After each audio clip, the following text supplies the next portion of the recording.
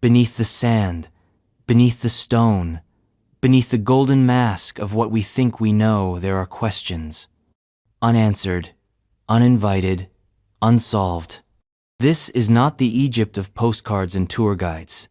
This is the Egypt of shadow tombs and shattered scrolls, of broken gods and missing names. 40 mysteries, carved in silence, buried in dynastic arrogance, and still defying explanation after 5,000 years. Where is Nefertiti? What killed a king before he was crowned? How do you cut granite with copper tool sand? No one knows how. From star-aligned temples to erased pharaohs, from lost cities to alien-looking artifacts, this is the dark heart of ancient Egypt. The questions their priests feared, the truths no pharaoh wanted written down, the things they left behind, hoping no one would ever dig too deep. So let's dig. Welcome to the most unsolved mysteries in ancient Egyptian history that still cannot be explained. Before we open the tomb and light the torch, quick question for you, traveler of time. Where in the world are you watching from? And what hour has the mystery called you? Midnight? Noon? Somewhere between? Drop it in the comments. We want to know who's joined us in the crypt tonight. And if this is your kind of deep dive dark, strange, and relentlessly curious shit, subscribe. More lost worlds are coming. Let's get into it. The exact location of the tomb of Nefertiti. It begins not with a tomb, but a whisper. Buried beneath the sands of time and pride, hidden beneath centuries of dynastic intrigue, one name still echoes with the unresolved tension of royalty gone rogue: Nefertiti. Her face immortalized in a bust of such eerie perfection it borders on unsettlingness, one of the most recognizable in ancient history, yet her bones remain unfound. Her resting place is, quite literally, the most beautiful mystery in Egyptian archaeology. We have her image. We have her story, at least the propaganda version. We have her legacy carved into walls and dreams. But what we don't have is her body, or her tomb. That's the first thing. It should have been obvious. Queens of her stature, wives of gods, mothers of future kings, divine beings in their own right, were buried with ceremony, with treasure, with purpose. But Nefertiti, the beautiful one, has come, simply vanished. No final resting place, no confirmed mummy, not even a tombstone. And the question that claws at every Egyptologist's sanity like a sandstorm on limestone: how do you misplace a queen like Nefertiti? There are theories, of course. Endless, obsessive, painfully detailed theories. Some say she was buried in the Valley of the Kings under another name. Others believe her tomb was raided and destroyed long ago, leaving no trace. Then there's the blockbuster hypothesis she's hiding behind the walls of Tutankhamun's tomb. Yes, that Tutankhamun, the boy king with the golden mask and the heavily cursed vibes. In 2015, a British archaeologist, Nicholas Reeves, made headlines by suggesting that hidden chambers in King Tut's tomb might actually contain the lost burial of Queen Nefertiti herself. Radar scans, ghostly outlines in the walls, strange anomalies in the plaster, all of it pointed to the possibility of an unentered, untouched room. The world held its breath. Egyptologists sharpened their trowels. And then nothing. The radar results were inconclusive. Some said there were cavities, others saw only geological noise. No doors were opened, no mummies unveiled. The tomb of Tutankhamun remained just Tethys and his alone. And Nefertiti? Still a ghost in the desert. But this isn't just about one missing queen, it's about what her absence means. Her tomb is not just a lost room, it's a missing chapter in the book of Egyptian civilization. She lived during the most turbulent religious revolution in Egypt's history. Her husband, Akhenaten, turned the kingdom upside down by worshipping a single god, Aten, and dismantling the traditional pantheon. Nefertiti wasn't just his consort, was his co-conspirator Together, they built a heretical capital, Amarna. Together, they defied centuries of religious tradition. Together, they vanished. And when the old gods returned with a vengeance, everything they built was either destroyed, renamed, or erased. Statues were shattered. Names chiseled off walls.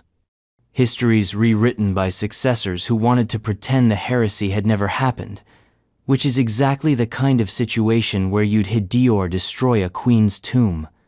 Now, here's the kicker. Some believe Nefertiti didn't die as queen. Some believe she didn't die as Nefertiti at all. She might have changed her name.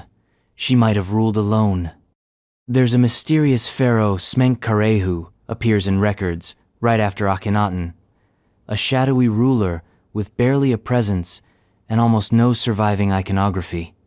Some scholars believe Smenkhkare was Nefertiti, ruling under a new, male identity to stabilize the throne after her husband's death. If that's true, then her tomb might not even be labeled as hers. Imagine it, a sarcophagus that's been discovered already, an inscription no one has translated quite right, a body wrongly catalogued in the dusty archives of Cairo. The queen's remains, hiding in plain sight for decades, misidentified, unrecognized.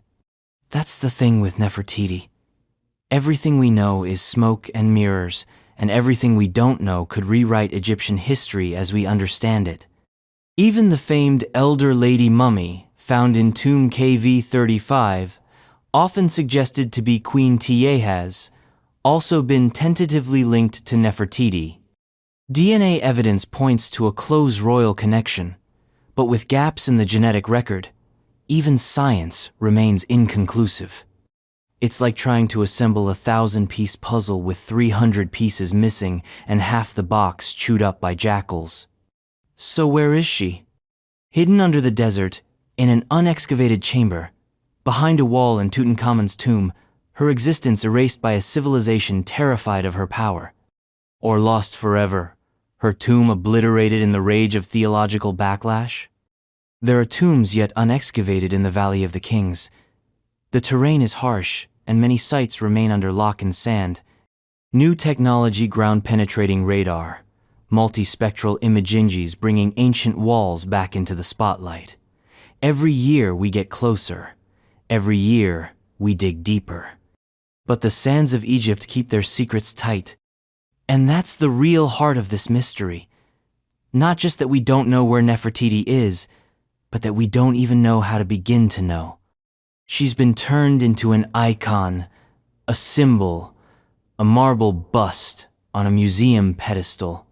But who she was, her politics, her power, her final breathis, buried under the rubble of dynasties and the ego of kings. And maybe that's why her tomb remains hidden. Maybe power like that doesn't die quietly. Maybe some mysteries want to be found. Or maybe, just maybe, the tomb isn't the mystery at all. Maybe it's what's in it. Because if we ever do find Nefertiti's resting place and confirm it beyond all doubt, we might find more than bones. We might find confirmation that she ruled as pharaoh, that she was Smenkhkare, that she wasn't just a queen, but a king, that she outlived Akhenaten, outmaneuvered her enemies, and preserved something in secret chambers, artifacts, writings, or relics from the outlawed cult of Aten. Dangerous knowledge, sealed for a reason. And if that door is opened, it won't just be history that's rewritten. It'll be religion, power, identity. Everything we thought we knew about one of the most iconic civilizations in human history. But until then, she remains dust and rumor. Which brings us to the next riddle in the stone. A strange shaft carved into the heart of the Great Pyramid. Too small for a man, too perfect to be accidental, and pointing perhaps not to the gods above, but to something much stranger below. The purpose of the shafts in the Great Pyramid.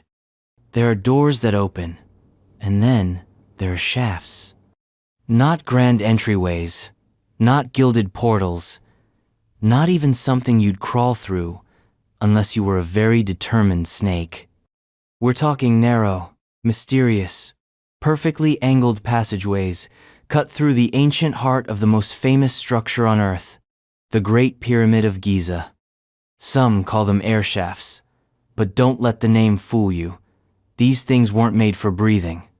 There are 4 primary shafts, 2 in the king's chamber, and 2 in the queen's chamber each, slicing diagonally upward through meters of limestone like laser beams from the ancient world. They range from 5 to 9 inches wide. Too small for a human, too elaborate for mere ventilation, too geometrically precise to be random. In 1872, British explorer Wayneman Dixon first explored the northern and southern shafts of the Queen's chamber. He discovered a small, mysterious item lodged inside, a copper hook, a piece of ancient wood, a stone ball. Nothing spectacular on their own, but together they whispered something else. These shafts weren't just stone tunnels, they were messages, designed to last forever. And no one agrees on what the message is. Some believe they were symbolic. Pathways for the pharaoh's soul, the Cato, ascend to the stars, and not just any stars. The shafts align almost perfectly with major celestial bodies. Orion's belt, associated with Osiris and Sirius, the domain of Isis, the gods of resurrection and rebirth. Cosmic GPS coordinates for the afterlife.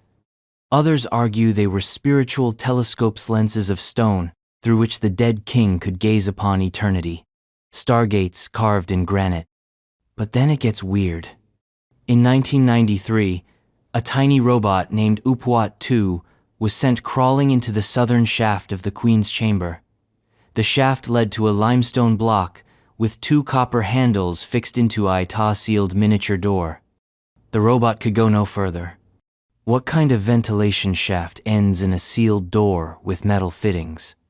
Then, in 2002, a second robot made it through the door using a mini drill. Behind it, another chamber, and another door. That's right. Door behind door. Tunnel behind tunnel. Like an ancient Matryoshka doll carved into the bowels of a pyramid. And still no treasure. No hieroglyphs. Just more silence. It's as if the ancient Egyptians wanted to tell us something, but in a language of geometry and negative space. No one buried secrets in plain sight better than they did. So we started to read the pyramid, not like a tomb, but like a machine. Because what if the pyramid wasn't just a tomb? What if it was a functional device? Not a UFO landing pad, not a power plant, but something even more unsettling. A spiritual engine, a resurrection chamber. A precision-crafted machine for turning a dead man into a god. That's the theory of the pyramid, as a soul machine. Every angle, every shaft, every corridor, calculated to manipulate cosmic forces. The body of the pharaoh placed in the king's chamber, at the heart of it, all surrounded by limestone, granite, pressure, and silence. Not buried, but launched. A human soul shot into the heavens along carefully calibrated tunnels that pointed not to convenience, but to eternity. And here's what makes it even more disorienting.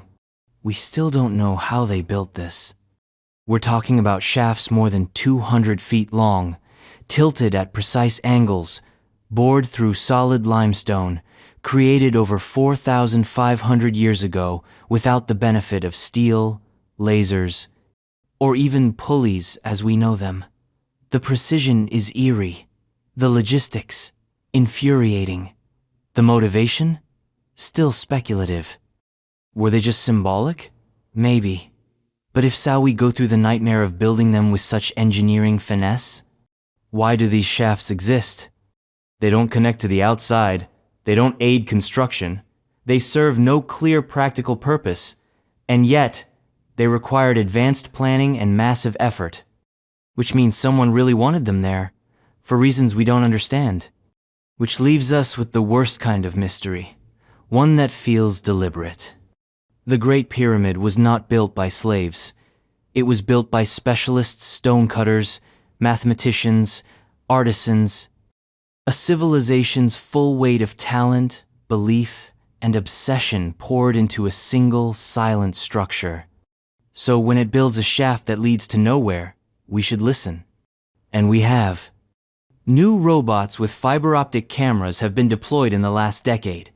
Scanning technology has revealed void entire chambers above the Grand Gallery, invisible from the inside. We've found more tunnels, more dead ends, more perfectly cut passages that seem to lead only to more questions. And some researchers believe there's something big still hidden in the pyramid. A big void, first announced in 2017, detected using muon tomography particles from space that passed through stone and revealed density differences. It's at least 100 feet long, completely unexplored. Maybe it's another burial chamber. Maybe it's symbolic space. Maybe it's something else. But that big void, it sits just above the Grand Gallery, and it's eerily aligned with the shafts. Coincidence? Or part of a mechanism we still don't understand? There's something both terrifying and exhilarating about the idea that the Great Pyramid, after centuries of excavation, looting, scanning, measuring, theorizing, is still holding on to its final punchline. Like a magician who's been letting you peek behind the curtain, only to remind you at the end that you still have no idea how the trick works. And the shafts? They're not the trick, they're the misdirection. Because in a pyramid filled with dead ends, secret doors, and celestial alignments, the most unsettling realization is that the builders weren't just burying bodies, they were programming eternity. And if we ever figure out what those shafts were really for what they connect to, what lies at their end, we might finally see the Great Pyramid not as a tomb, but as a message. Carved in stone, written in stars. Waiting. And if those narrow channels lead to secrets too dangerous to share, imagine what lies in the cities still buried beneath Egyptian soil. Cities like Avaris, vanished capitals of forgotten dynasties.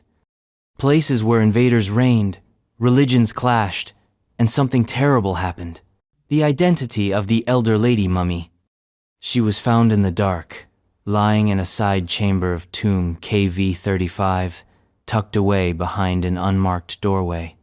Her body was battered, her mouth gaping in a frozen scream, and her left arm crossed high over her chest in the royal pose of queenship. But no name, no inscription, no ceremonial label to tell us who she was. She was simply called the Elder Lady. That's it. That's the kind of name you give a Victorian ghost story or a haunted Victorian teapot. Yet this mummy-dreed, broken and headless for years, may be one of the most powerful women in Egyptian history. She may be Queen Tiye, or she may be someone else entirely. Let's roll back the sand a bit. The tomb of Amenhotep II, KV35, was discovered in 1898 in the Valley of the Kings, and it was, in many ways, a jackpot. Not only was Amenhotep II still in his sarcophagus, a rare thing, but the tomb had been reused during later periods as a kashia, kind of royal grave shelter from looters. Inside were multiple mummies, all unceremoniously stuffed into side chambers like priceless antiques crammed in a storage unit. Among them, two stood out. A younger female, dubbed the Younger Lady, and the stately, eerie presence of the Elder Lady. The Younger Lady would eventually be identified, spoiler alert, as the mother of Tutankhamun. But the Elder Lady? Her story has been far more complex and far more political. See, many Egyptologists quickly jumped to a tempting conclusion. The Elder Lady must be Tiye, wife of Amenhotep III, mother of Akhenaten, and grandmother of Tutankhamun. It made sense. The mummy's arm placement suggested royal blood. She was elderly at death. She was buried in a tomb originally designed for her husband's dynasty. And she even had a familiar hairstyle, a kind of glorious, gravity-defying wig seen in depictions of Tiye. But none of this was proof. Egyptologists, despite the memes, do not live on vibes alone. What followed was a century-long identity crisis, featuring conflicting evidence, crumbling assumptions, and one of the most intense mummy-matching soap operas in archaeological history. Let's start with the body itself.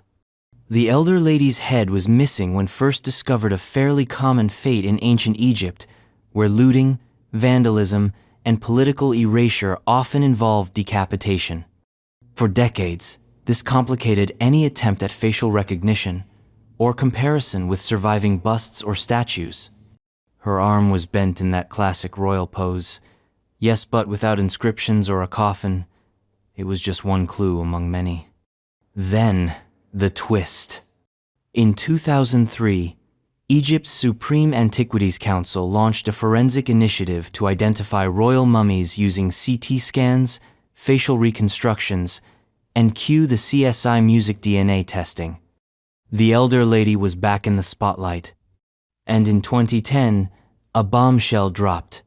DNA analysis confirmed that the elder lady was indeed the mother of the younger lady, who in turn was the mother of Tutankhamun.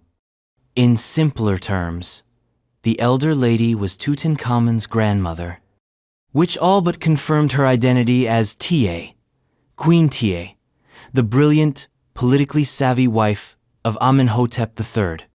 The woman who helped her son, Akhenaten, establish a revolutionary monotheistic cult that flipped Egypt's theological furniture upside down. The same Ta whose letters from the Amarna archives show a sharp diplomatic mind and direct involvement in foreign policy. And yet, doubts remain. Because, while the DNA results pointed in Ta's direction, other factors muddied the waters. For one, the identification assumes that the younger lady is Akhenaten's sister wife, a possibility supported by inbreeding patterns in the royal line, but not confirmed by name. And if there's one rule in Egyptology, it's this: don't trust family trees drawn in sand. Also, we still don't know where Ta was buried originally. Her burial was likely in Amarna, the city founded by Akhenaten, but after the fall of the Aten cult and the return to the old gods, many royals associated with that heretical period were relocated or erased. The elder lady may have been moved from her original tomb and stuffed into KV-35 as a political afterthought. Or, more disturbingly, she may have been looted, desecrated, and repurposed. Because that's the subtext to this entire mystery. Egypt's Golden Age royals were not protected by their power. They were targeted by it. Ta, once one of the most powerful women in the world, ended up in a cramped side room, stripped of her identity, her head missing for decades, reduced to a puzzle piece in someone else's dynasty. In 2018, her severed head was finally reattached to the body based on CT scans and bone matching. And when forensic artists digitally reconstructed her face, something eerie happened. She looked familiar. Her face bore the regal gravity seen in her surviving statues, the wide-set eyes, the sharp cheekbones, the intelligent, slightly skeptical mouth of someone who'd once commanded empires and negotiated with kings. But again, no definitive inscription, no name, no final, unmistakable marker to seal the deal. So the elder lady remains Ta, probably. But there's still that microscopic thread of uncertainty, that whisper of doubt that maybe, just maybe, this woman isn't who we think she is. And that possibility opens a new kind of tomb, one in the mind. Because if she's not Ta, then who is she? Another royal matriarch lost to time? A sister of the king? A daughter of the god? Or someone whose name was deliberately removed, erased so completely that even time has forgotten her? Ancient Egypt had a word for this. Damnatio memoriae, damnation of memory. The belief that to erase a person's name was to erase their soul. And if the elder lady's name was removed on purpose, then this isn't just a case of historical forgetfulness. It's a crime. One committed by priests, pharaohs, successors, people who feared her, hated her, or needed her gone. That missing head might not be from looters. It might be ritual erasure. And yet, here she is. her DNA speaking louder than chisels, her body surviving the wrath of centuries, her face digitally restored, staring out at a modern world that still can't name her with full confidence. That's the thing about mummies there. Not just dead bodies, they're battles in the war of memory. Every wrapped limb, every missing label, every misplaced tomb is a front in that conflict. And the elder lady? She's not surrendering easily. She might be TA, she might not, but she knows who she is. And until we can say the same, the mystery isn't just hers. It's ours. Now imagine this. If even the grandmother of a pharaoh, one of the most important women in ancient history, can vanish from the records, how many entire cities, whole civilizations, could be buried under our feet? Completely erased? Which brings us to Avaris. A vanished capital of the Hixos invaders. A city that once rivaled Thebes in power. A city whose destruction may hold answers to Egypt's greatest collapse, or the key to who really ruled the Nile. The lost city of Avaris's true layout and complete destruction. Avaris was never meant to survive. Not in name, not in memory, and certainly not in the official Egyptian record. It was the capital of the other rulers, the Hyksos foreign kings, who seized the Nile Delta and dared to wear the crowns of the pharaohs. To Egypt, they were invaders, usurpers, an uncomfortable chapter in the nation's long, arrogant scroll of divine rule. And when their time was up, Egypt didn't just defeat them. It buried them, literally. Avaris, their seat of power, was wiped off the map so completely that for centuries, even its location was a mystery. No monuments, no royal inscriptions, no tombs that shouted, "Here ruled a king." It was as if Egypt had suffered a blackout in an entire city. State blinked out of history like a bad dream. But dreams leave residue, and in the 20th century, that residue began to resurface under the sands of a sleepy village named Tel El Daba. And what they found beneath it wasn't just a city, it was a ghost megastructure. An ancient metropolis brimming with architecture that looked wrong for Egypt anyway. Houses that resembled Canaanite designs, pottery from the Levant, burials that didn't match Egyptian tradition, foreign gods in Egyptian temples, the bones of animals sacrificed in strange, foreign rites. A cultural remix that the pharaohs tried to erase, now rising from the dirt like a kicked-down monument whispering, "We were here." But here's where the mystery turns. We know Avaris existed. We know it was the Hyksos capital from about 1650 to 1550 BCE during Egypt's Second Intermediate period. What we don't know is what exactly it was. How big, how powerful, how advanced. Because what archaeologists are uncovering isn't some fringe city on the Nile, it's a full-blown urban center. Vast, complex, and unnervingly sophisticated. We're talking multi-level buildings, imported luxury goods, extensive water systems, massive palaces. Avaris wasn't squatting on Egyptian soil, it was thriving on it.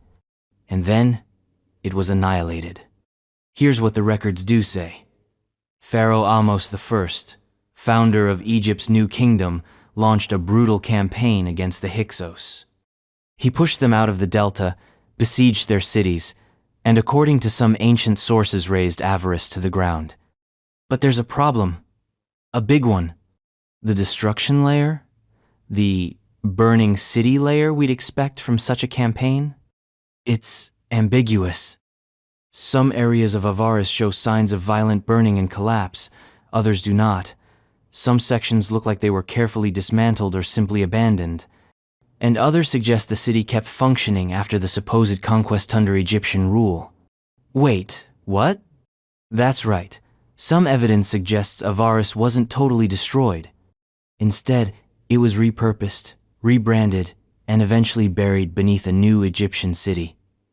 Pi Ramesses, the northern capital of the Ramesside pharaohs. Meaning, Avaris was not just deleted. It was overwritten. erased with the precision of a new regime laying fresh stone over old sins. That's why the layout of Avaris is still elusive. Excavation is difficult not just because it's under a modern town, but because much of it was deliberately built over.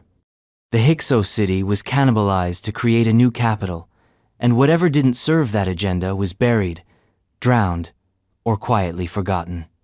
So we're left with fragments.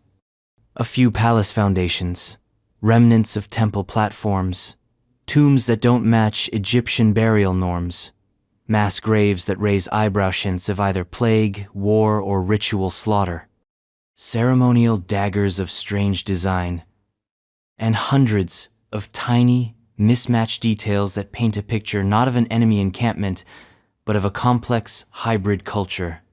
This wasn't a brute force occupation. It was assimilation, collision, and perhaps collaboration. Some scholars now argue that the Hyksos weren't invaders in the traditional sense. They may have been migrants, mercenaries, traders who rose in power during a time when Egypt was fractured and weak. Their kings adopted Egyptian titles and customs. They ruled not in defiance of Egypt, but as a different version of it, which would explain the city. Avaris wasn't a parasite. It was a mirror, a multicultural metropolis that combined Egyptian engineering with Levantine trade networks, Asian craftsmanship, and Semitic language. A globalized node before globalism had a name, and that might have been its true crime. To the returning Egyptian kings like Ahmose and his successors Avaris represented everything that had gone wrong with Egypt: foreign influence, cultural dilution, gods from across the sea. So they erased it not because it was weak, but because it was powerful. Powerful enough to challenge the myth that only the sons of Ra could rule the Nile. And here's the kicker: we still don't have a full map of the city. Much of Avaris remains unexcavated. Some of it lies under farmland, private homes, and canals. Some parts have been destroyed by development. Others remain locked beneath layers of history waiting, decaying, resisting, and every year, new anomalies are uncovered. Strange walls, hidden courtyards, unexplained burials, foundations that hint at whole neighborhoods still sleeping underground. We've only scratched the surface. Literally. And that brings us to the most unnerving part. We may never know how Avaris truly ended. Was it a conquest, a plague, a flood, a slow bureaucratic strangulation by new kingdom officials? Or did the people of Avaris hybridized and stateless simply vanish into the new order, their city renamed, their gods absorbed, their memory scrubbed? History loves a winner. And in Egypt, history was written by chisel. So if you're looking for the full story of Avaris, you won't find it in the temple walls of Karnak. You won't find it in the hymns to Horus or the murals of glorious pharaohs. You'll find it in the dirt. You'll find it in the places where no one wanted to dig. And in those ruins, there's something unsettling. Because if the Hyksos could build a city like Avarisa, place of wealth, innovation, and cultural exchange, and if that city could be vanished by the next regime, then how many other cities, other stories, other entire civilizations have we lost? We think of ancient Egypt as eternal, but even gods need editors. And Avaris? It's the redacted paragraph of Egyptian history. A site so explosive, even its layout is treated like contraband. And yet, Avaris is just one wound in a much larger war of memory. Because while it was erased from maps, its destruction was just a preview. Soon, Egypt would face waves of invaders not just from the Levant, but from the sea. And with them would come chaos, collapse, and a mystery so deep it's still unnamed. The Sea Peoples. The specifics of the Sea Peoples' migrations and their impact on Egypt. They came from nowhere. They left no home to trace, no language to decipher, no kingdom to map. The Egyptians called them simply foreigners from the sea, a loose coalition of invaders who appeared like a thunderclap on the horizon, uninvited, unannounced, and unrelenting. To history, they are known as the Sea Peoples, and to Egypt, they were the harbingers of an apocalypse. This wasn't just a raid. This was a rolling storm that battered the shores of the ancient world in the late Bronze Age, sometime around 1200 BCE. Entire civilizations crumbled under the weight of their assault. The Hittites gone. The Mycenaeans collapsed. Cities across the Levant burned and blackened. Trade routes severed. Palaces reduced to memory and rubble. And then they turned toward Egypt. The great civilization of the Nile stood alone against a wave of fire. And it nearly drowned. But here's the twist. We still don't know who the Sea Peoples were. The Egyptian records, particularly those of Pharaoh Ramses III, tell us about the battles, the sieges, the close calls, the near extinction of Egypt itself. But they do not tell us why the Sea Peoples came, where they came from, or who exactly they were. Even the term Sea Peoples is a modern invention, a bucket into which we've dumped a dozen tribes with cryptic names: the Shurdan, the Shekelesh, the Ekwesh, the Denyen, the Peliset. Each name a fragment, each people a ghost. And the theories? They're wild, and wildly inconclusive.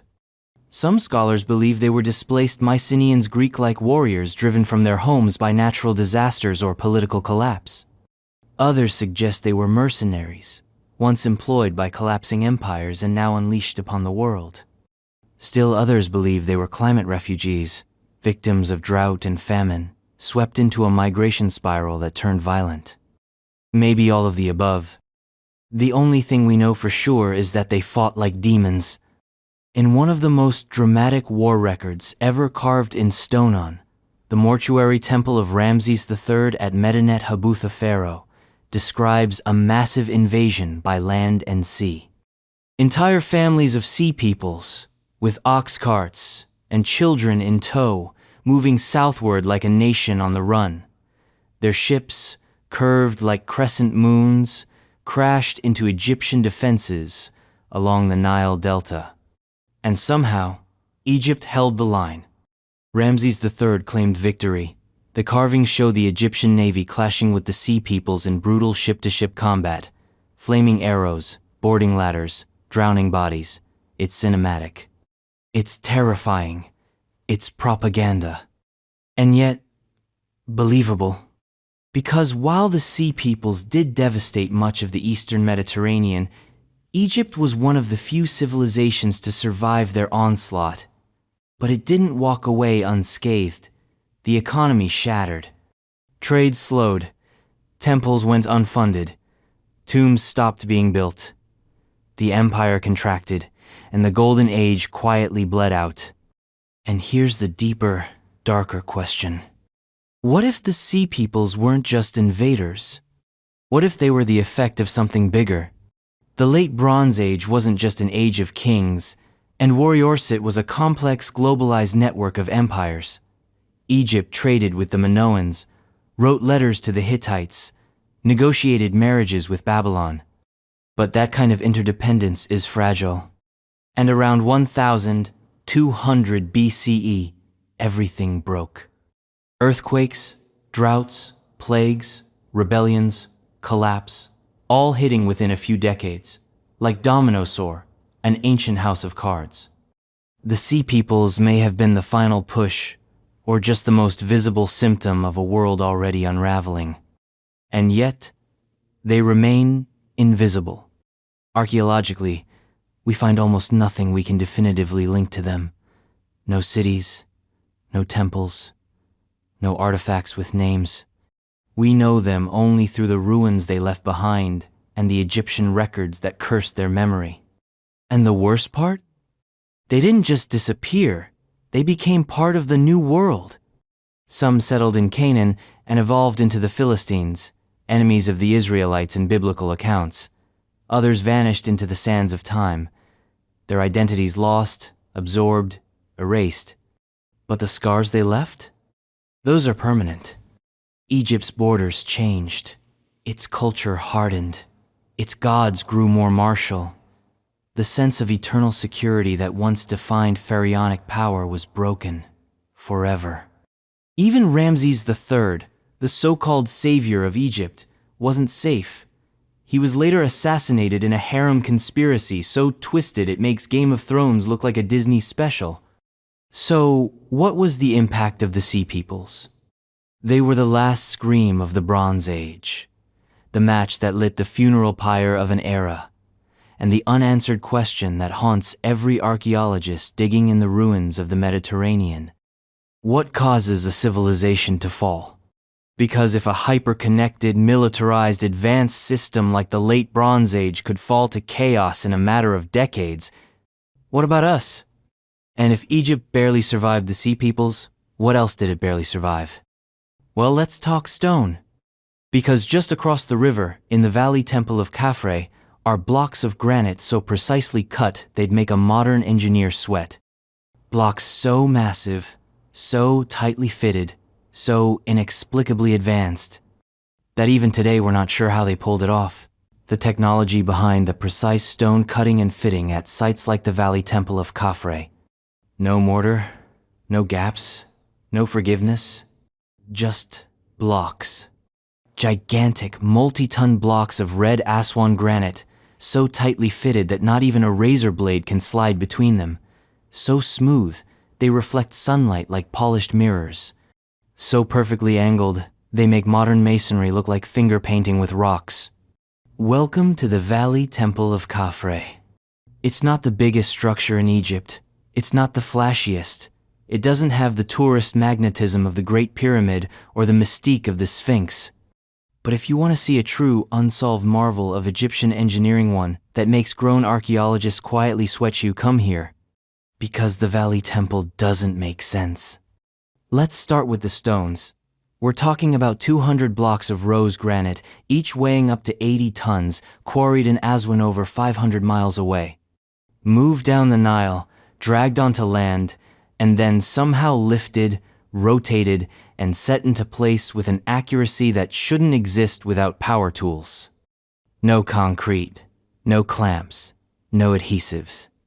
Just weight, geometry, and something else. Something we don't fully understand.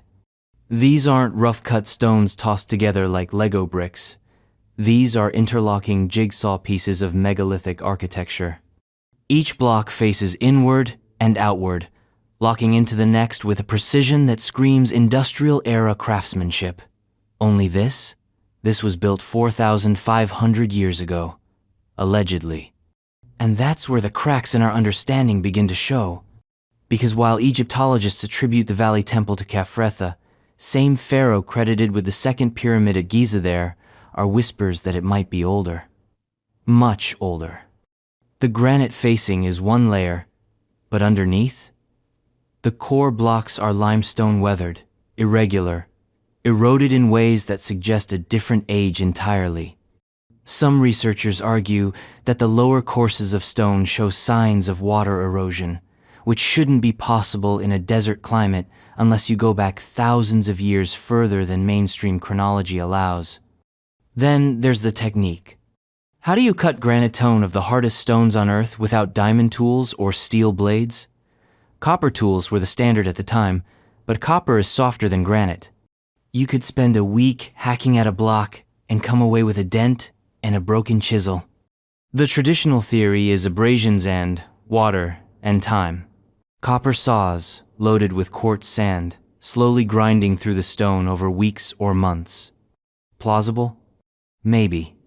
Efficient? Absolutely not. Especially when you consider the volume of work at the Valley Temple. Not just the outer granite cladding, but the internal columns, the pavements, the niches. The doorways all engineered with a consistency and polish that would require a dedicated workforce of elite stonemasons working non-stop for decades. And that's just one temple. There are others. The Osirion at Abydos, the megalithic structures at Giza and Saqqara, all feature similar techniques: massive blocks, razor-thin joins, impossible angles. And it's not just size that impresses, it's accuracy. These stones weren't just dropped into place, they were set to last for eternity. And they have. Even with earthquakes, floods, and centuries of erosion, these joints remain tight, tighter than most modern buildings. So what was the purpose? The Valley Temple is believed to have been used in the mummification process as a place where the body of the pharaoh was purified before burial. It was functional, but also symbolic, reflecting eternal order, cosmic geometry, divine precision. But was that all? Because if you look closer, really closer, you'll find marks. Strange tool marks, circular grooves, bores that spiral like machine drills. Evidence that something more than copper chisels might have been at work. Now, let's be clear. This is where the line between archaeology and speculation starts to blur. Mainstream Egyptology maintains that all of this was achieved with human labor, primitive tools, and sheer willpower. But alternative theorists point to the anomalies and ask, what if we're missing something? What if the Egyptians inherited some of these structures? What if the Valley Temple predates Khafre and the granite facing was a later renovation? What if we're looking at a legacy of lost technology, not lasers or aliens, but advanced knowledge of materials, geometry, leverage, acoustics, techniques that allowed ancient engineers to move, cut, and fit stone with a finesse we can't replicate today without machines? It sounds wild, until you stand in the Valley Temple. Until you run your fingers over the seamless stone. Until you walk between walls that haven't shifted in 4 millennia. Until you try to imagine the logistics of dragging 80-ton granite blocks up ramps with ropes and manpower alone, and then aligning them like Lego. The answer isn't that ancient Egyptians were stupid. It's the opposite. They were doing something we don't fully understand. Something that hints at a level of engineering sophistication far beyond what we associate with the Bronze Age. And that's the haunting part.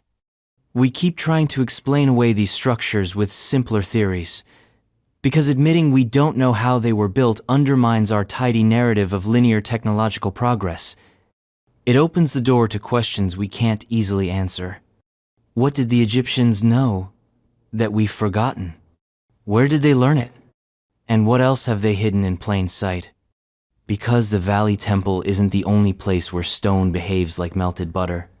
Other sites across Egypt show similar precision, but none are quite as silent, quite as cold, quite as confrontational.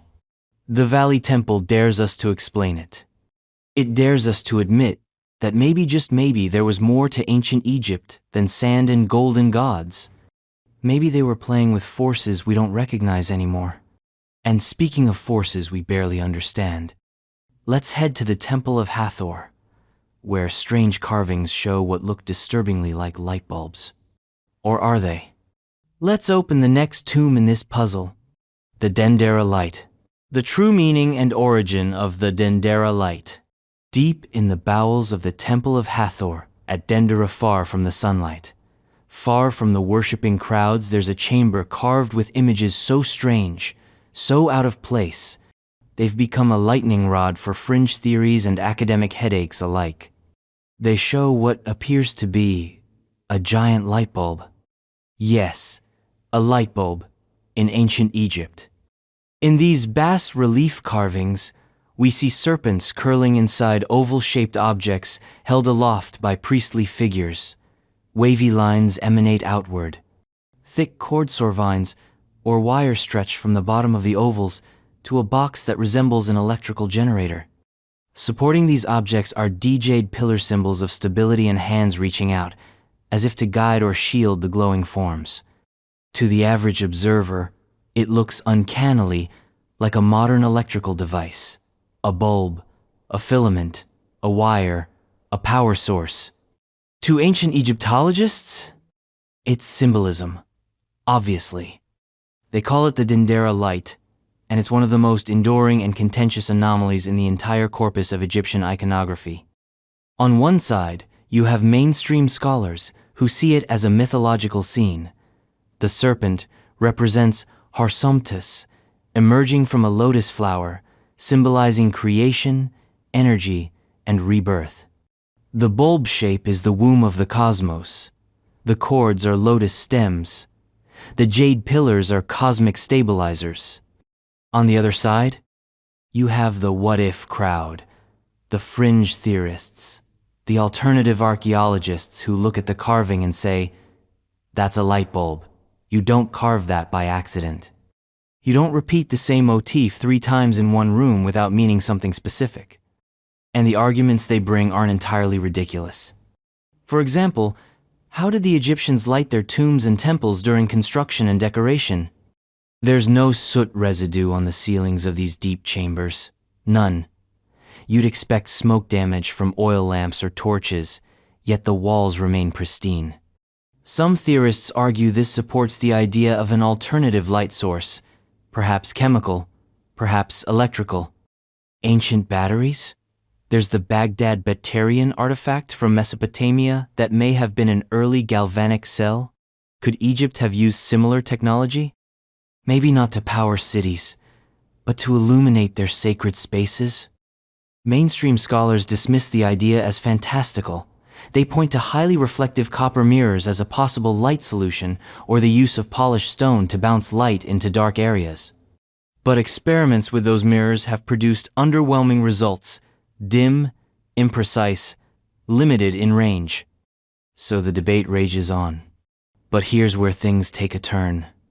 Even if the Dendera Light isn't a light bulb, what is it? Because this carving doesn't appear anywhere else. Not in Karnak, not in Luxor, not in the Valley of the Kings. Just here, in the crypts of Dendera. That's odd for Egyptian art, which usually follows strict conventions and replicates important symbols everywhere. If this is a major creation myth, why does it appear once? And why is it hidden in an underground chamber, accessible only to the priesthood? That secrecy suggests something special, something sacred, or something that wasn't meant to be understood by outsiders. It also doesn't help that the Temple of Hathor, where this carving is found, is one of the best preserved temple complexes in Egypt. It was built primarily during the Greco-Roman period, long after the Pyramid Age, and it sits atop earlier foundations, which means this symbol could represent a much older, inherited tradition, possibly misunderstood or mythologized by later dynasties. So maybe it's not a literal device. Maybe it's a metaphor for knowledge, or power, or transformation. But then again, Egyptians were practical. Their symbolic language always connected to function. Their gods were tools as much as deities, representations of natural forces, human conditions, and real-world phenomena. The Dendera carving doesn't just show abstract cosmic goo. It shows machinery. Cords, hands, boxes, pressure, output. If it's a metaphor, it's a technological one. Which brings us back to the deeper point. What did the ancient Egyptians know that we don't? They weren't simple farmers worshipping crocodiles. They were astronomers, chemists, architects, medics. They understood the human body well enough to remove the brain through the nose. They tracked Sirius with greater precision than many early telescopes. They aligned temples with solstices. They wrote equations in limestone. And yet, the idea that they may have dabbled in forms of energy or light is dismissed outright? It's not about whether the Dendera Light is a light bulb. It's about why our understanding of ancient technology assumes that past equals primitive. Maybe they didn't have electricity. Maybe they had something else, some other way of manipulating their environment that left no residue. Or maybe the carving really is symbolic, but symbolic of a concept we no longer comprehend. That's the tragedy of ancient knowledge. Sometimes it doesn't vanish, it gets encrypted, carved in code, locked in art, preserved in ritual that we can describe but no longer decode.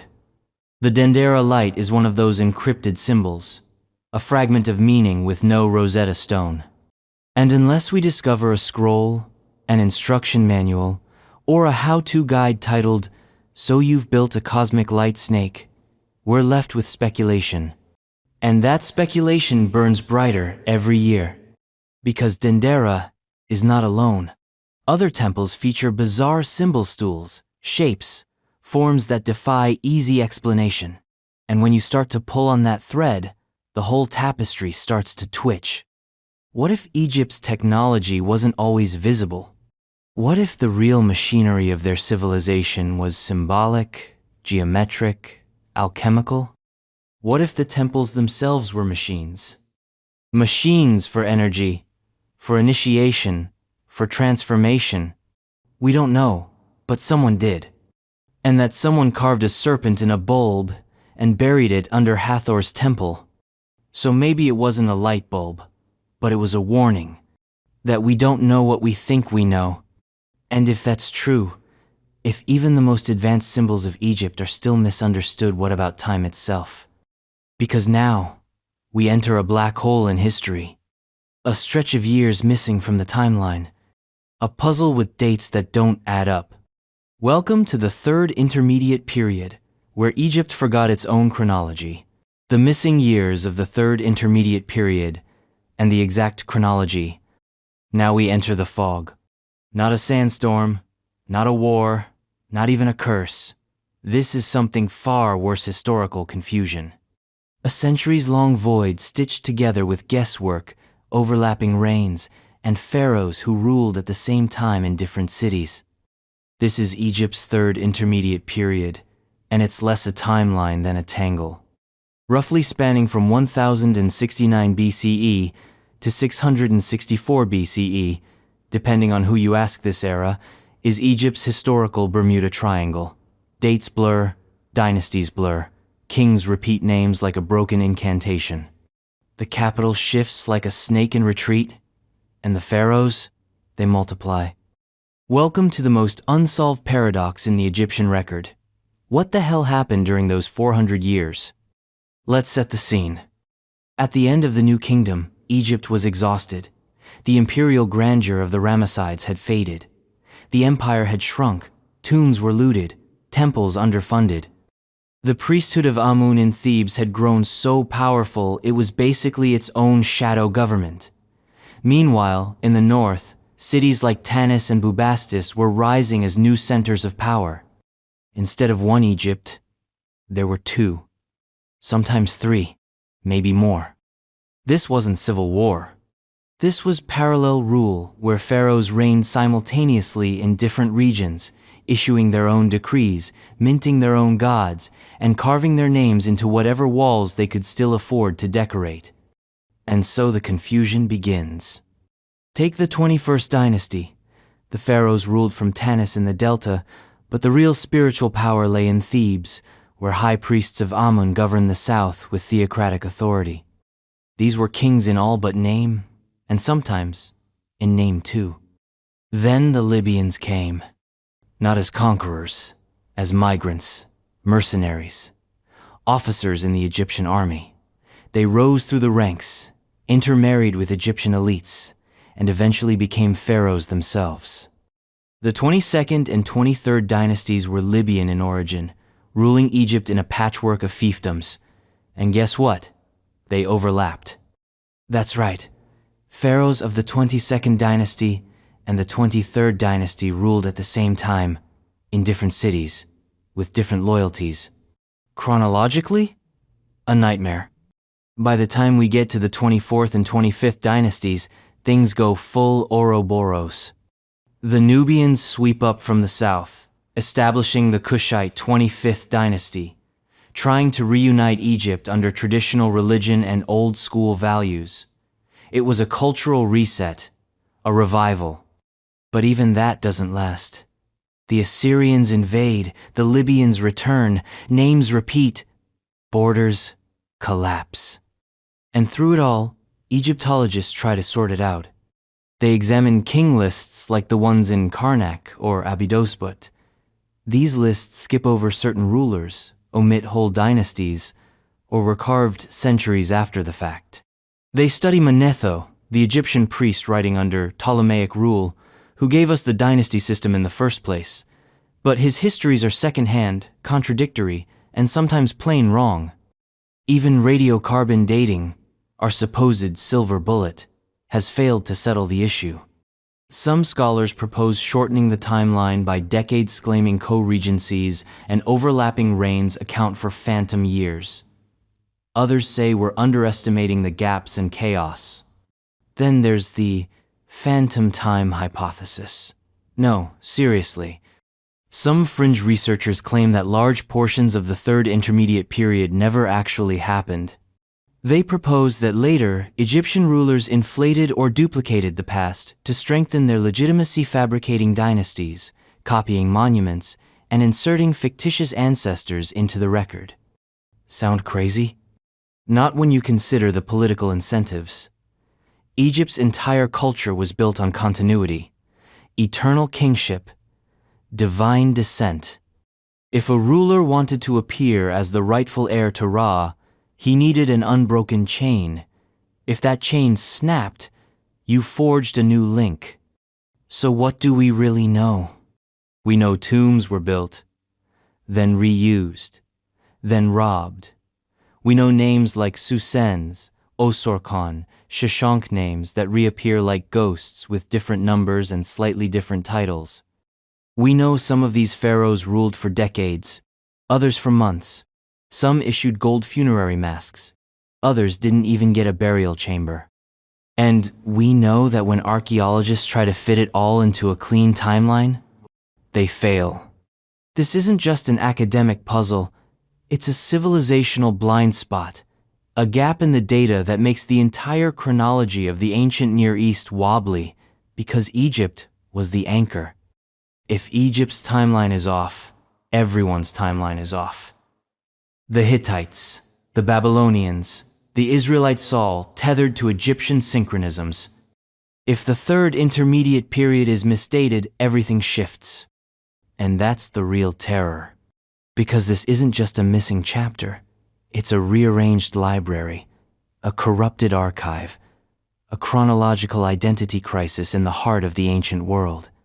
Somewhere in those 400 years are stories we've misread, battles that never happened, kings that never ruled, civilizations that rose and fell while we were looking the other way.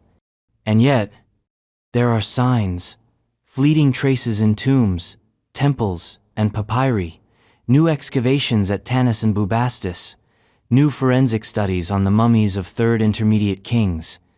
Slowly, painfully, a shape is emerging from the fog. But the clock is ticking. Urban expansion, looting, climate change, they're all eating away at the evidence. If we don't piece this period together soon, we may lose it forever. And if that happens, Egypt's story will remain broken, incomplete, like a mummy without its heart scarab. But even in the chaos of the Third Intermediate Period, there were constants. Like death, like ritual, like the journey of the soul, the methods used to move and erect the enormous obelisks. Imagine standing in the middle of ancient Thebes. You're watching as a single block of red granite over 90 feet tall and weighing more than 300 tons slowly, almost impossibly, raised into the sky. The sun reflects off its freshly polished surface. It shudders slightly, then stands upright, perfectly vertical, balanced, immovable. You're watching an obelisk rise. And if you're standing there in your dusty sandals sweating under the Egyptian sun, the only thing going through your mind is, how the hell did they do that? Because here's the kicker we still don't know. Obelisks are Egypt's ultimate engineering flex. Monoliths carved from a single piece of granite, usually quarried in Aswan, then transported hundreds of miles, then erected with a precision that still makes modern engineers twitch. And we're not talking one or two. There are dozens of these things, some still standing, some broken, some missing, some shipped off to Paris, London, and New York as colonial trophies. Each one is a reminder that ancient Egypt wasn't just spiritually advanced, it was logistically terrifying. Let's break it down. Step 1. Quarrying. First, find your rock. The preferred flavor? Rose granite from Aswan. Granite is hard, really hard, about 6 or 7 on the Mohs scale. The ancient Egyptians, equipped with nothing but dolerite pounder's round stone hammer somehow, managed to carve precise, narrow trenches around obelisks, straight out of solid bedrock. There's a famous unfinished obelisk still lying in its quarry. It's 137 feet long and would have weighed over 1,200 tons had it been completed. It cracked during construction, so they abandoned it and thanked the gods they did, because it gave us a cross-section of their methods. What we see is shocking. Narrow trenches, inches wide, dug by hand around a monolith the size of a cruise missile. This required not just brute force, but planning, geometry, vision. They didn't just chisel, they sculpted from the earth like they were revealing a divine fossil. Step 2. Transport. Once the obelisk was cut free, it had to be moved. And this is where the mystery thickens. The mainstream theory? Sleds. You tie the obelisk to a massive wooden sled, get hundreds of laborers, and drag the beast across the desert. How do you reduce friction? Pour water on the sand. It sounds absurd, but an actual mural from the tomb of Jehuti-Hotep shows exactly this: workers dragging a colossal statue on a sled while someone pours water in front to help it glide. Modern experiments support this idea. Wetting the sand reduces resistance by up to 50%. But this still doesn't explain everything. What about hills, turns, bridges? Then there's the Nile. Obelisks had to be floated downriver from Aswan to their final destinations. This required massive boats, likely lashed together catamarans with pontoons and ballast systems. Think giant wooden surfboards designed to carry skyscraper-sized rocks. There's even evidence that Pharaoh Hatshepsut commissioned special ships to move her obelisks to Karnak. But steering that ship? Docking it? Getting the obelisk from river to temple? That's a logistical ballet of nightmares. And then step 3. Erection. Let's be very clear. Lifting a 300-ton monolith upright is not easy. Modern cranes struggle with this. Ancient cranes didn't exist. The standard theory involves massive earthen ramps. You build a sloping causeway, drag the obelisk up horizontally, then dig a pit at the base. You let the bottom of the obelisk slide into the pit while you use ropes, sandbags, and physics to lever the rest upright. In theory, the practical challenges are immense. The rope tension alone would require precise coordination. The obelisk could snap if the angle was wrong. One slip, and you've got a crushed crew and $1 million mistake. And yet they pulled it off, time and time again. At Karnak, at Luxor, at Heliopolis, obelisks stood as symbols of divine order, petrified sunbeams honoring Ra, the solar god. Their tips were once capped in electrum gold and silver alloy blazing light into the sky.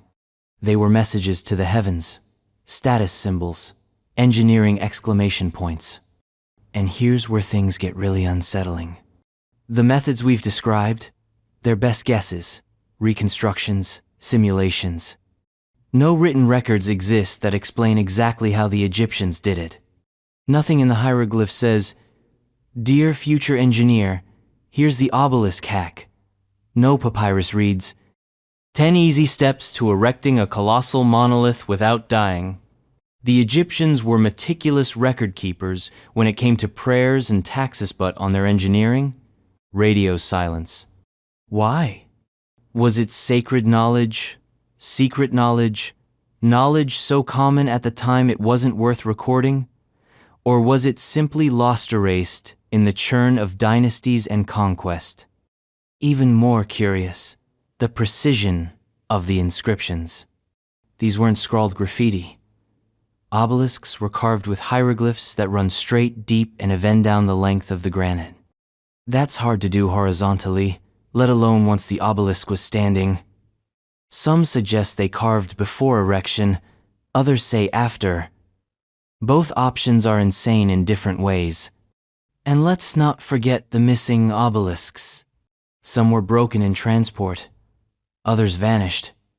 A few lie shattered in pieces, never reassembled. But what's most mysterious are the rumors of obelisks even larger than the unfinished one at Aswangians, planned but never attempted. Monuments to ambition that never saw the sun. Why?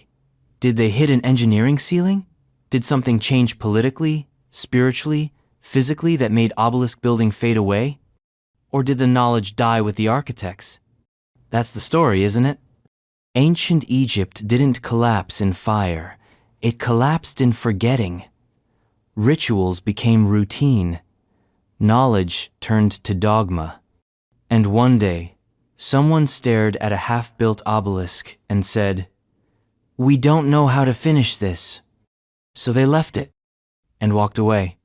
But the obelisks still stand, defiant, unexplained, casting long shadows across time. The purpose of the numerous Serekhs, palace facade hieroglyphs, found from early dynastic periods. Before the pyramids, before the pharaohs wore Nemes headdresses and built temples that could hold back time. Before Egypt was Egypt. There were rectangles. Strange ones, carved into stone jars, stamped onto mud bricks, incised on ivory tags and ceremonial mace heads. Rectangles topped with a falcon, sometimes detailed, sometimes crude. These weren't decorations. These were Serekhs. And they were everywhere. But what were they? A Serekh is one of the oldest royal symbols in ancient Egypt, predating the cartouche. It's a rectangular frame representing the facade of a palace, stylized into a vertical blueprint. Inside the rectangle, a name usually, the Horus name of the king. Above it, Horus himself, the falcon god of kingship, perched like a vigilant deity on the edge of time. So what does it mean? At first glance, it looks like a label, a nameplate for the king, like Pharaoh was here. But the more we find and the more varied they are, the more we realize the Serekh wasn't just a name, it was an ideology. And its full purpose? Still not entirely understood. Let's go back, way back, to around 3100 BCE, the cusp of the first dynasty. Egypt wasn't yet unified. It was a fractured land of local rulers, tribal alliances, and regional gods. And into that swirling mix of power and chaos came an innovation not just of administration, but of symbolism. The Serekh. It didn't just say, "I'm the king." It said, "I am the palace. I am the state." It was the physical representation of the ruler's home base, a symbolic fusion of man and institution. Pharaoh wasn't just a guy wearing eyeliner and making decrees. He was the state, the architecture, the order, the eye in the middle of the storm. And the falcon? That's Horus, the god of the sky, the god of kingship. His presence isn't casual. He's staking divine claim, saying, "This person rules with my authority." In some versions, Horus is depicted in the act of grasping the Serekh, almost merging with it. In others, he simply hovers, watching, waiting. But here's where it gets weird. Not all Serekhs are the same. Some are clean and elaborate, with intricate palace facades. Others are crude and hastily scratched. Some contain names we recognize, Narmer, Aha, Jer. Others feature names that are one-offs, appearing only once in the archaeological record. Were these short-lived kings, regional warlords, pretenders to the throne? We don't know. In fact, there are more known Serekhs than recognized kings from the early dynastic period. That suggests one of two things. Either our list of rulers is incomplete, spoiler, it is, or the use of the Serekh extended beyond kingship in some transitional form, maybe as a badge of elite authority, or as a way for local lords to signal ambition. Either way, it means Egypt's early power structure was more complicated than a tidy line of divine kings. It was a chessboard of contenders. And the Serekh? It was their sigil. But why the palace facade? Because power in Egypt was architectural. The pharaoh was the center of statecraft and religion, but he was also the living embodiment of mate order, balance, permanence. The palace was the visible symbol of that order. A Serekh, then, was not just a nameplate. It was a statement. I own the grid. I control the cosmic infrastructure. Think of it like a throne room selfie, etched in stone. But still, mysteries remain. Why are some Serekhs found in Upper Egypt, others in Lower? Why do some appear on ceremonial items and others on utilitarian objects? Why does the format vary so wildly across such a short time span? Scholars argue over whether the design evolved regionally, whether it reflects different political centers, or whether we're seeing the early stages of a symbol struggling to standardize itself. Even stranger, some early Serekhs show animals other than Horus. One of the most infamous is the Serekh of King Seth-Peribsen, who replaced Horus with Sethe, god of chaos and the desert. This was heresy in the symbolic language of kingship. Why would a pharaoh reject Horus, the sky god of divine order, and invoke the god of storms and disorder? Was it a political shift, a rebellion, a civil war in icon form? No one knows for sure. But the implication is chilling. The Serekh was not just about naming, it was about choosing sides, declaring allegiance not just to power, but to a cosmic principle. And later, Horus returns, Set gets sidelined, the cartouche eventually takes over, encircling royal names with rope instead of stone, but the Serekh doesn't vanish, it survives, it evolves. Even in later periods, kings occasionally included alongside their cartouches, invoking that deep, archaic authority, that I am the palace energy. So what was its purpose? All of it. The Serekh was a name, a claim, a warning, a monument in miniature, a temple blueprint, a god summoner, a signature of sovereignty, and perhaps a relic of an even older systemon lost in the oral histories of pre-dynastic chiefs who ruled from mud-brick citadels long gone to dust. Today, we analyze them like archaeologists. We catalog their patterns. We study their lines. But back then, they were power. Unquestioned, unreadable, divine. And while they decorate artifacts in museums today, they once marked territory, tombs, and temples. They once divided rulers from rivals. They once declared the difference between a man and a god. The reason for the abandonment of the settlement at Deir el-Medina, at the edge of the western desert, nestled in the scorched valley beneath the Theban cliffs, lies a village of ghosts. Tiny mud-brick houses, collapsed perimeter walls, scattered potsherds and broken tools. The remnants of a place that was once home to the most elite working class in human history, the artisans, scribes, and stone carvers of the royal tombs. This was Deir el-Medina, not a city, not a palace, a workers' village.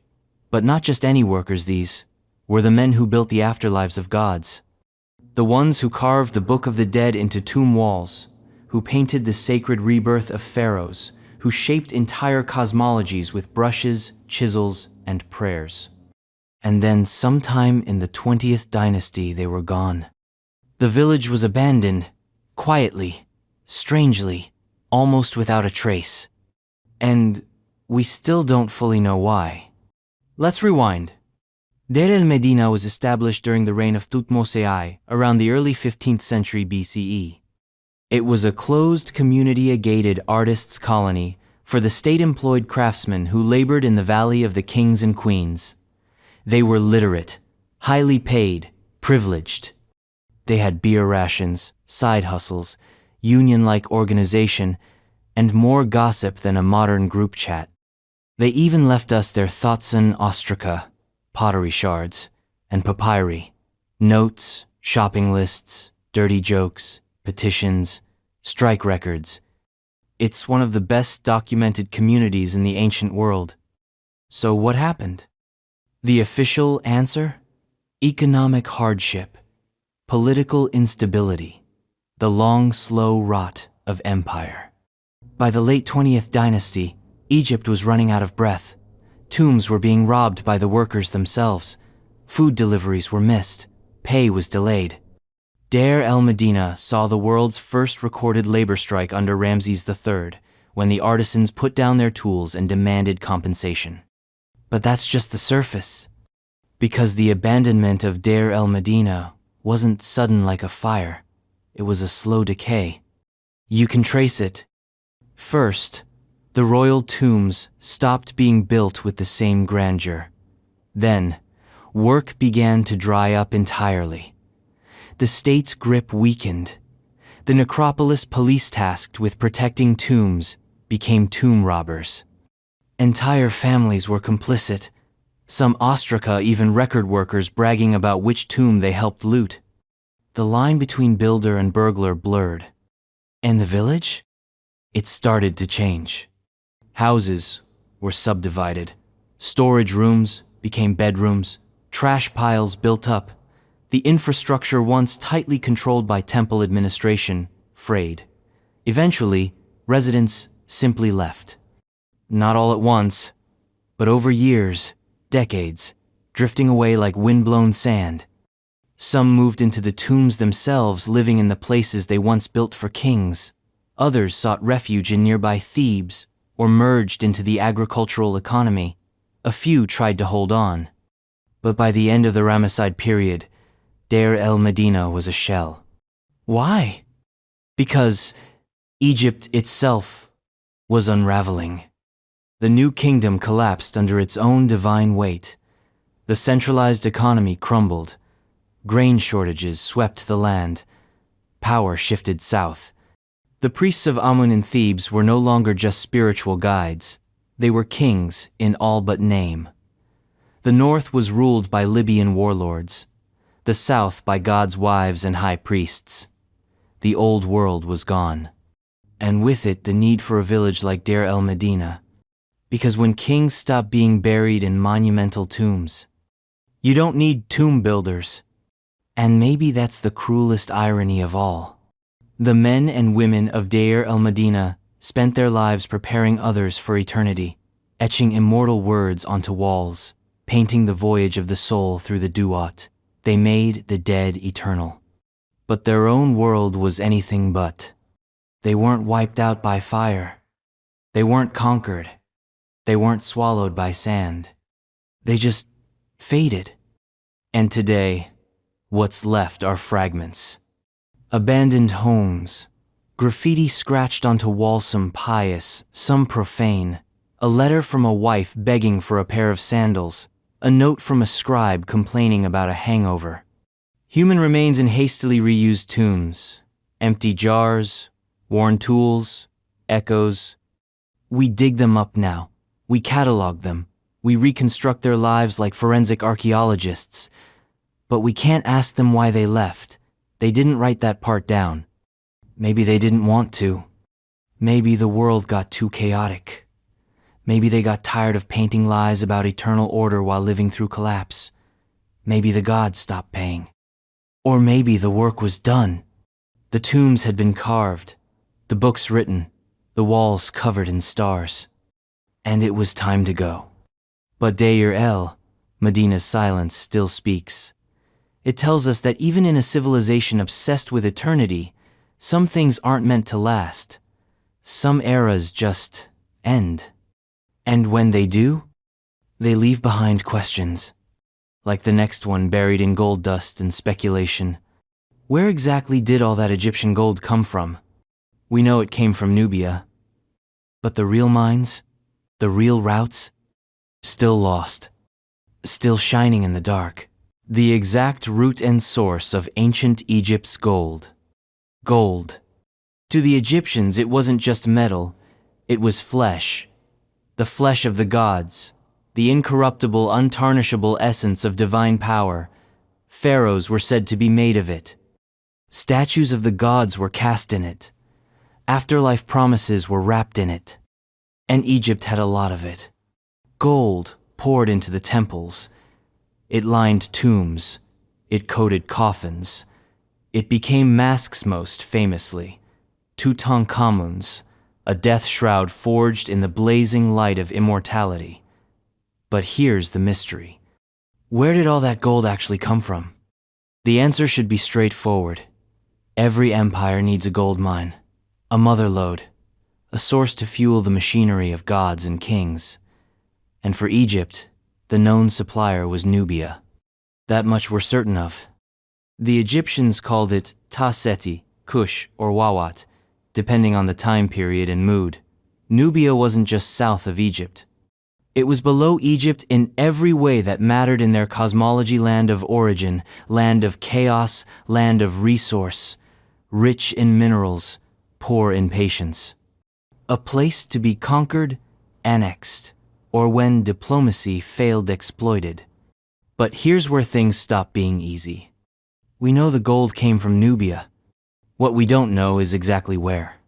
The specific mines, the mapped trade routes, the infrastructure, the logistics, the names of the workers, the extraction techniques, the yield rates. Most of it, gone. What remains are cryptic inscriptions, rock carvings that mention expeditions, broken tools found in what might have been quarry sites, remnants of smelting pits, a few ghost towns carved into the desert rock, long since abandoned by time and relevance. Even the tomb of Rekhmire, the vizier under Thutmose III, shows scenes of Nubian tribute bearers bringing gold rings in baskets, tribute, not tax, delivered as shimmering obedience to Pharaoh. But were those rings freshly mined, stolen, melted, and reformed? We don't know. The gold trail goes cold. Let's talk logistics. To get gold from Nubia to Egypt required infrastructure, caravans, guards, way stations, supply chains. The southern deserts are brutal. Sun, bleached, water, starved, filled with hostile terrain and ambush-friendly rock formations. Any movement of massive mineral wealth through that land required organization. So where are the roads? Where are the pit stops, the rest stations, the supply caches? Some remain. Sort of. The Wadi al-Laki region near modern Sudan is believed to be one source. The eastern desert has revealed faint traces of ancient mining operations, some dating to the New Kingdom, others even earlier. But these aren't industrial-scale mines. They're small, fragmented, more artisan than empire-sized. Which leads to a bigger question. How did Egypt produce such massive quantities of gold with such primitive infrastructure? Because the numbers are staggering. Tutankhamun's tomb alone contained over 110 kilograms of solid gold artifacts, and he was a minor king.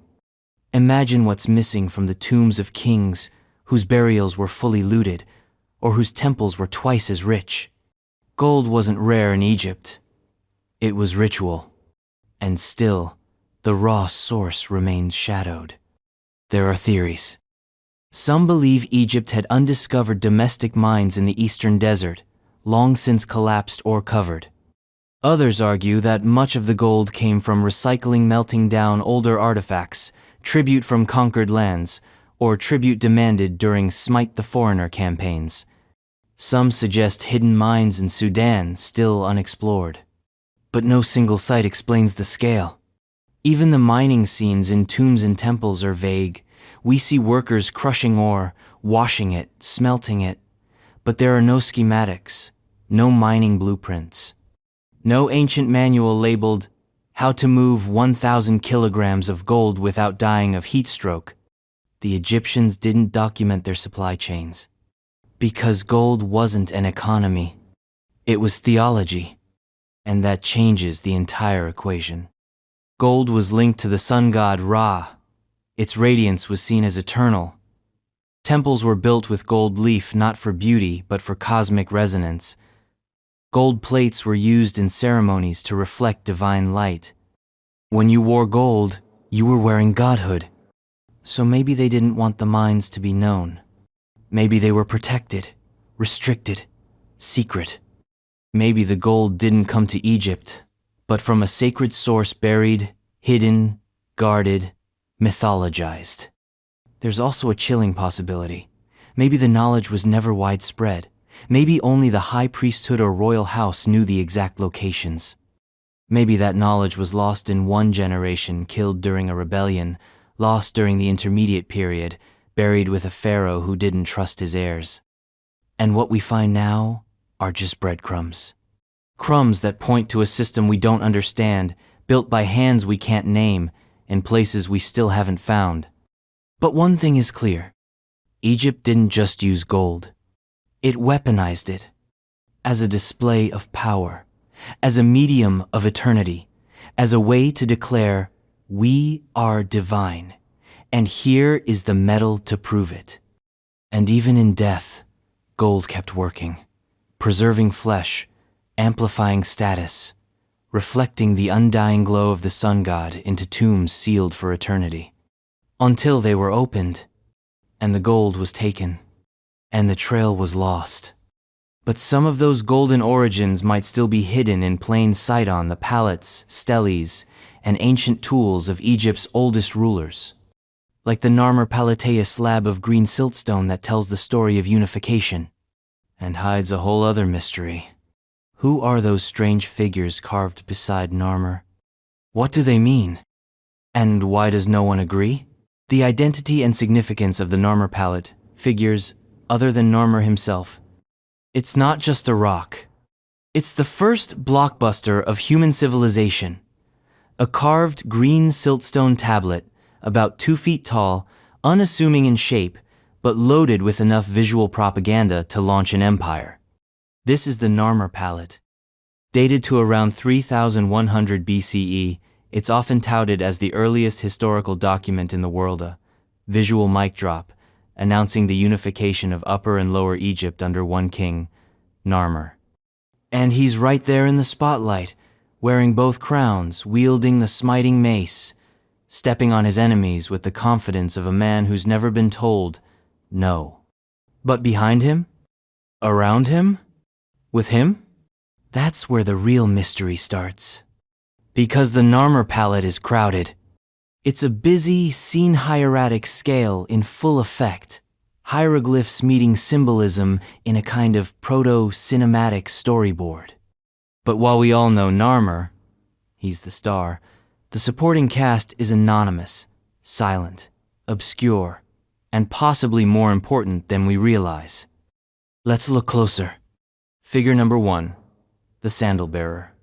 In both the front and back of the palette, just behind Narmer, is a small figure holding the king's sandals. No name, no title.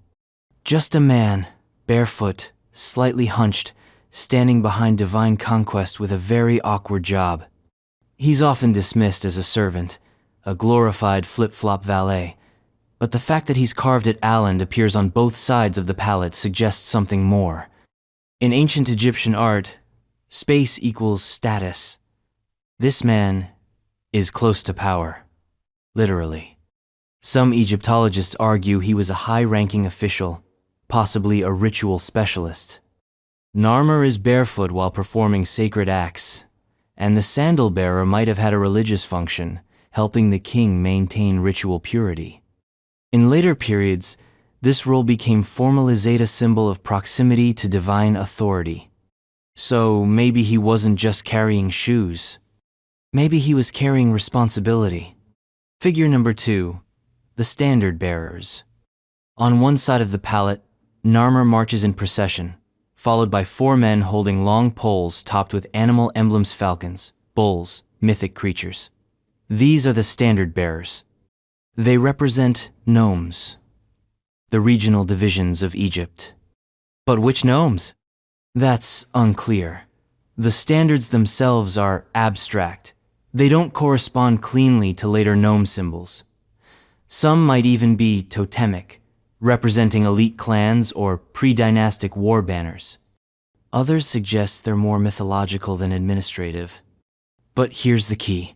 They show us that Narmer's power was not solo. He had allies, tribes, armies, a network of local elites consolidating into what would become the pharaonic state. The palette doesn't just show one man's victory, it shows a coalition. And those figures? They might be the ancestors of the bureaucracy that would define Egypt for the next 3,000 years. Figure number 3. The fallen enemies. The defeated are everywhere. One man lies beneath Narmer's feet, head twisted awkwardly, hair grasped in the king's hand, about to get a faceful of smiting stone. On the reverse, 10 decapitated bodies are lined up in neat rows, heads placed between their legs, executed, displayed, ritualized. Who were they? We don't know. Some scholars suggest they were rivals from Lower Egypt. Others propose foreign enemies. The palette doesn't name them. It just shows them defeated. Their function isn't individuality, it's contrast. They are the chaos Narmer conquers. But among them, one thing stands out: nakedness. In Egyptian art, nudity often signaled defeat, shame, or the loss of status. The enemies here are stripped of identity literally. It's not just violence, it's transformation. Narmer doesn't just kill his enemies, he erases them. Figure number 4. The serpopards. And then there are the monsters. 2 long-necked, serpent-headed creatures known in modern circles as serpopards being wrangled by human handlers. Their necks intertwine, forming a circular space, a palette for grinding cosmetics.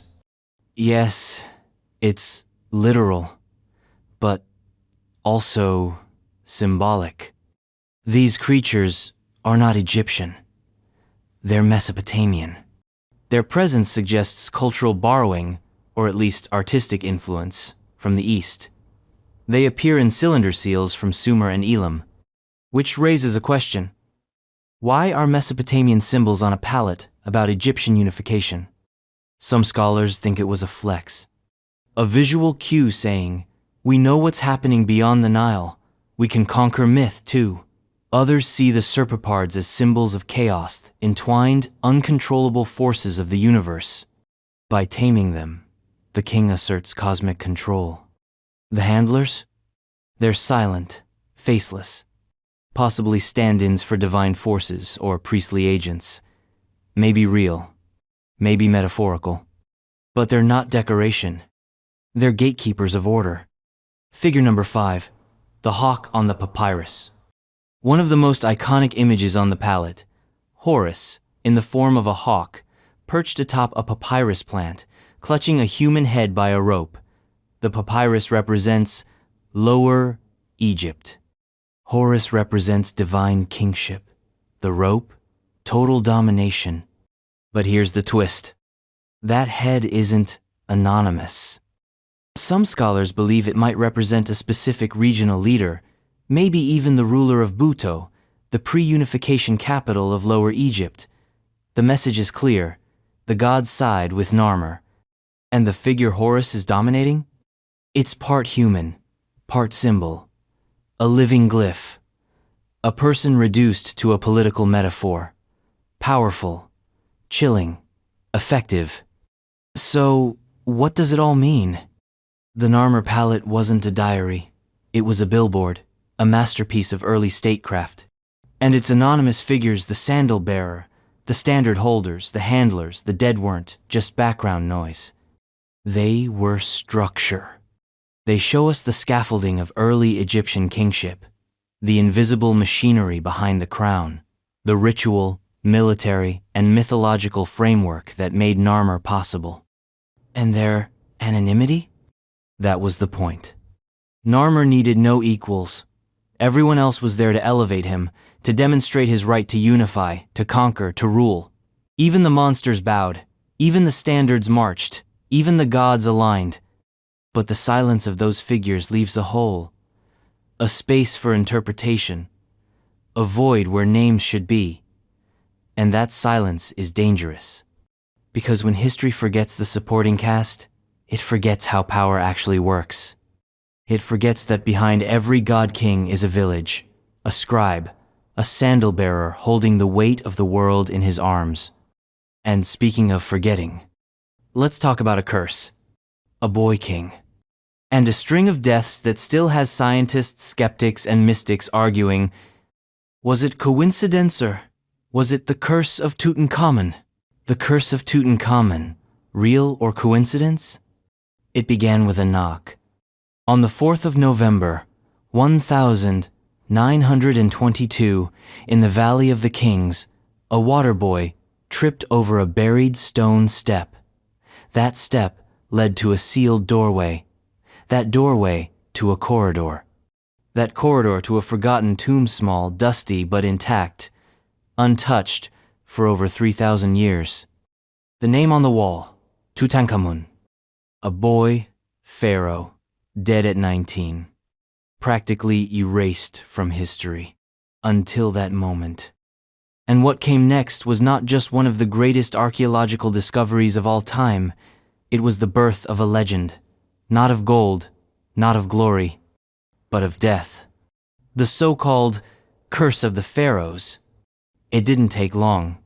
Lord Carnarvon, the British aristocrat funding the excavation, was dead by April 1923, just months after entering the tomb. A mosquito bite, an infected wound, pneumonia.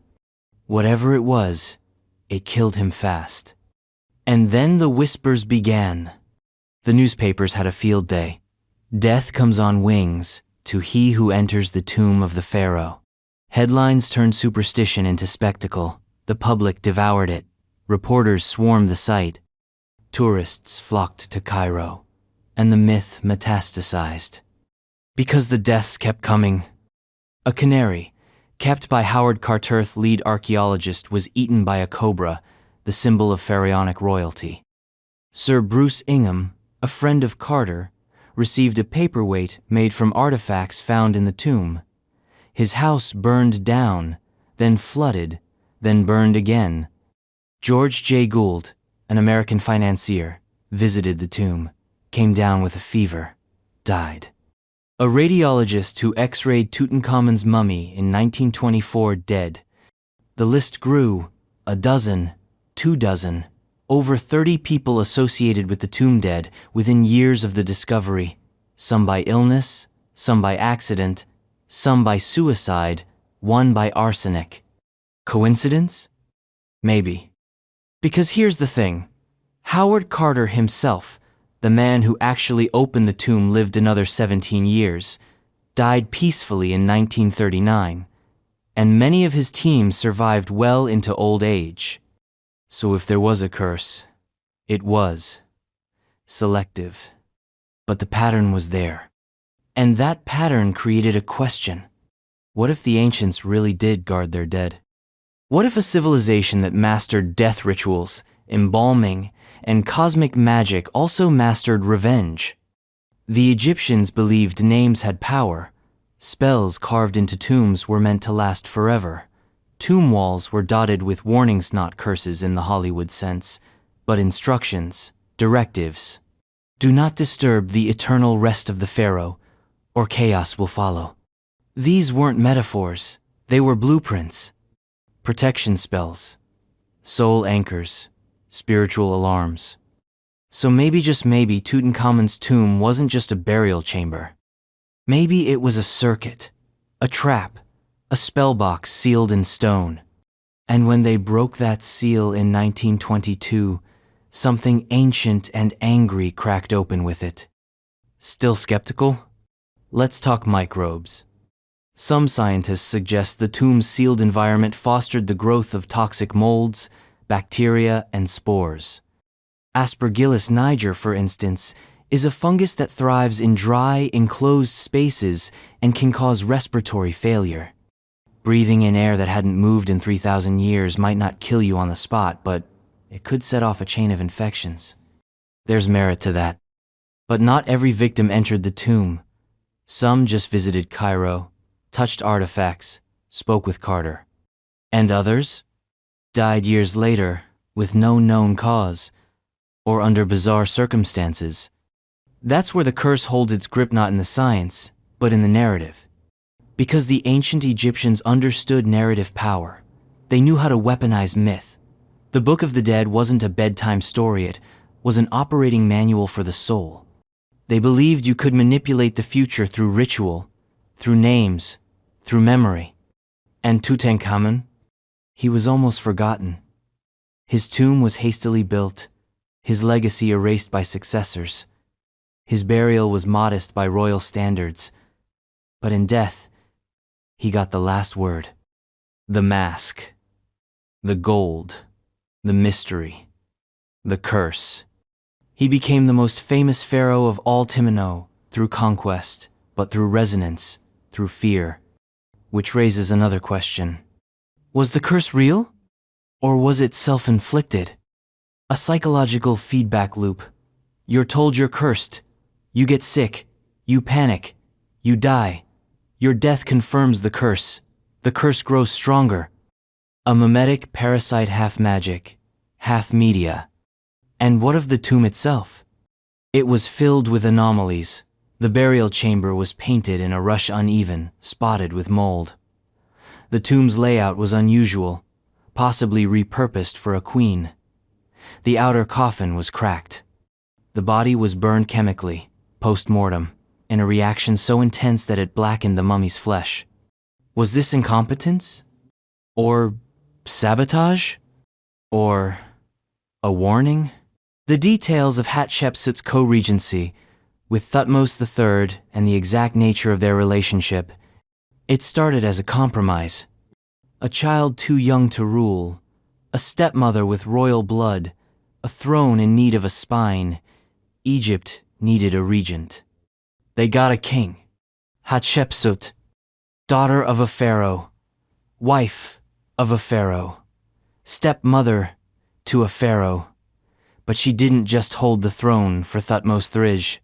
She kept it, wore the beard, took the titles, claimed the divine birthright.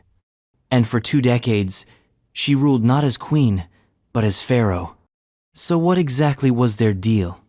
Because in the sanitized, state-approved history, it's simple. Thutmose II dies. His son, Thutmose III, is too young.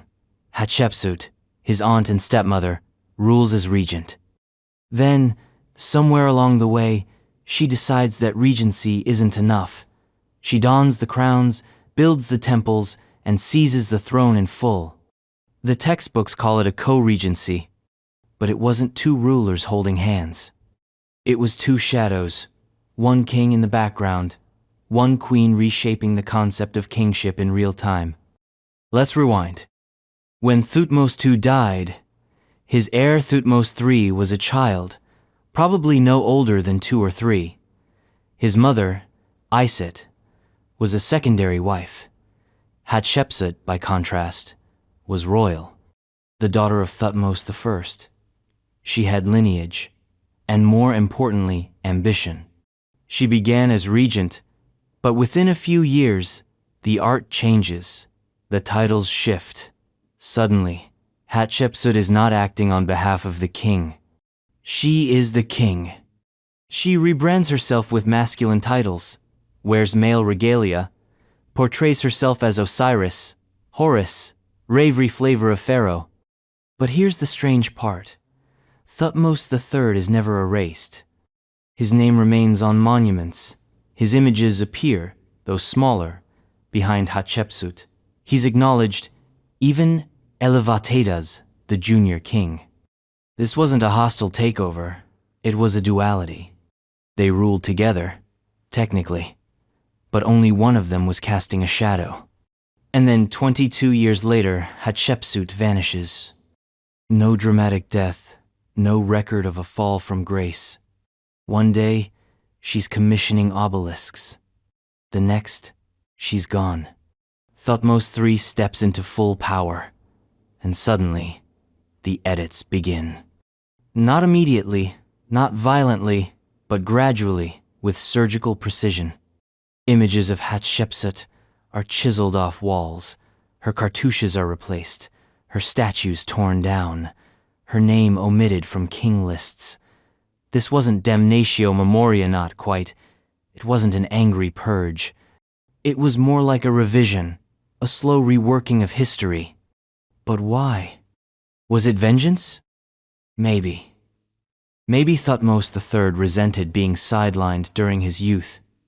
Maybe he waited years to take back what he believed was rightfully his. Or maybe it wasn't personal at all. Maybe it was about politics. About restoring a male-dominated lineage. About erasing a dangerous precedent that a woman could rule alone, successfully, for decades. Because Hatshepsut didn't just keep the seat warm. She expanded the economy, commissioned monumental architecture, reopened trade routes, sent a fleet to the mysterious land of Punt, bringing back incense, ivory, and exotic animals. She was one of Egypt's most effective rulers. And she did it all without leading a war. In contrast, Thutmose III becomes the Napoleon of ancient Egypt. 16 campaigns, over 300 cities conquered. He builds an empire that stretches from the Euphrates to Nubia. Military glory becomes his brand. And yet this reign is haunted by hers. Every time he entered a temple, her name had to be scratched out. Every time he stood before a god, her shadow was there whispering, "I did it first." So what was their relationship? We have no letters, no diary, no direct inscriptions that spell it out, just murals, statues, and architectural silence. But here's what the silence tells us. Thutmose III didn't move against her while she was alive. He waited. And when he finally had control, he didn't obliterate her. He edited her. Some of her statues were reburied, not destroyed. Some inscriptions were altered, not erased. It's as if he couldn't quite bring himself to destroy her completely. Or couldn't afford to. Because Hatshepsut had support. From the priesthood, from the bureaucracy, from the elite class who owed her everything. Erasing her too aggressively might have destabilized the system. So Thutmose III played a long game. He didn't bury her legacy. He rewrote it. But history has a strange sense of irony. Because for centuries, Egyptologists didn't know Hatshepsut existed. Her monuments had been altered so thoroughly, she was nearly lost.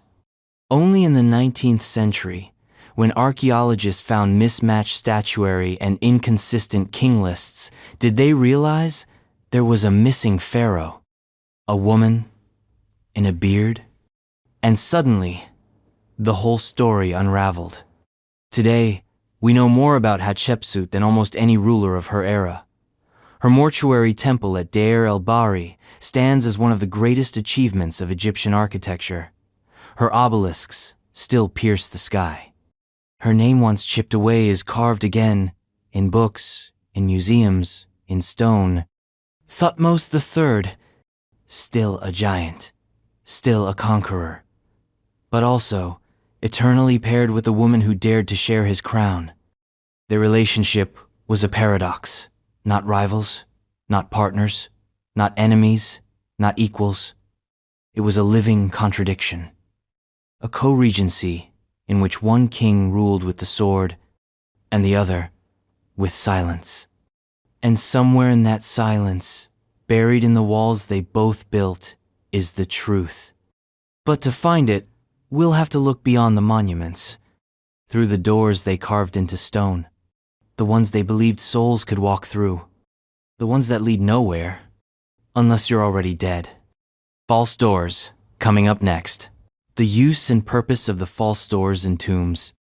A door carved in stone, framed with hieroglyphs, lined with offerings, and completely, unmistakably false. It doesn't open. It doesn't lead anywhere. There's no hinge, no threshold, no secret mechanism waiting to click into place.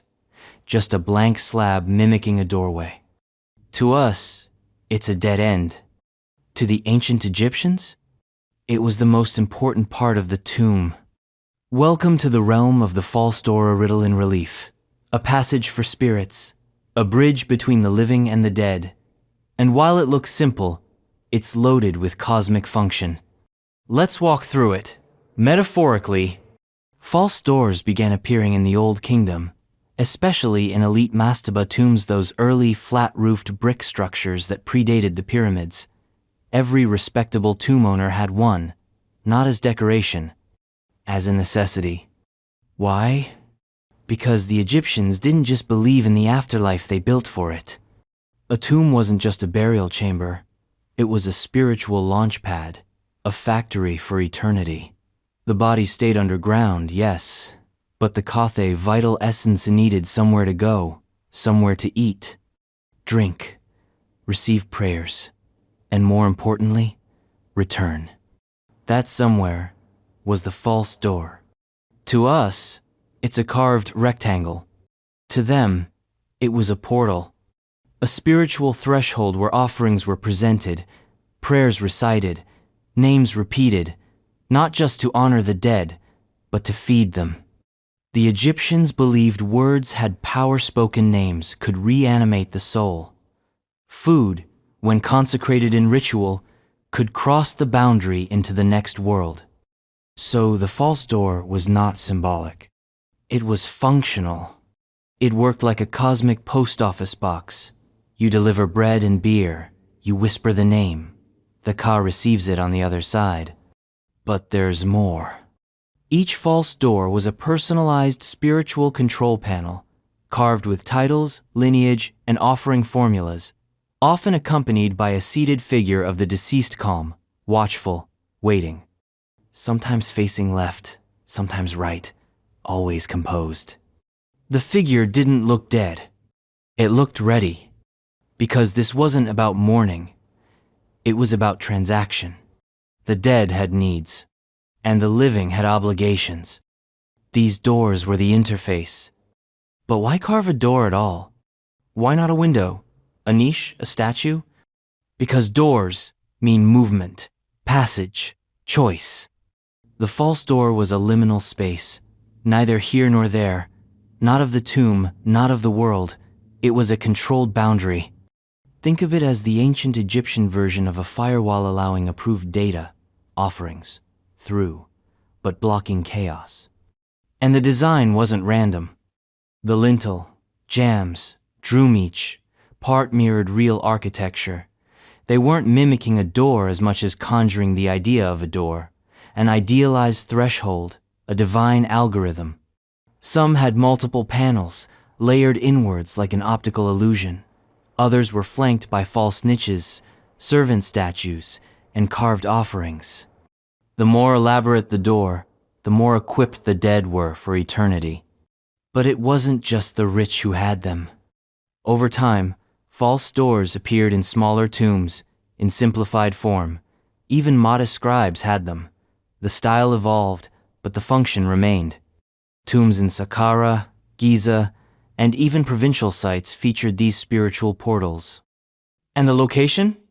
Always on the west wall of the tomb chapel. The west was the land of the dead, the direction of the setting sun, the journey of Ra into the underworld. The door faced west, because that's where the soul went, and where it would return. But here's the strange part. No texts tell us exactly how the false door worked. No ritual manual, no stone-carved tutorial. The mechanics of spiritual delivery are inferred, not explained. It's as if the knowledge was too obvious to write down or too sacred. So we're left guessing. Was the Ka summoned by voice? By ritual? By presence? Some false doors have wear patterns, grooves, stains, signs of repeated human interaction. Were people pouring liquids onto them, rubbing them? Were the priests touching the dead through stone? One theory. The door was activated through repetition. Saying the name, reading the titles, offering food, over and over. Each ritual reopening the spiritual Wi-Fi, keeping the connection alive. And if the door was neglected? If no one came, no one spoke? Then the Ka withered, starved, faded. The dead didn't just need embalming. They needed attention. And the false door was their inbox. Some were vandalized, defaced, not just to destroy art, but to sever the link, to kill the dead again by erasing their access point. Others were reused, hacked into, recarved for new owners, like stealing someone's eternal lease. And some are still intact, still standing, waiting. That's the chilling part. Because if the Egyptians were right and we keep speaking their names, then those souls, they're still listening, still stepping through those invisible thresholds to receive the gifts we no longer bring. And maybe that's why we find false doors so unsettling. They look like doors, but they're not for us. They're one way. The exact extent of ancient Egyptian maritime exploration. Beyond the Mediterranean. We all know Egypt for its sand, but not nearly enough for its ships. When you picture ancient Egypt, you probably imagine deserts, temples, pyramids, the land-bound marvels of a civilization that built for eternity in stone. But look a little closer, and you'll find another Egypt. One not carved from rock, but built from cedar, tied with ropes, and powered by wind. An Egypt that sailed, and not just up and down the Nile. We're talking about full-on maritime expedition seafaring journeys that reached beyond the Mediterranean, hugging the coastlines of the Levant, pushing south along the Red Sea, and, if the myths are true, maybe even reaching lands we can't yet identify. But how far did they really go? Let's start with the known. We know the Egyptians sailed to Punt, the mysterious, semi-mythical land described as God's land, rich in incense, myrrh, gold, ebony, and exotic animals. Punt was a major trade partner, and expeditions were frequent, especially during the Middle Kingdom and New Kingdom. The most famous expedition? Hatshepsut's voyage to Punt, around 1480 BCE. It's immortalized in reliefs at her mortuary temple in Deir el-Bahri. They show massive ships loaded with cargo, returning with gold, baboons, panther skins, and incense trees with roots still attached. But where was Punt? That, we still don't know. Theories range from the Horn of Africa, modern Eritrea, Somalia, to southern Arabia, Yemen, Oman. Some suggest inland routes. Others claim it was a coastal voyage down the Red Sea. The consensus? Punt was far, but reachable no just by land caravans, but by sea. And this is key, because it proves the Egyptians had the capability to build ships not just for river travel, but for open sea. Now, the Nile made them natural boat builders. Even the earliest dynasties built fleets of papyrus skiffs and wooden boats. Entire boat pits have been found at pyramid sites, buried vessels meant to carry kings into the afterlife. The most famous, the Khufu ship, discovered in pieces near the Great Pyramid. Reassembled, it's 143 feet long, made from Lebanese cedar, an engineering masterpiece. So we know they had the tools. We know they had the trade links. But how far did they push? The archaeological evidence says they reached Byblos in modern Lebanon. This was a major hub for cedar trade. In fact, the Egyptians had a word for imported cedar, Byblos, wood. They maintained diplomatic and economic ties with the Phoenicians for centuries. Crete and the Minoans. Minoan-style artifacts have been found in Egypt, and Egyptian scarabs appear in Minoan contexts. Some scholars suggest Egyptian ships reached Crete or vice versa. It's unclear who sailed where, but the connection existed. Southern Sinai, across the Red Sea. Mining expeditions in search of turquoise and copper were organized regularly. Temples at Serekh el-Qadim show inscriptions from such voyages. Possibly the Arabian Peninsula. Trade routes likely extended to Oman, known for its copper, and southern Arabia for incense.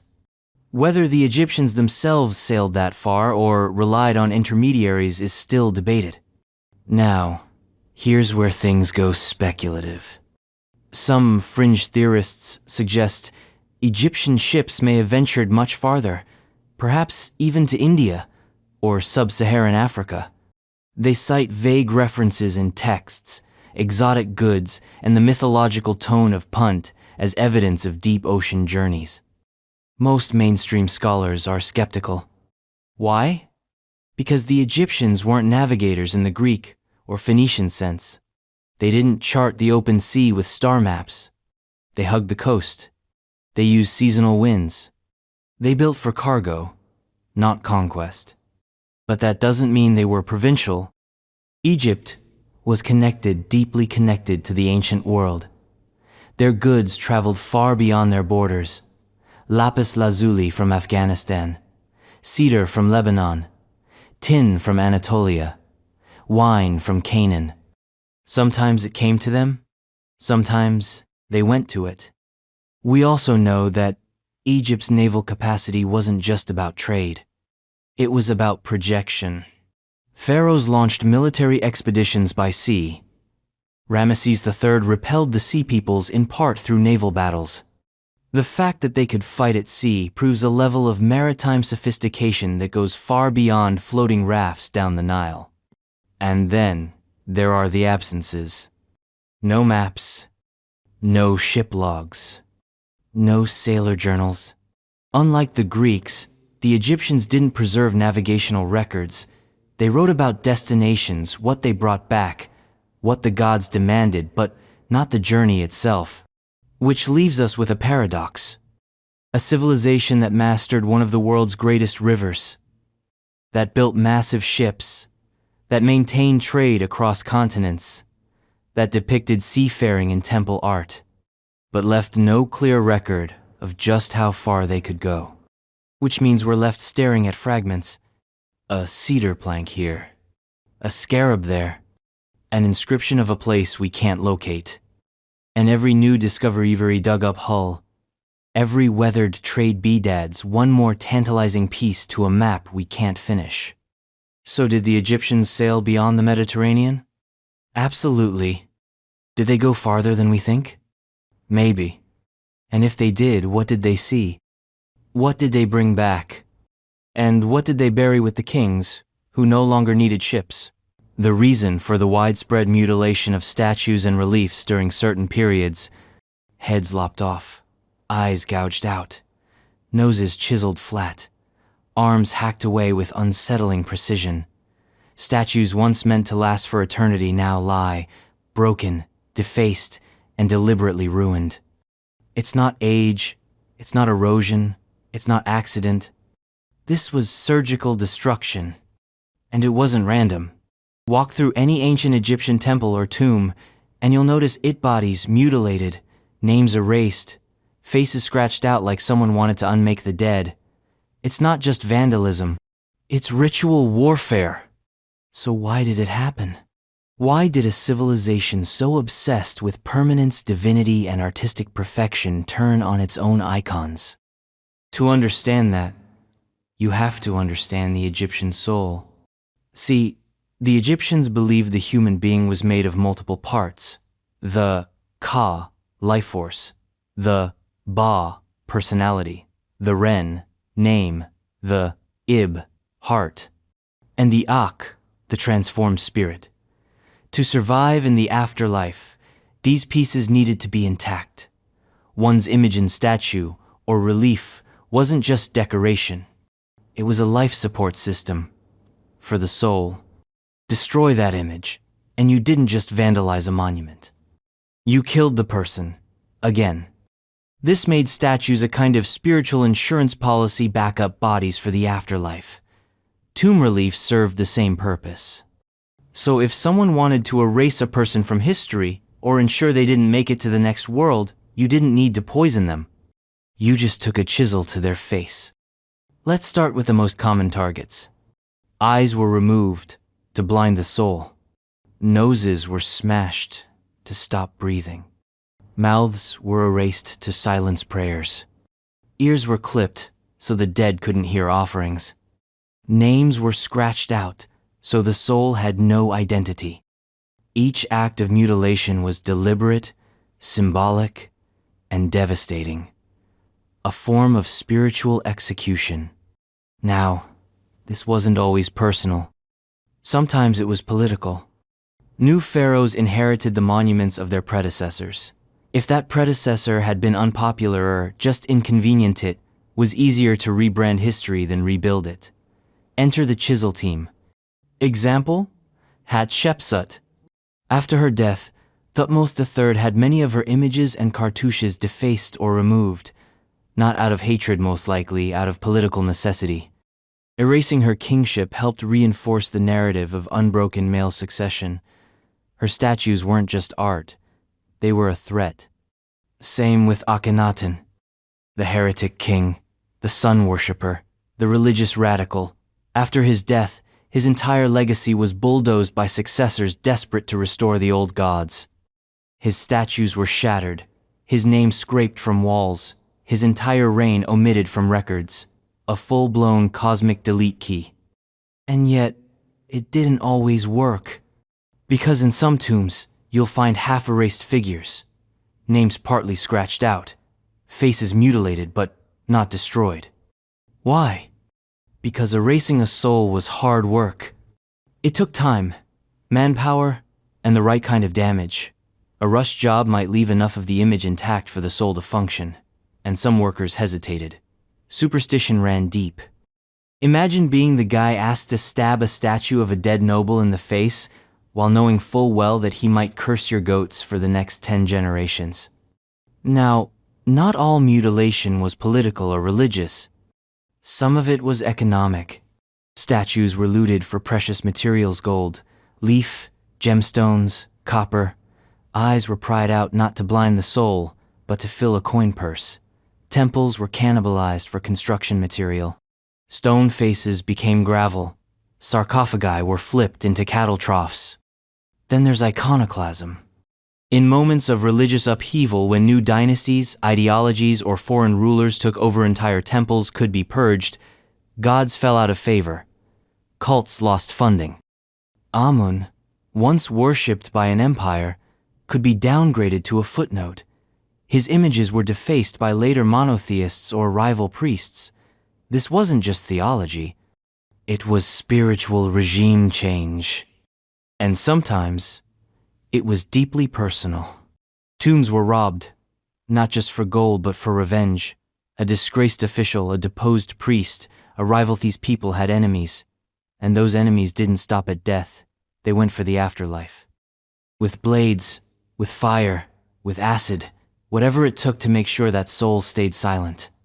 But here's the truly unsettling part. Even modern looters do it. Some damage seen today was inflicted by 19th and 20th century grave robbers who believed in the curse. They feared retribution. So, they disabled statues, just in cases, mashing eyes, removing heads, breaking arms.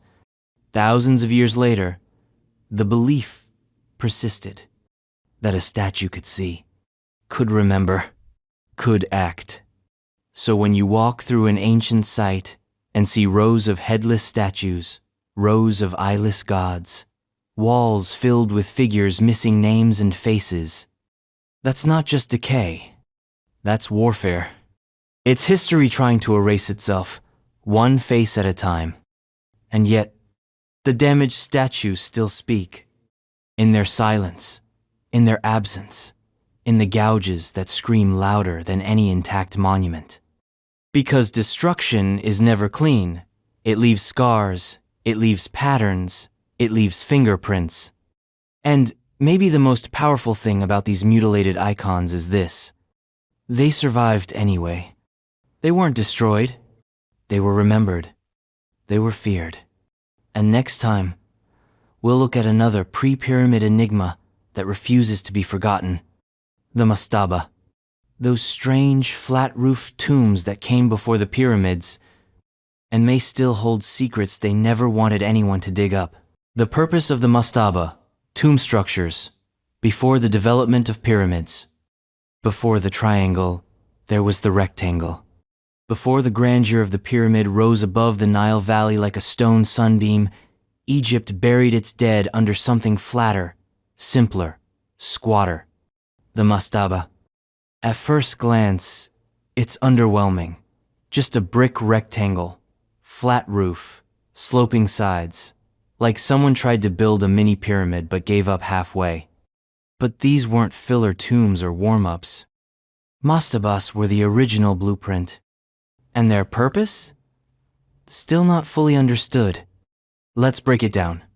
The word mastaba comes from the Arabic for bench, a later description by locals who saw them as oversized stone benches dotting the desert near Saqqara and Giza. But the Egyptians had their own term, Prud, or House of Eternity. Because make no mistake, mastabas were built to last, and not just for anyone. These were elite tombs, high officials, royal relatives, priests and scribes who served the pharaoh, the 1%ers of the Old Kingdom. You didn't get a mastaba unless you had status and the means to make sure your soul got VIP treatment in the afterlife. Structurally, mastabas were deceptively complex. The basic form, a rectangular superstructure made of mud brick, later stone, with inward, sloping sides. Inside, a vertical shaft led down to a burial chamber, usually deep underground. But above the body was the tomb chapel. And this is where things get metaphysical. Because the chapel wasn't just a memorial room, it was the operating system for the soul. Carved with offering scenes, inscribed with prayers, packed with statues, niches, and just false doors. These features weren't ornamental. They were functional. The false door allowed the ka to come and go. The offering table fed it. The inscriptions ensured that no matter how many centuries passed, someone, somewhere, might still speak the name of the deceased and reactivate their soul. But why this shape? Why a flat, sloping rectangle? One theory is that it mimicked early royal shrines, or palace facades giving the deceased a home styled after the architecture of power. Another possibility, the shape facilitated solar alignment or spiritual access. Or maybe, more practically, it was a stable form for sand-heavy terrain. But there's something older in the mastaba, something primal. Because mastabas predate the pyramids, you can trace them back to the first dynasty, possibly earlier, and the earliest examples are already sophisticated, multi-roomed, decorated, culturally encoded. That raises a disturbing possibility. The mastaba didn't evolve. It arrived. Like the Egyptians already knew exactly how to bury their dead for eternity. Like they'd already figured out the mechanics of soul survival, ritual architecture, and symbolic spatial design. And then, centuries later, they changed it. Why? That's the real mystery. Because one day, some architect, priest, or genius woke up and said, "What if we stack it?" And thus, the step pyramid was born. Djoser's pyramid at Saqqara, world's first large-scale stone structure, was just a series of mastabas stacked on top of each other. It was evolution through elevation. The leap from mastaba to pyramid wasn't just architectural, it was theological. It marked a shift in how Egyptians visualized the afterlife. From subterranean mystery to celestial ascent, from house of eternity to stairway to the stars. The pharaoh didn't just go underground anymore, he rose. He became Osiris and Ra, buried in stone and reborn in light. But the mastaba didn't vanish. Far from it. Even after pyramids took over royal burials, mastabas continued to be used by nobles and priests. In fact, the necropolises of Saqqara and Giza are littered with mastabas that sit in the shadow of the pyramids like loyal courtiers still serving in death. Some were upgraded, built from limestone, carved with intricate reliefs, painted in vivid colors. Others stayed humble, simple mud brick tombs for lesser elites, but all shared one thing, a belief in ritual permanence. The body below, the soul above, the symbols all around. And maybe that's the key to understanding their purpose. The mastaba wasn't just a grave, it was a machine, a spiritual engine designed to keep the soul fed, active, protected, and known. Every wall, Every line of text, every carved loaf of bread was a component, a circuit, a line of code in an ancient operating system. We may never know exactly what that system did, but we know it worked, because the Mastaba still stand. Empty now, yes. Looted, faded, stripped of gold and voice, but still there, still shaped like the first blueprint for eternity.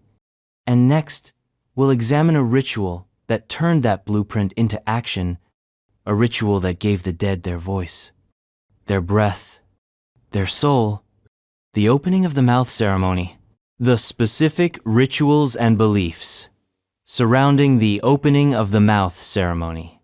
It begins with silence. The tomb is finished, the mummy wrapped, the offerings laid out. The tomb walls glow with scenes of paradise lakes of cool water, stalks of barley, the embrace of gods. But the body lying in the sarcophagus is inert, silent, a shell, until a ritual begins. One that's older than most gods, more sacred than gold, more vital than breath itself. The opening of the mouth. And what it meant, what it did, still slips between the cracks of our understanding like sand between the stones. Let's start with what we see. In tomb paintings, reliefs, and temple inscriptions, the ceremony is always depicted with precision. A priest, sometimes dressed as the god Anubis, approaches the mummy. In his hand, a tool shaped like a fishtail, or a bent stick, or a metal chisel. He touches the mouth, then the eyes, then the ears. He's not blessing the body, he's rebooting it. The Egyptians believed that death was not the end, but neither was it automatic. The afterlife wasn't a door you simply walked through. It had conditions, requirements, activation codes, and the opening of the mouth was the final, most crucial one, because the Kaith life force needed a way back in. This ritual wasn't metaphorical, it was technological. The body had been preserved, yes, the name was inscribed, the tomb provisioned, but until the mouth was opened, truly opened, the soul couldn't eat, drink, breathe, speak, exist. The ceremony gave the dead their senses again. Sight, hearing, taste, speech, like plugging a spirit back into its socket. And it wasn't just done once. It was performed multiple times on the mummy, on statues, even on the tomb itself. Anywhere the spirit might dwell needed to be prepped. Statues of the deceased were mouthed, so the Ka could inhabit them. False doors were included in the ritual. Even temple idols were activated with mouth-opening rites. Because in Egypt, everything sacred had a voice. But what was said during the ritual? The priests recited spellsum from the pyramid texts, others from later funerary books. These weren't prayers. They were incantations, instructions, magical protocols. They named gods, recited creation myths, described the act of speech as a divine power. And the instruments? They weren't just symbolic. There were over 70 specific tools associated with the ritual. Some shaped like adzes, some like fingers, some like bones. Many were made of wood, copper, or even gold. Each had a purpose, a gesture, a moment. Modern scholars still don't fully understand them all. And that's where the mystery deepens. Because despite the detailed depictions, we don't have a full script. No video replay, just fragments, variations, contextual clues. The Book of the Dead mentions it, but doesn't describe it in detail. The pyramid text contains some of the oldest references, but in coded, mythic language. The ceremony may have evolved or devolved over time. By the late period, it became theatrical. Priests in costumes, reenactments of Horus avenging Osiris, funerals turned into cosmic performances. But at its core, the ritual remained the same. Give the dead their voice. Because without a mouth, there was no name. Without a name, no identity. Without identity, no afterlife. The Egyptians knew this with terrifying clarity.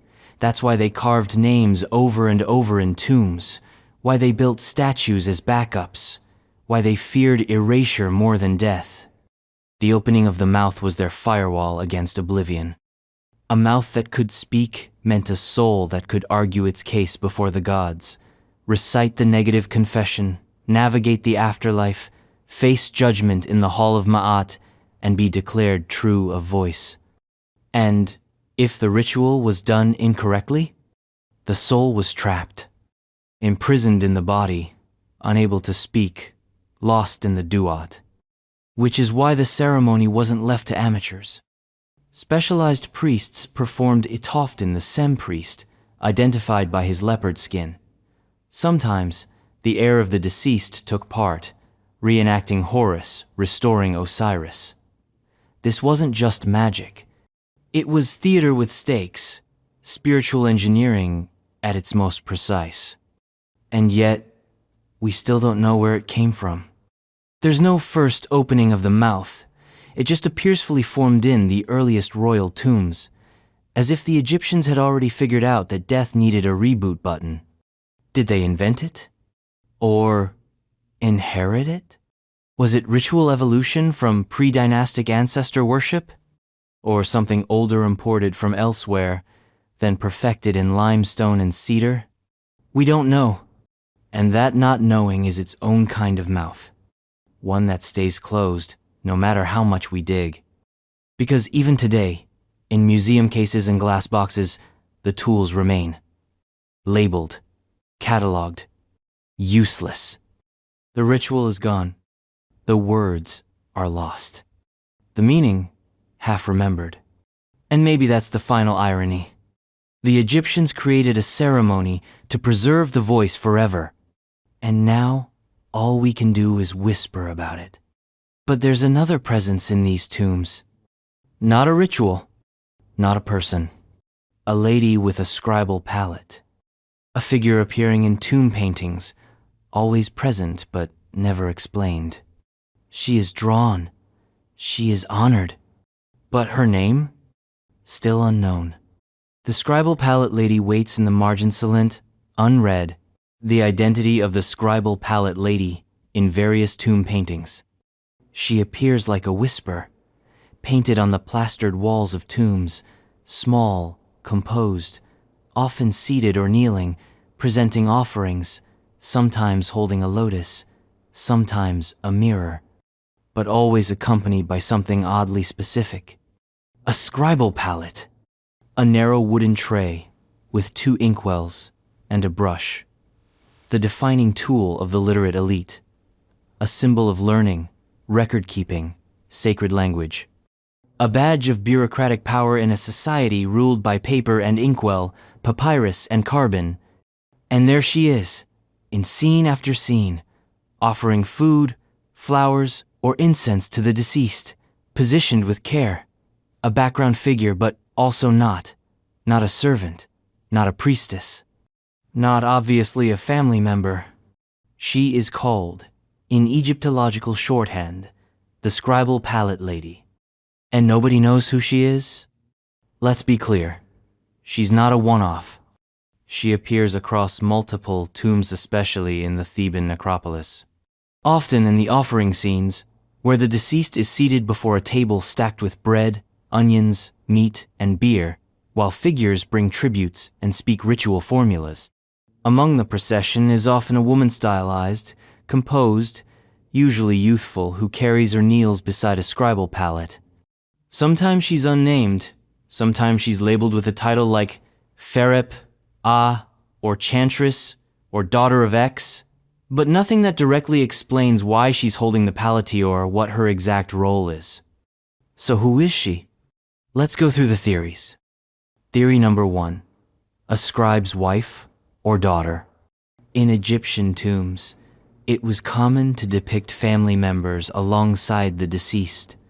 A wife offering perfume, a daughter presenting flowers, a son pouring water. These weren't just sentimental tributes, they were magical reinforcements. Anyone shown in the offering scene could continue to serve the dead in the afterlife. So, perhaps the Scribal Palette lady was a relative of the tomb owner, a wife or daughter honoring his profession. Maybe the palette was symbolic, referencing the man's career in life. But there's a problem. She holds the palette herself. Not as an object on the floor, or in the background, or being offered to someone else. She presents it like a sacred item, like she owns it. That changes everything. Because in ancient Egypt, palettes were powerful. They were the tools of scribes, who formed a distinct class: male, educated, privileged. A woman holding one, that wasn't typical. Which leads to the next theory. Theory number 2. A female scribe or priestess. Could she have been a scribe herself? It's controversial. Most scribes in Egypt were male. But there is limited evidence of literate women, especially in temple or priestly contexts. Chantresses of Amun, priestesses of Hathor, women who sang the divine words, women who kept ritual order. Maybe the palette wasn't for bookkeeping. Maybe it was ritual. In Egyptian temple practice, words weren't just communication, they were creation. Spoken or written, words had magical power. A priest or priestess who recited the correct spell at the right time didn't just assist the gods, they activated the universe. So perhaps the Scribal Palette lady was a ritual figure, a living conduit between the sacred text and the soul of the deceased. Maybe her role was to record, recite, or invoke. The palette wasn't clerical. It was mystical. Theory number 3. A representation of the scribal art itself. This one's more symbolic. Some scholars argue that the Scribal Palette lady isn't a person at all, but a personification, an embodiment of the act of writing. A visual metaphor for literacy, record-keeping, or the power of sacred language. Just as Maate, goddess of order, was often depicted as a woman with a feather, perhaps this lady represents the scribe's art itself. She's not offering a physical object. She's offering the gift of writing, of permanence, of name, and memory. And that's chilling, because in Egypt, to write something was to eternalize it. Without writing, a soul could vanish. With it, they could live forever. So maybe that's her role. She doesn't hold the palette for herself. She brings it to you. So the name carved into the tomb, the name spoken aloud, the name remembered can last. But of course, there's no single answer. She shifts across tombs, sometimes painted, sometimes carved, sometimes elaborately dressed, sometimes plain. She's not one person. She's a type, a presence, a suggestion. She is known by her tool, not her name. She is remembered without being identified, which, for the Egyptians, is a terrible fate. Because a name unspoken is a soul at risk. And maybe that's the final twist. She holds the Scribal Palette not because she's powerful, but because she's been forgotten. And every time we see her, she's still waiting for someone to write her name. But she's not the only one who passed between classes and layers of identity in Egypt. The next great mystery isn't about one person. It's about everyone else. How were the masses mummified? Because not all Egyptians got golden coffins and priestly rituals. And we still don't know exactly how every class of society was treated in death, or what secrets those humble wrappings might still hold. The exact methods of mummification for different social classes. There are thousands, maybe millions of Egyptian mummies. Wrapped in linen, buried in stone, painted, tagged, stuffed, salted, and sometimes faked. Not every mummy was gold-faced and sacred. Not every dead Egyptian got a sarcophagus with spells and stars. Most didn't, because mummification in Egypt wasn't one ritual. It was a hierarchy. And if you weren't pharaoh, your journey to eternity came with fewer perks and a lot more shortcuts. So what did mummification actually look like for the different layers of Egyptian society? Let's unwrap that carefully. First class, the divine dead. If you were royal, rich, or a high priest with serious cosmic clout, your mummification was a ritual performance designed to turn you into a god. The process started with purification. The body was washed in palm wine, the mouth cleaned, the limbs massaged with sacred oils. Then came the surgery. The embalmers sliced a precise incision in the left side and removed the stomach, intestines, lungs, and liver. Each was desiccated and placed in canopic jars, each guarded by one of Horus's sons. The heart? That was your afterlife passport. It usually stayed in. The brain was not so lucky. A metal hook, up the nose, scrambled and drained. Done. Then the drying. The body was packed with natron, a naturally occurring salt, and left for 40 days. The flesh shrank. The bacteria died. When it emerged, the corpse was dry, leathery, light, ready. What followed was architecture in linen. Layer after layer of bandages, laced with amulets and spells, tucked around the limbs, chest, and face. Each wrap had a purpose. Each knot, a line of code. Prayers were spoken as the embalmers worked, not just decoration activation. A golden mask, a painted coffin, sometimes 2 or 3. A nested coffin system like a divine Russian doll. Then, into the tomb, accompanied by funerary texts, statues, shaptis, and a full suite of afterlife provisions. This was the platinum package, a transformation machine. You didn't just survive death, you upgraded through it. Business class, the respectable dead. Now slide down the scale. If you were middle class, a temple official, a landowner, a scribe, you could still afford mummification, but you weren't getting the full celestial makeover. The process was shorter, cruder, often outsourced to cheaper embalmers. Organs might be removed, but maybe not all. Canopic jars were replaced by simple wrappings. Instead of removing the viscera through a side incision, they might scoop it out the back end through the rectum. Fast, discreet, and a bit horrifying. Sometimes the body was stuffed with sawdust or linen to maintain the shape. Sometimes a thin layer of resin was poured over the skin for a false sheen of luxury.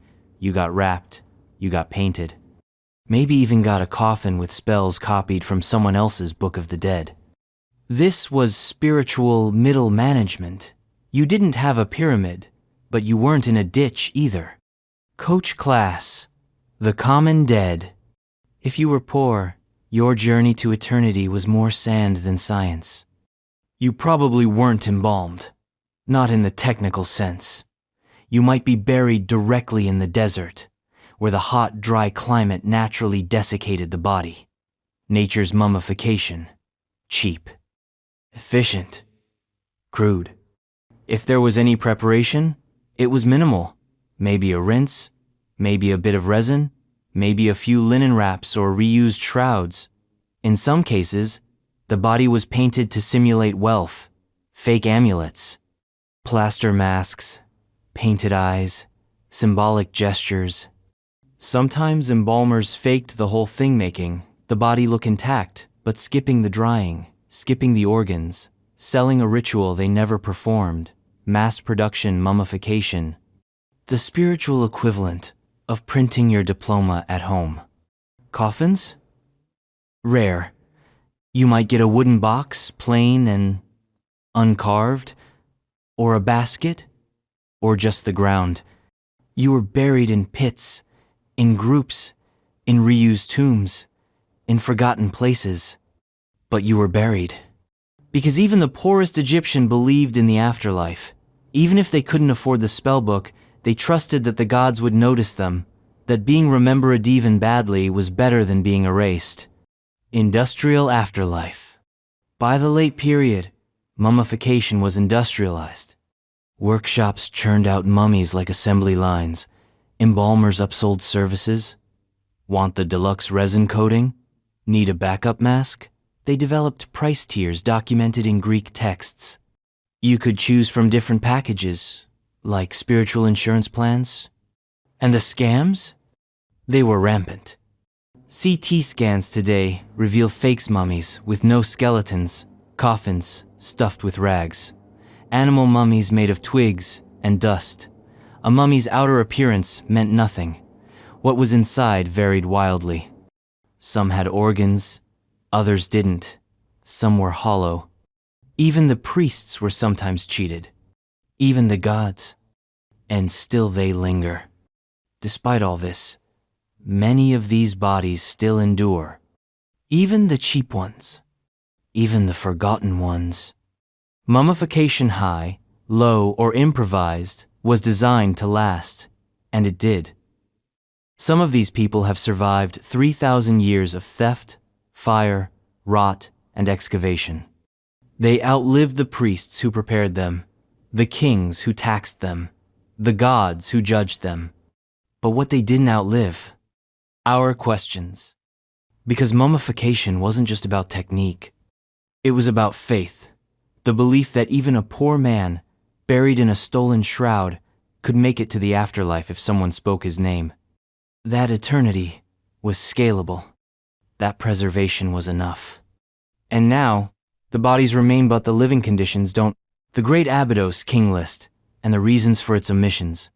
Walk the temple walls of Abydos, and you'll find the illusion of memory, carved in limestone, a long line of kings sewn after Anather etched into eternity. From the mythical unifiers of Upper and Lower Egypt, to the divine bloodline that ruled over one of the most powerful civilizations in history, it looks official, authoritative, final. But the great Abydos king list isn't a record of the past. It's a live omission. Commissioned by Seti I and placed within the sacred halls of his temple, this 76-name roster is presented as the ultimate roll call of kings, Menes, Jer, Sneferu, Amenemhat, Amose. Names meant to echo across time like a drumbeat of continuity, but in the gaps those silent stones where names should bear rulers erased, not forgotten, not lost, but deliberately excluded. Phantom pharaohs who disrupted the narrative, broke the rules, challenged the system, or simply didn't fit the story Seti wanted to tell. There is no Akhenaten on the wall, no Hatshepsut, no Tutankhamun, no Smenkhkare, no Ai, no Sobek Neferu, no Hixos kings, no foreign rulers, no heretics, no women, no mistakes. This is not a list, it's a script. A clean, curated bloodline designed to present the illusion of unbroken divine rule. The Great Abydos King List isn't a chronicle, it's an editorial. And Seti III? He was its editor-in-chief. Because when you rule a kingdom that spans centuries, gods, and deserts, your greatest threat isn't war, it's history. Not what happened, but what people remember happened. Memory is dangerous. So you sanitize it. You carve your own version. You enshrine that version in stone. You erase your enemies not with fire or sword, but with a chisel and a priest.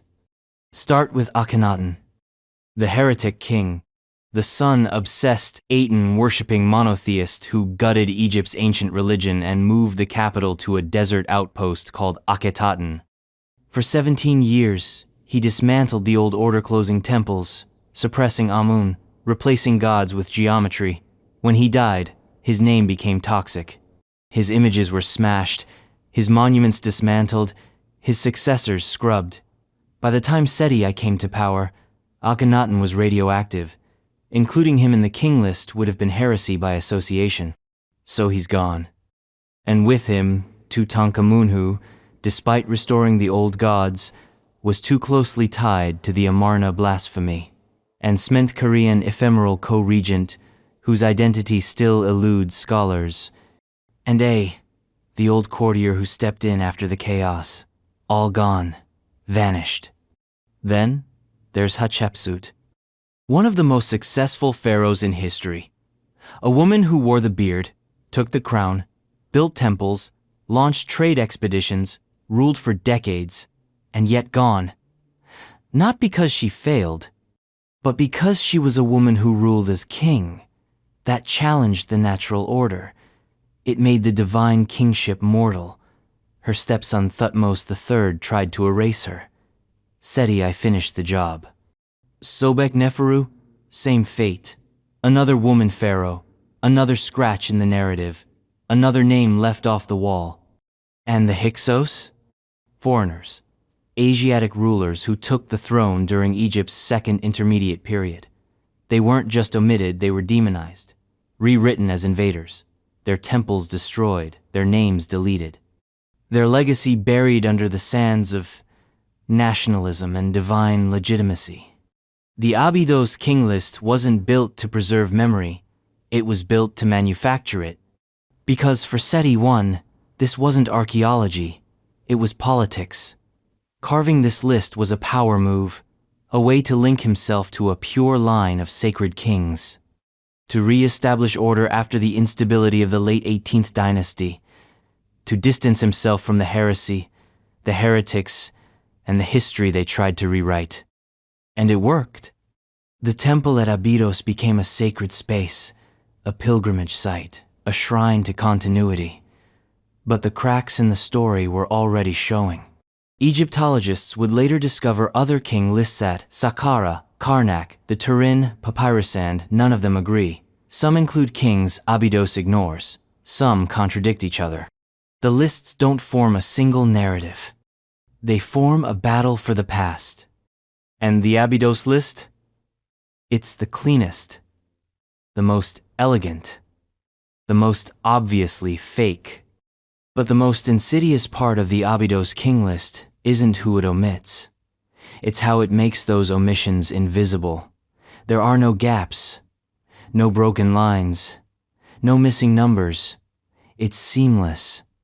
The excluded are not marked, they're overwritten, removed so perfectly that, unless you know what's missing, you think nothing is wrong. That's the genius of erasure. You don't just delete the person, you delete the space they occupied. Which is why the Abydos king list remains one of the most haunting artifacts in all of Egyptology. Because it's not just a monument to power, it's a monument to control, to narrative manipulation. It's propaganda chiseled into sacred stone. It's Seti I whispering across time. This is what happened.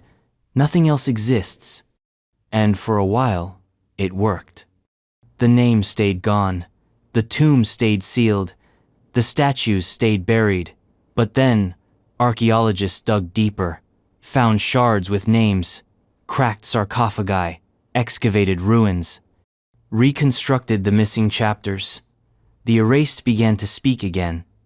Akhenaten, Hatshepsut, Smenkhare. They didn't disappear. They were made to disappear. And now they're back. But the damage lingers. Because the Abydos king list didn't just rewrite history. It rewired it. It showed future rulers how to control the past, how to delete inconvenient truth, how to chisel your own myth. And we still do it today. We curate our timelines, edit our feeds, frame our legacies, leave out the parts that don't fit. The Abydos king list is the ancient blueprint for that modern instinct. And what's worse, it's beautiful. It's precise, perfectly carved, glowing with reverence. You look at it and feel awe, until you realize that every name is a selection, every line is a choice, and every space could have held a different king, a different story, a different Egypt. But that Egypt was silenced, not with war, not with fire, with a chisel. But not all memory was sculpted in clean limestone. Some of it was shaped in dark, mysterious stone, smooth and polished, heavy and curved, found in museums, collecting dust, with names like mystery object or function unknown. Next, we turned to a different kind of puzzle, an object that wasn't meant to be read, an object that might never have been meant to be found. The Cairo Museum Disc, and the question it poses to every archaeologist who's dared to stare too long: what if some tools weren't tools at all? The Cairo Museum Disc and similar enigmatic artifacts, it doesn't blink, it doesn't move. It just sits there, in a quiet display case in the back halls of the Cairo Museum, ignored by most tourists, misfiled under miscellaneous, and labeled with that most dreaded phrase in all of archaeology: purpose unknown. It's called the Cairo Disc, an innocuous name for something so violently confusing. Smooth, dark, made of schist, a fragile, flaky stone that should crumble under pressure, about 61 centimeters in diameter, carved into 3 lobes that curve outward like flower petals or turbine blades, a central hub, a cylindrical opening, and wings that seem aerodynamic. Purpose-built. Engineered. Engineered for what? No one knows. The disc was excavated in 1936 by Walter Bryan Emery, a seasoned Egyptologist working at Saqqara, near the tomb of Prince Sabu, the son of Pharaoh Anegib of the First Dynasty, around 3000 BCE. That alone should make you pause, because this disc was found in a tomb over 5,000 years old, at the very dawn of pharaonic Egypt.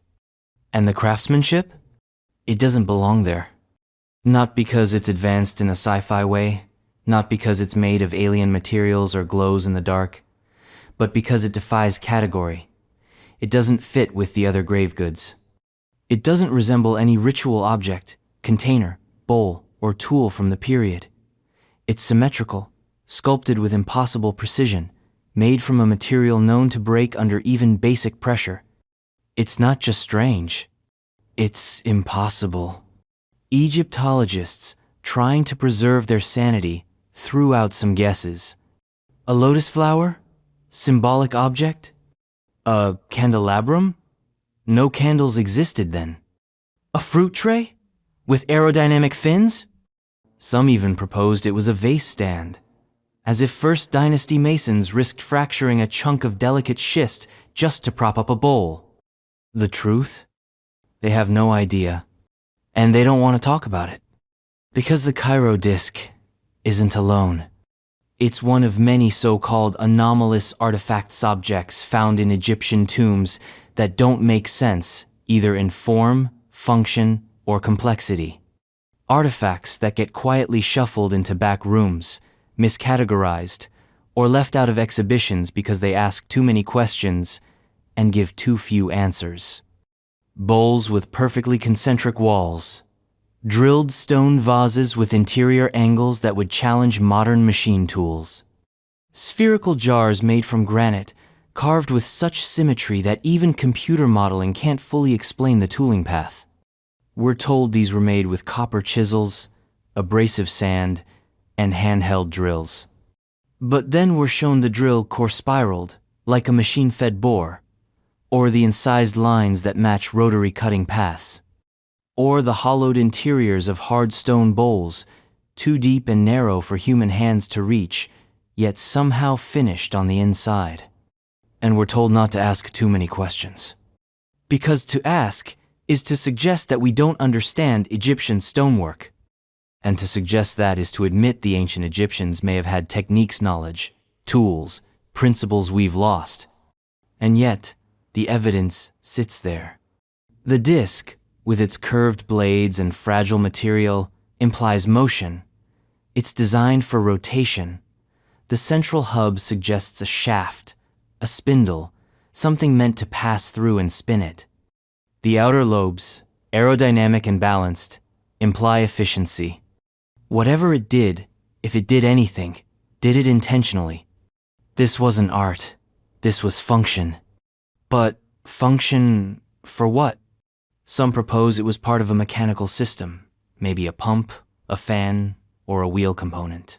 But this was 5,000 years ago. No pulleys, no wheels, no machines in the official record. Others claim it's symbolic, a ritual item representing flight, energy, motion, Perhaps a sacred object meant to invoke the gods. Maybe the gods used it. Maybe it wasn't for humans at all. And then there are the fringe theories. That it's part of a lost technology, some unknown system passed down from a forgotten civilization, or that it's a remnant of pre-dynastic science erased during Egypt's long march toward bureaucratic orthodoxy. Or, if you're in the mood for pulp fantasy, a power object from a vanished Atlantis. But let's stick to the stone. Because schist is fragile. You don't carve it without a purpose. You don't sculpt it into thin, spiraling fins unless you know exactly what you're doing. And you definitely don't bury it in a royal tomb unless it means something. That meaning has been lost, but the shape remains. The disc haunts researchers. Some ignore it. Some can't stop staring. It's been scanned, measured, 3D modeled, but still, no one agrees on its purpose. And there it sits in the Cairo Museum, half hidden, barely labeled, overlooked by thousands every year. A riddle with no answer, a question that predates the Pyramid Age. And the most unnerving thing? The Egyptians left no record of it.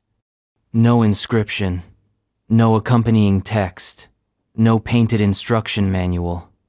They documented everything: food rations, cattle counts, love letters, but not this. Which means either A, they didn't think it needed explaining, B, they couldn't explain it, or C, they didn't want us to know. Because knowledge in ancient Egypt wasn't democratic. It was hierarchical, priestly, esoteric.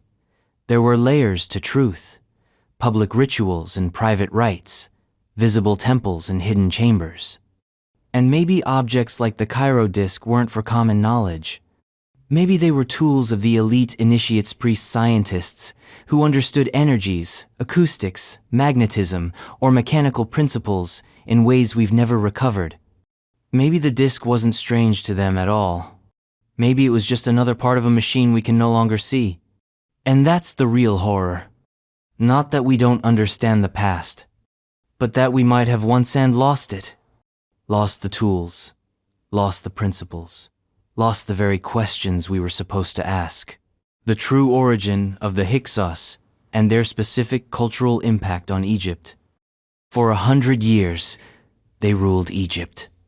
Foreigners, outsiders, kings of strange names, strange gods, strange tools. They wore the crown, minted their own scarabs, built their own capital, and then they were erased. Scrubbed from the records, branded as invaders, remembered as a national trauma, the Hixos. A name that still makes Egyptologists twitch. You won't find them on the Abydos king list. You won't see their faces carved on temple walls next to Horus and Thoth. You won't hear their names invoked in prayers. But they were real, and they left fingerprints all over Egyptian culture, some deep, some invisible, all permanent. But who were they? The ancient Egyptian answer was simple. Heka, Kasut, rulers of foreign lands. That term became Hyksos. To later Egyptian scribes, they were invaders, barbarians, despoilers of the gods. The Hyksos, they claimed, stormed into the delta during the chaos of the Second Intermediate Period and seized power, ruling Egypt's north like parasites until the rightful pharaohs from Thebes threw them out and restored Ma'at. That's the nationalistic version. The actual story is more complicated and way more interesting. Because the Hyksos didn't fall from the sky, they didn't invade overnight. They arrived gradually, over generations. Migrants from the Levant Canaanites, Amorites, Semitic-speaking people settled in the Nile Delta as early as the 13th dynasty, long before they seized power. They came not as warriors, but as traders. Merchants, artisans, craftsmen, with goats, pottery, and gods in tow. They built homes, married locals, adopted Egyptian customs. And for a while, They were just another community in Egypt's ethnically diverse landscape. But then, the central government collapsed. Egypt splintered, the 13th dynasty fizzled out, the southern kings retreated to Thebes, the north fractured into city-states. Into that power vacuum, the Hyksos didn't march in with swords, they rose up from within. Locals elevated to rulers. Foreigners made native by time and pragmatism. Their capital was Avaris, modern-day Tel El, Dabaon, of the most archaeologically rich but politically charged sites in Egyptology. Excavations there revealed palaces, workshops, and residences blending Egyptian and Levantine styles. The architecture was hybrid. The culture was layered. These weren't conquerors from another world. They were the new locals. But the Egyptians remembered them as monsters. Why? Because the Hyksos broke the spell. They wore the crown without the blessing of Amun. They ruled without the name of Ra. They changed the rules of pharaonic identity, and that more than any military campaign was unforgivable. Let's talk tech. The Hyksos introduced game changers to Egypt. First, the horse-drawn chariot. Lightweight, fast, maneuverable. Not invented by the Hyksos, but brought into Egypt during their rule. It revolutionized Egyptian warfare and was later adopted with enthusiasm by the very kings who overthrew them. Second, the composite bow.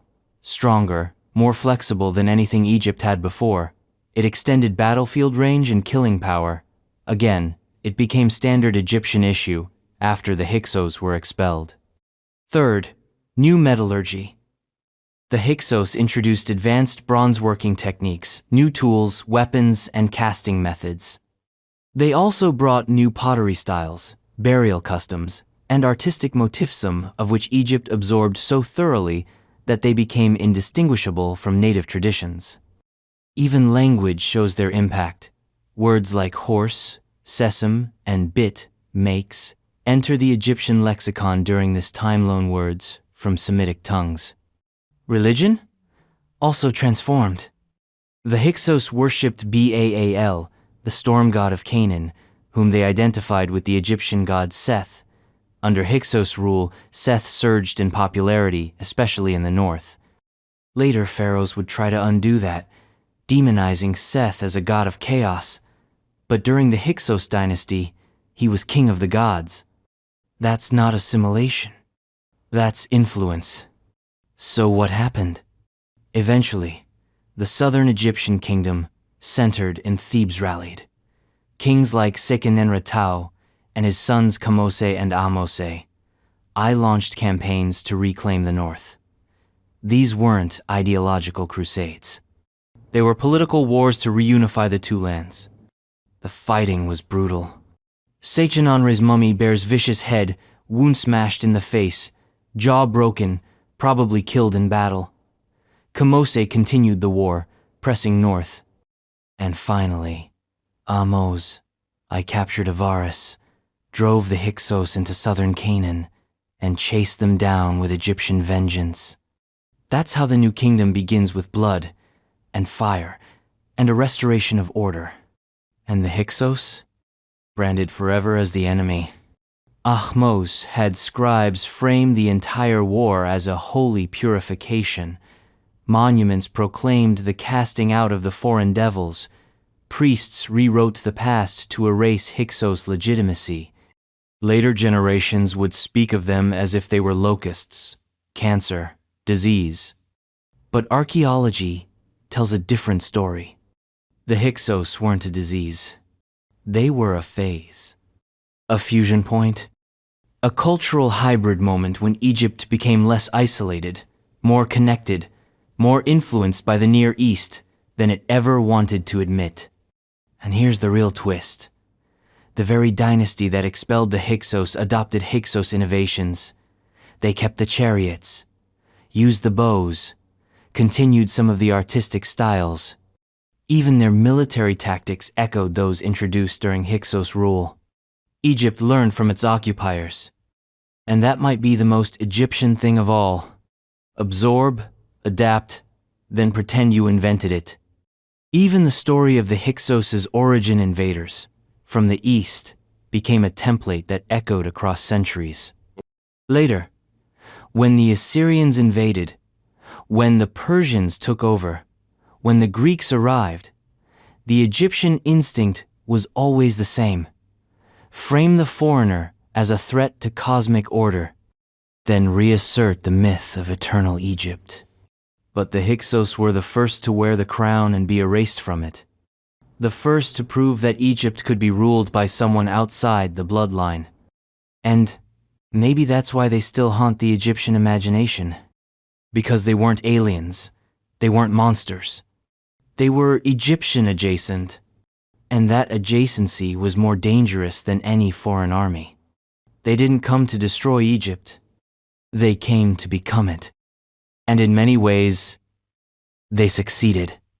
Even as their names were scratched off monuments, even as their god Seth was demonized, even as their capital Avaris was abandoned, they left a permanent mark. Their tools remained. Their words remained. Their influence remained. And if you follow that thread of foreign contact, cultural bleed, technological exchange, it takes you somewhere bigger. Because next, we follow the stars to ancient Egypt's obsession with the heavens. And the question no one can fully answer: just how much did the Egyptians know about astronomy? And did they build the cosmos into stone? The full extent of ancient Egypt's astronomical knowledge and its application in architecture. They watched the stars like accountants, like cartographers, like priests reading the entrails of the universe. Night after night, generation after generation, the ancient Egyptians recorded the movements of the sky not for wonder, but for control. Because to them, astronomy wasn't science, it was structure. A map not of space, but of order, of time, of power, of gods. And they didn't just write it down. They built it into stone. This is the part where archaeology meets astronomy, where myth collides with math, and where Egypt, a civilization that seems so landlocked and riverbound, reveals itself as a machine of cosmic precision. And yet somehow we still don't know just how deep the knowledge went. Start with the basics. The Egyptians knew the calendar. Their civil year had 365 days, 12 30-day months, plus 5 extra epigomenal days. They aligned it with the heliacal rising of Sirius, the star they called Sopdet, the harbinger of the Nile flood. When Sirius appeared just before dawn, it meant the river was coming back to life. Agriculture, taxation, survival, it all hinged on that single, astronomical event. They built temples to watch for it. But that was just the beginning. They tracked the Decans 36 star groups that rose sequentially on the horizon every 10 days. These were used to divide the night sky into time blocks. They created star clocks, inscribed on coffin lids, showing which decans appeared at which hours in which seasons. Imagine it, a civilization timing its rituals, its burials, its sacrifices, not by clock, but by constellation. They charted the lunar cycle, understood the solar year, and structured their festivals to mirror the cosmos. Every religious event, every offering, was timed to the stars. And then they built temples, not as buildings, but as star locks. Go to Karnak, stand in the great hypostyle hall. The temple is aligned on an axis that marks the winter solstice sunrise. During the shortest days of the year, the light of the sun travels down the temple's corridor, illuminating the inner sanctum, the divine presence awakened by solar geometry.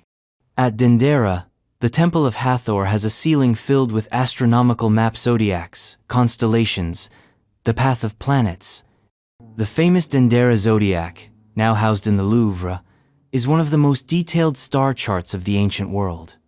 It doesn't just track stars, it blends astronomy with astrology, showing gods riding boats across the sky, time spinning in circles, divine forces dancing through the heavens. They didn't separate science and myth. To the Egyptians, the stars were gods. The Milky Way, a celestial Nile, Orion, Osiris, Sirius, Isis. The sky was the divine kingdom mirrored in the heavens, as above, so below. And every temple, every tomb, every pyramid was designed to reflect that mirror. Speaking of pyramids, let's talk about alignment. The Great Pyramid of Giza is aligned to true north with astonishing precision within 1/15 of a degree. Modern scholars still debate how the Egyptians achieved this without compasses, telescopes, or GPS. Some suggest they used shadows and stars, aligning construction to the circumpolar stars, the so-called imperishables that never set. Stars that circled the pole like sentinels, like gods watching forever. The pyramids shafts those strange, narrow tunnels that cut through the stone-errant air vents. They're star guides. One shaft points toward Orion's belt, sacred to Osiris. Another toward Sirius, the domain of Isis. These aren't random. They're celestial plumbing pathways for the soul to ascend, routes for the pharaoh to return to the stars. This wasn't superstition. It was engineering theology. And the pyramid was the tool. But how far did this knowledge go? That's where things get strange. Some researchers argue that the entire Giza plateau was laid out according to stellar geometry, that the pyramids mimic the layout of Orion's belt, that temple alignments across Egypt correspond to solstices, equinoxes, heliacal risings. Others claim the Egyptians tracked planetary movements, that they knew the 5 visible planets, that they recorded retrograde motion, that their priests understood cycles longer than lifetimes and encoded them in myth. And then there's the precession of the equinoxes, a slow wobble in Earth's rotation that shifts the position of stars over millennia. It takes 26,000 years to complete. It wasn't officially discovered until the Greeks, and yet some believe the Egyptians knew it. Not explicitly, but symbolically. In the myths of death and rebirth, in the endless cycles of Osiris, in the slow movement of constellations across temple ceilings, subtly adjusted over dynasties, in the way the Sphinx faces the rising sun on the vernal equinox. A monument frozen in time, but perhaps built for time's motion. Skeptical? You should be. The records are fragmented, the evidence scattered. We don't have textbooks, no Egyptian Newton or Galileo, just shadows on stone, hints in hymns, patterns in bricks. And yet, the precision is there. They measured time with shadow clocks and water clocks. They used gnomons vertical rods that tracked the sun's path. They understood angles. They predicted eclipses. They oriented temples to stars. And they did all this while Europe was still learning to stack rocks into huts. So how much did they know? The truth is, we don't know. Because they didn't separate knowledge from belief. They didn't write down formulas. They encoded information in architecture, in ritual, in story. If a temple was aligned to Sirius, it wasn't an astronomical act. It was a religious one, a statement of cosmic order. And maybe, just maybe, that's why we can't find their science. Because it wasn't ours. It wasn't extracted from the world. It was embedded in it. It was not about understanding the sky. It was about becoming part of it. But not everyone had access to this cosmic knowledge. While the priests watched the stars and the kings turned into constellations, the average Egyptian was doing something more practical. They were eating and dying and leaving behind the only universal record we all share, their bones, which raises a new mystery. What did those bones say? About their diets, their diseases, their labor, their lives. Next, we crack the ribs and grind the teeth. Because skeletons don't lie. And Egypt's poorest left messages no priest ever recorded. The specific dietary practices and health issues of the general population based on skeletal remains. They didn't leave scrolls. No gilded coffins, no stone-carved prayers, no personalized pyramids to shout their names into eternity, but they left their bodies, They're bones, and bones don't flatter, they don't lie. They don't care what the propaganda says about divine order and unbroken dynasties. They just record reality one fracture, one worn tooth, one calcium deposit at a time. The general population of ancient Egypt, the workers, the farmers, the servants, the invisible gears of the pharaonic machine left behind a biological archive. A living ledger carved not in hieroglyphs, but in cartilage, enamel, and marrow. And that ledger tells a story, not of gods, but of grit. Let's start with the menu. Bread, beer, onions, leeks, lentils, fish, more bread, more beer. Ancient Egypt's diet was anchored around a trinity: emmer wheat, barley, and dates. Grain was ground daily using stone mills, which introduced grit and sand into the flour. The result? Tooth-shredding loaves of bread.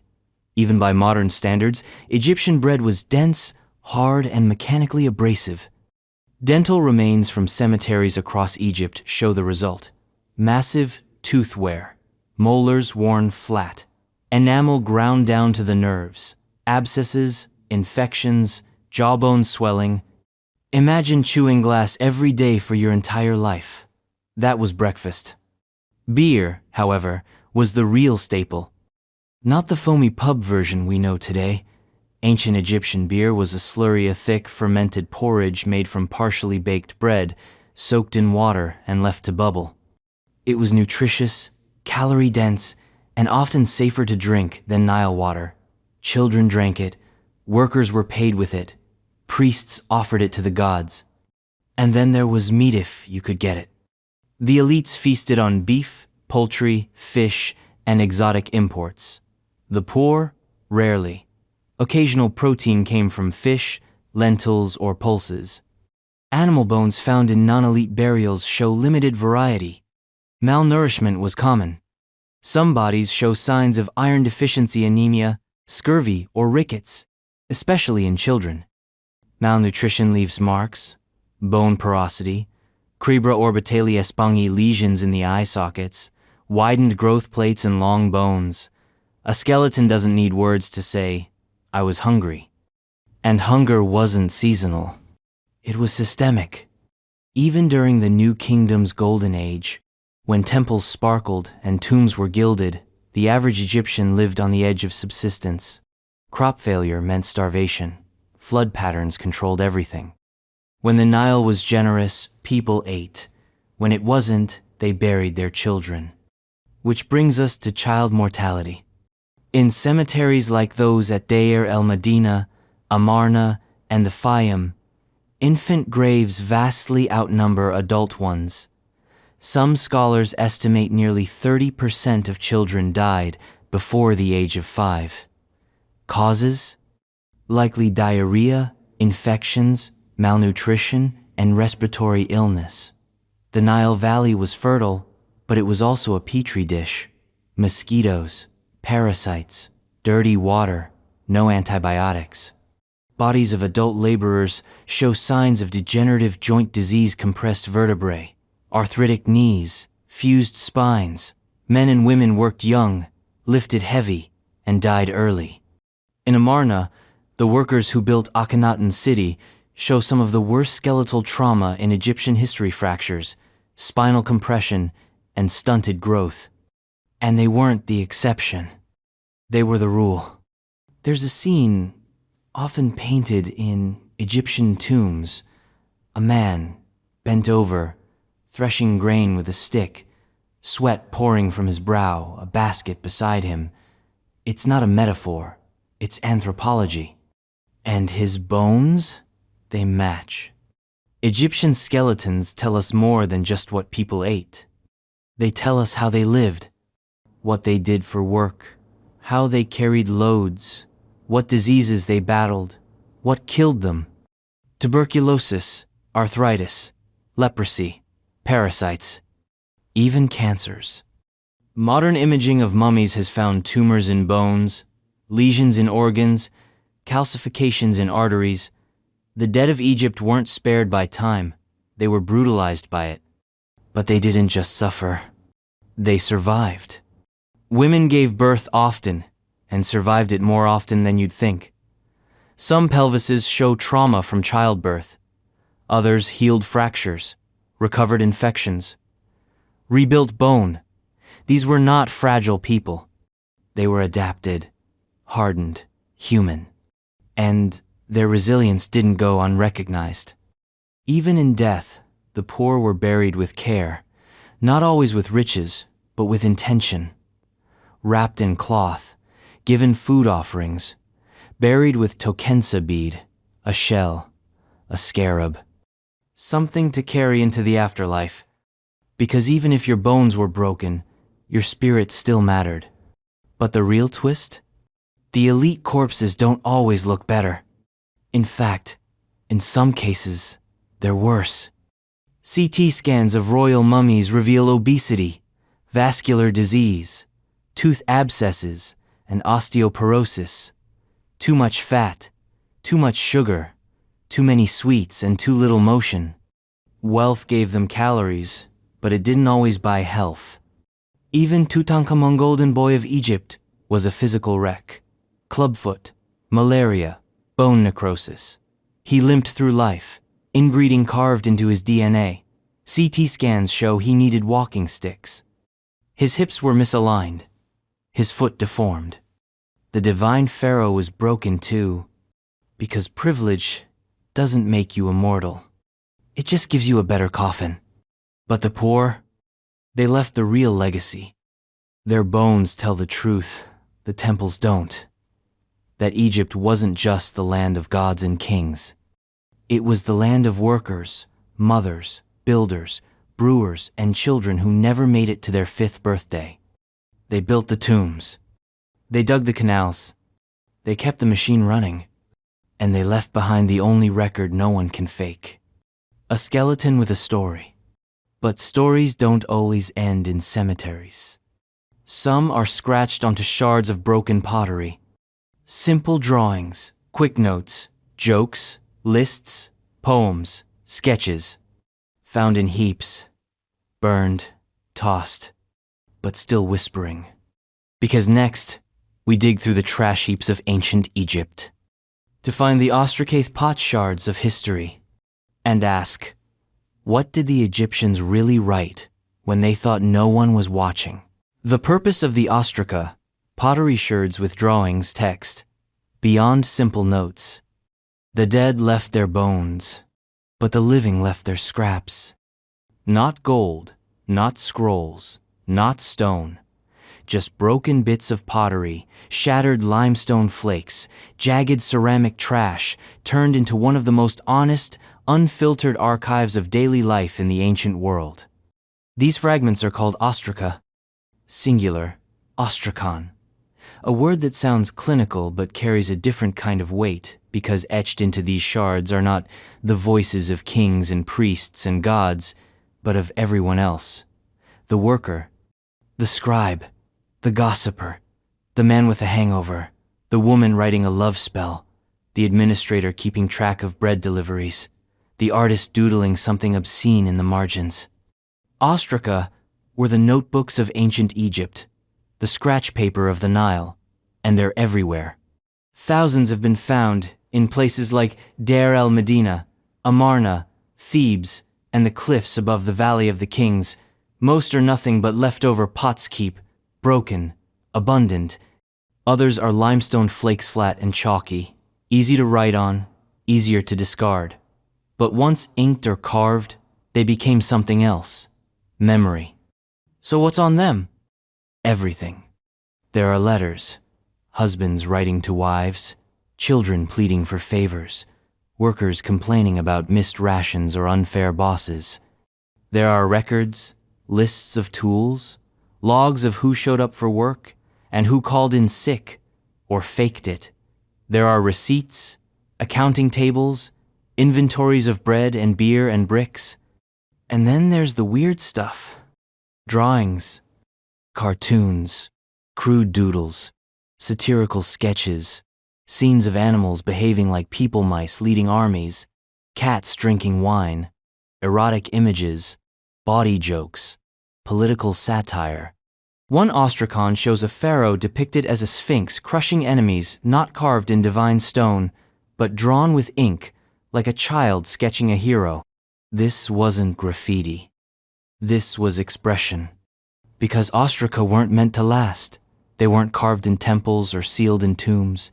They were ephemeral, disposable. That's what makes them so powerful. They're the closest thing we have to an Egyptian tweet-quick, direct, human. And sometimes, they weren't meant for anyone at all. Some were practiced tablet scribes, learning to form hieroglyphs, repeating lines from religious texts or copying lines of math. But even these carry ghosts. One ostracon found in Deir el-Medina shows the same line copied 27 times. Don't drink too much beer. Is that practice? Or confession? Another shows a man hunched over a pot, vomiting. The hieratic script underneath is loose, rushed, probably written by someone laughing too hard to hold the brush steady. This wasn't formal writing. This was life. Raw, unfiltered, unedited. And it forces us to see Egypt not as a civilization of stone, but of scraps, of the everyday, the marginalia of a culture obsessed with order, and yet held together by human mess. But ostraca weren't just casual. Some carried power, spells, incantations, curses written not on papyrus but on shards, then buried, burned, or smashed to activate them. A woman's name scratched onto a pot, stabbed through with thorns, cursed to bleed or suffer or love someone she shouldn't. Magic wasn't always grand. Sometimes it was broken pottery in a hole under the floor. Others were petitions. A man begging a foreman for more oil, a widow asking a priest to intervene, words scratched with urgency because ink was scarce and papyrus was expensive. When people couldn't afford to write their pain in scrolls, they wrote it on trash. And sometimes, trash answered back.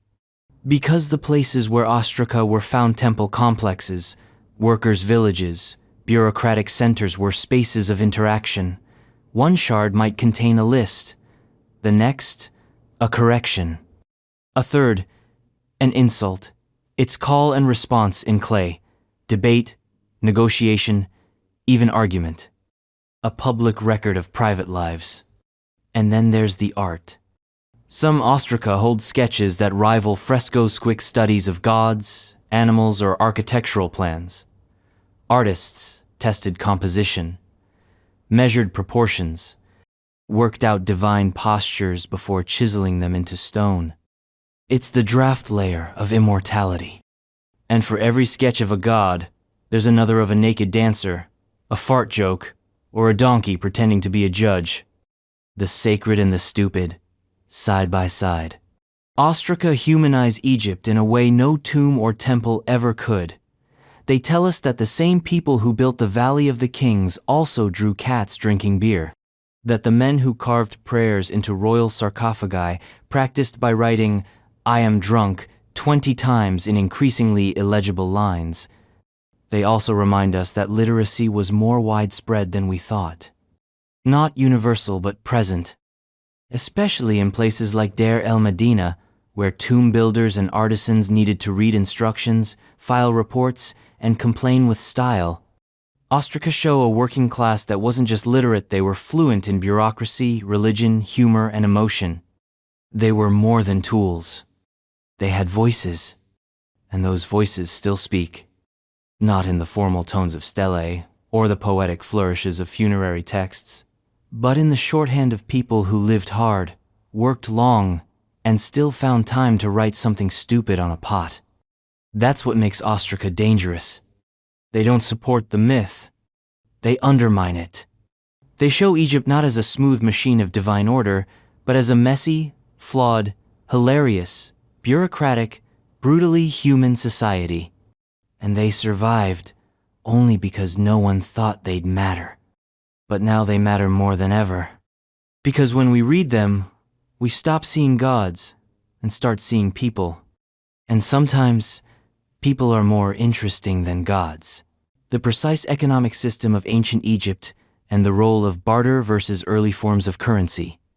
They built a civilization that lasted over 3,000 years. They raised cities out of dust, carved gods into cliffs, and fed millions from the annual swell of the Nile.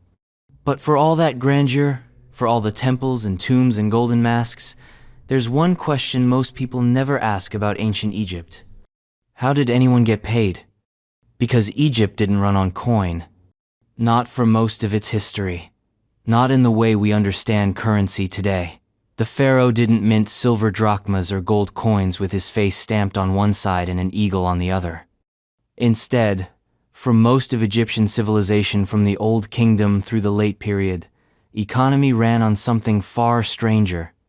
Not barter, not coin, but something in between. Call it a value economy, a system built on equivalencies, centralized distribution, and state-administered goods. It was a world where money didn't jingle in your pouch. It flowed in grain. Grain wasn't just food. It was salary. It was tax. It was debt. It was the baseline by which almost everything was measured. The state centered in temples and bureaucratic granaries collected it, stored it, distributed it, and weaponized it. If you wanted to get paid for building a tomb, farming a field, or carving a statue, you weren't handed a paycheck. You were handed barley, sometimes emmer wheat, sometimes beer, oil, cloth, or meat, but almost never metal. And this wasn't barter, not really. You didn't haggle over goats and onions in a dusty market like a historical sitcom. Instead, everything had a set value in grain units. A pair of sandals might be worth 1 hecot of barley, a copper chisel, 4 deben, a coffin, 50 sacks of grain. These values weren't speculative. They were stable, state-approved, and enforced. It was a state economy, centrally planned and logistically monstrous. Take Deir el-Medinath, a workers' village for the Valley of the Kings. The artisans there were paid in rations, distributed bi-weekly by the state. Their salaries were not individualized, they were standardized. Married men received more than bachelors. Children were allotted portions. Supervisors earned bigger shares. Everything was meticulously recorded on Ostraca: who got what, who missed a delivery, who filed a complaint. And the complaints are plentiful. One scribe records an entire strike workers down tools because their beer quota hadn't been delivered in weeks. Not gold, not silver, beer. They demanded pay in calories, in hydration. Intangible, usable sustenance. And the bosses listened. Because they had to. Because the entire economy was held together, not by profit margins, but by redistribution. You work for the state feeds you. You farm the land, you give the temple your grain. You trade with neighbors, but only within the framework of this grain value matrix. Now, to be clear, there was private commerce too. Markets existed. People traded goods on their own terms. Pottery for fish, linen for spices. But even here, the concept of value was abstract. You didn't need to carry wheat to trade, it was the unit of measure that mattered. This value system calcified over time. By the New Kingdom, everything had a price in deben, a unit of weight, about 91 grams. Deben could refer to copper, silver, or gold weight, but it wasn't a coin. It was a valuation. A loaf of bread might cost 0.1 deben. A cow, 20. But you didn't hand someone a bar of copper. You might trade multiple goods equal to 20 deben. It was money without money. Abstract currency. An economy built on shared understanding of worth, not physical coinage. Now, eventually, coins did appear, but they weren't Egyptian. During the late period, when Egypt was under Persian and then Greek rule, coins began to circulate. First, as foreign currency Persian darics, Greek drachmas, later Roman denarii. The state eventually issued coins of its own under the Ptolemies, but for most of Egyptian history, metal wasn't currency, it was prestige. Gold was sacred, reserved for temples and pharaohs. It wasn't used to buy goats. Silver? Rare, imported, precious. Copper? The working metal, used in tools, not trade. So if you needed to pay your neighbor for a tunic, you didn't count coins. You calculated value. You referenced the system. You might give grain or linen or oil equivalent to 3 deben. And still, the system worked. Not smoothly, not universally, but efficiently enough to support a centralized, hierarchical civilization for millennia. But here's where things get weird. Because while the economy was centralized, the ideology of it was cosmic. The state didn't just manage goods, it managed ma'at order, balance, justice.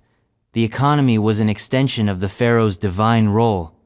If rations failed, if markets collapsed, if temples went unpaid, that wasn't bad policy.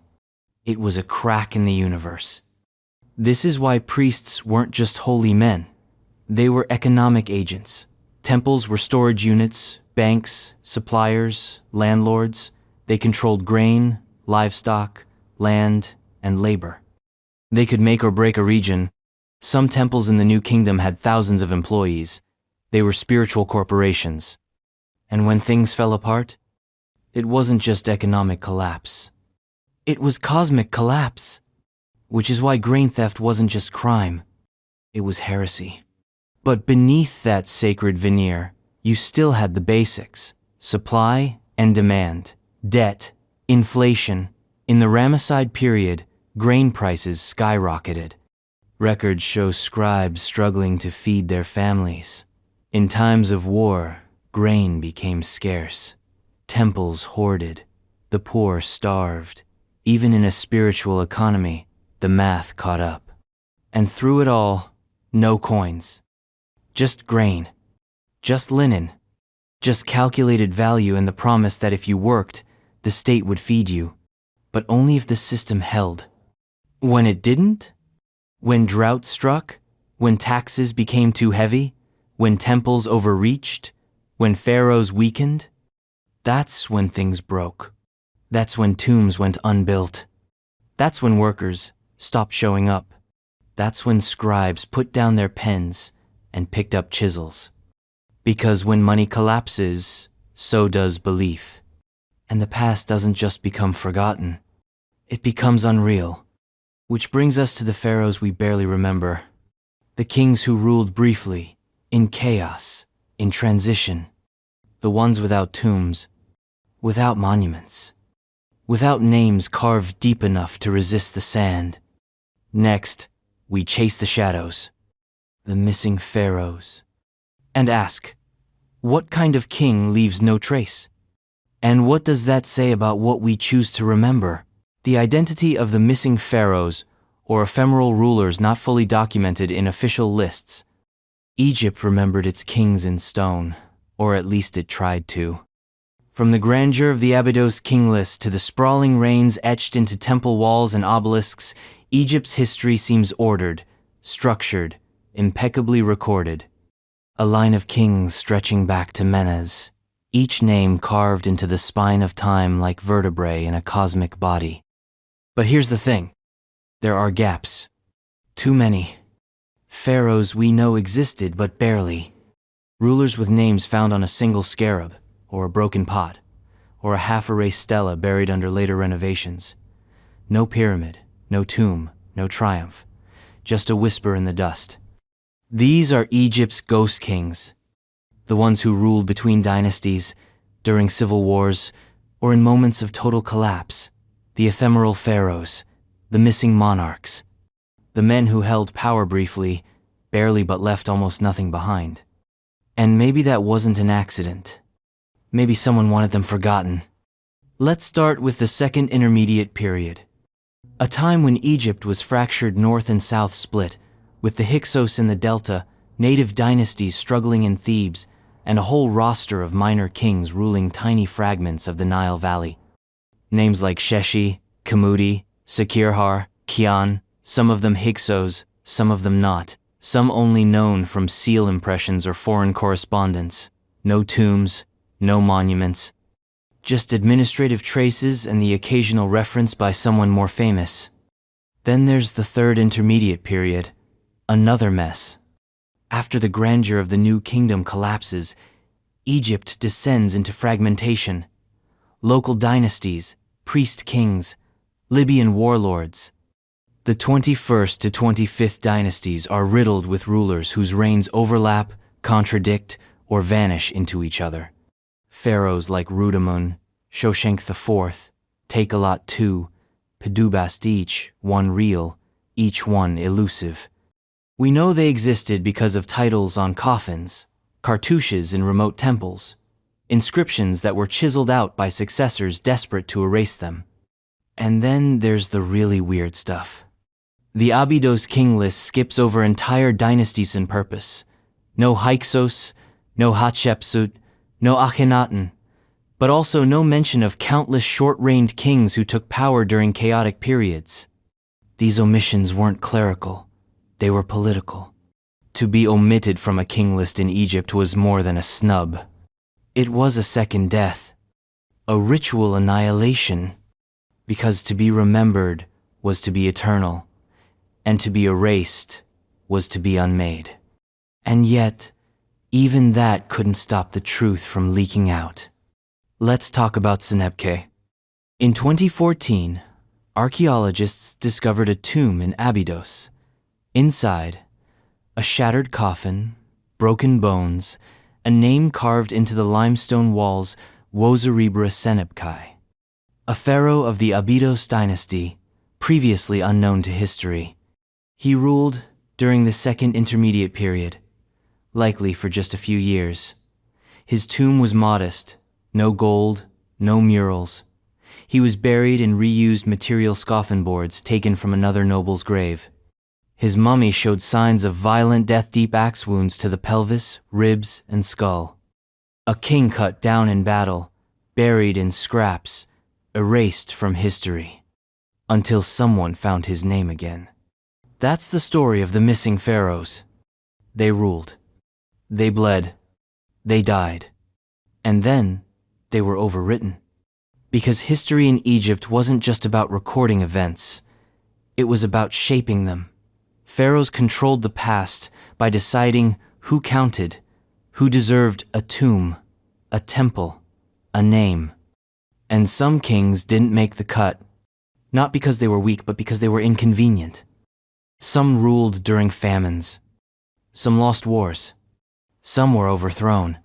Some were never recognized by the priesthood, and so were never granted the sacred rituals that would make them immortal. Their names survive only on the edges graffiti, minor stelae, funerary cones, mentions in documents that weren't supposed to last. They weren't kings of stone. They were kings of paper. And paper burns. But the traces are there. In lists like the Turin Canona Fragile Papyrus, now held together with glass, listing hundreds of kings, some of them attested nowhere else. In burial shafts dug too quickly, with coffins too cheap, and names scrawled in haste.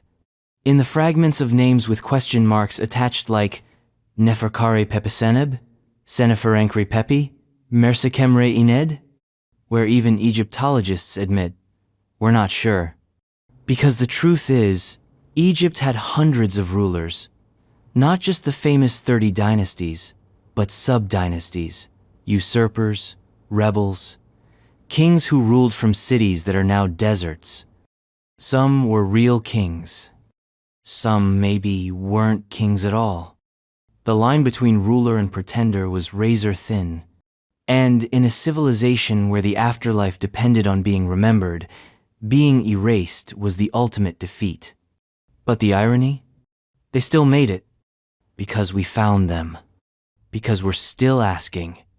And every time we say their names, Serekh, Sheshi, Neferhotep, something stirs in the dust. And someone long forgotten becomes real again. The extent of cultural exchange and influence between Egypt and other contemporary civilizations, for example, Minoan, Mycenaean. They weren't alone. For all the grandeur, all the isolationist mythology, all the self-contained theology and Nile-fed confidence, Egypt was never sealed off from the world. It was the jewel of the Eastern Mediterranean, yes, but it was also a node, a hub, a magnet pulling ships, traders, artisans, and ideas into its orbit from every coast and island within reach. And sometimes, the pharaohs didn't just receive foreign goods. They received foreign gods, foreign wives, foreign weapons, foreign problems. Because cultural exchange wasn't a side effect of empire, it was its engine. The idea that ancient Egypt was a walled garden of uninterrupted native tradition is a myth. The truth is far more interesting and far messier. From the Minoans of Crete to the Mycenaeans of mainland Greece, from the Hittites of Anatolia to the Canaanite city-states, Egypt was in constant conversation with its neighbors. That conversation wasn't always friendly. It came through diplomacy, trade, conquest, and theft, through gifts and hostages, through war and weddings. And what came into Egypt often stayed. Let's talk Minoans. Crete in the 2nd millennium BCE, palatial, complex, dripping with frescoes and strange flowing scripts. While the Egyptians were carving gods into cliffs, the Minoans were building the labyrinthine palace of Knossos, painting dolphins on their walls and dancing with bulls. And yet, fragments of Minoan pottery delicately painted, stylistically unmistakable have been found in Egyptian tombs, particularly at Avaris, the Hixos capital. Not copies, originals, imported. That means trade, but also possibly presence. Some scholars believe Minoans had an enclave in Avaris. The architecture shifts, the layout of houses mimics Cretan styles. There are fresco fragments showing Minoan artistic conventions, even in the depiction of bulls and leaping figures. And these aren't late copies. They date to the 18th dynasty, around the time of Thutmose III and Amenhotep II. So what were they doing there?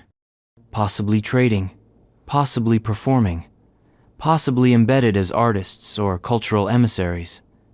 The Minoans, after all, didn't build empires. They built relationships.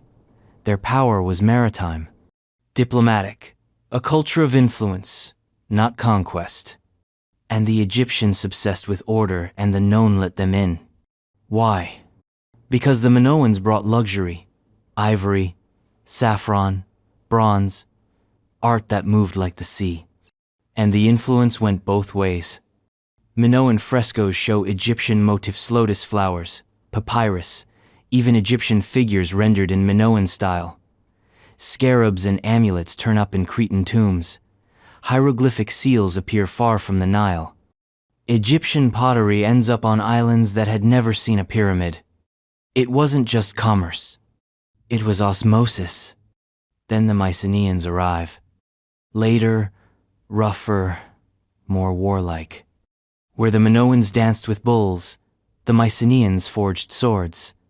They took over the Aegean after the fall of Minoan dominance, and they brought with them a culture rooted in palatial bureaucracy and aggressive expansion. They too reached Egypt.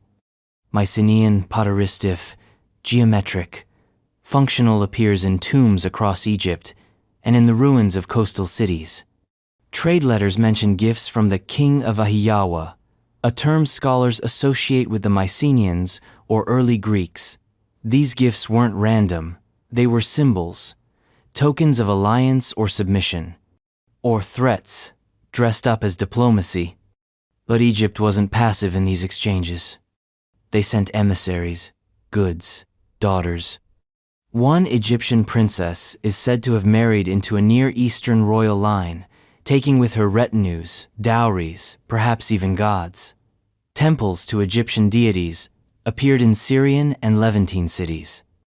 Amun, Isis, and Horus weren't just worshipped on the Nile, they traveled. There are statues of Egyptian gods with foreign inscriptions. There are tombs in the Levant built in Egyptian style, but buried with local kings. There are letters, like the Amarna letters written in Akkadian, the diplomatic language of the time, showing Egyptian kings negotiating marriages, arguing over dowries, demanding gold. In one, a Babylonian king demands a daughter from Pharaoh Akhenaten and gripes that the last gift was garbage.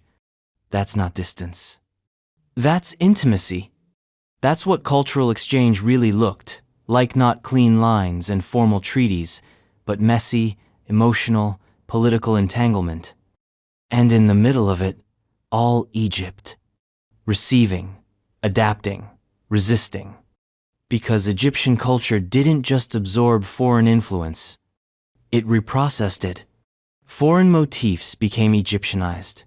Foreign gods were assimilated into the pantheon. Bastet, once a lioness, became softer, possibly influenced by Near Eastern feline goddesses. Seth, the god of chaos, took on traits of storm gods from Canaan.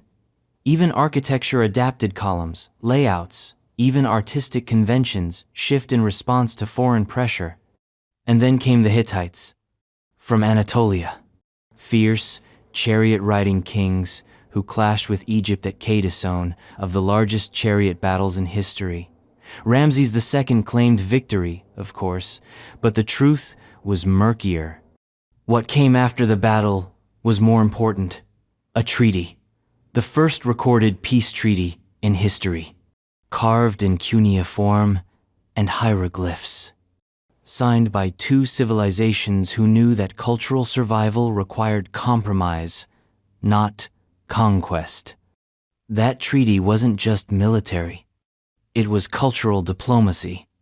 And then the Sea Peoples came.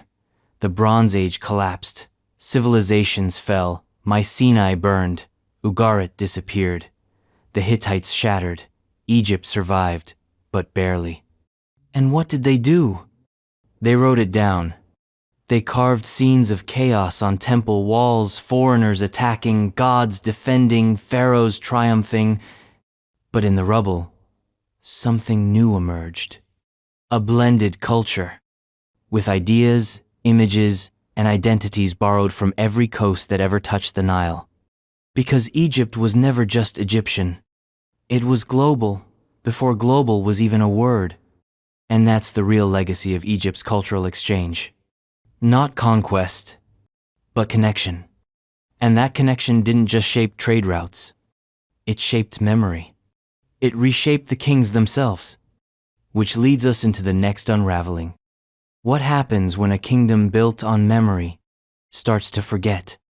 When gods fall silent? When temples crumble? When the pharaoh can't stop the flood or the famine? Next, we watch the mighty old kingdom come apart at the seams. And ask, what does it look like when divine kingship fails? The collapse of the Old Kingdom and the transition into the first intermediate period. There's a moment, in every empire, when the illusion breaks, when the granite stops gleaming, when the priest's voice sounds less like prophecy and more like pleading, when the crops don't come, and the river doesn't rise, and the people stop believing that the king is divine. In ancient Egypt, that moment came at the end of the Old Kingdom, the age of pyramids, of god-kings and cosmic order carved into the bedrock of eternity. For centuries, Egypt had stood tall, crowned by Khufu's Great Pyramid, its bureaucrats running like clockwork, its priests feeding the gods and the economy at once. It was a machine made of stone and belief. And then it broke.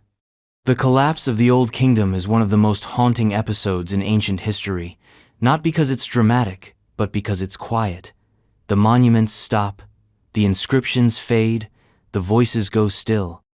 There's no single enemy, no obvious battle, no climactic invasion, just disintegration. Let's rewind. By the end of the 6th dynasty, somewhere around 2180 BCE, the signs were there. Pharaoh Pepi II, reportedly ruling into his 90s, had been on the throne so long that his government calcified around him. He outlived his heirs, his ministers, maybe even his priests. And when he finally died, the structure that held Egypt together, court, temple, tax system collapsed under its own weight. The central government had been the heart of Egypt.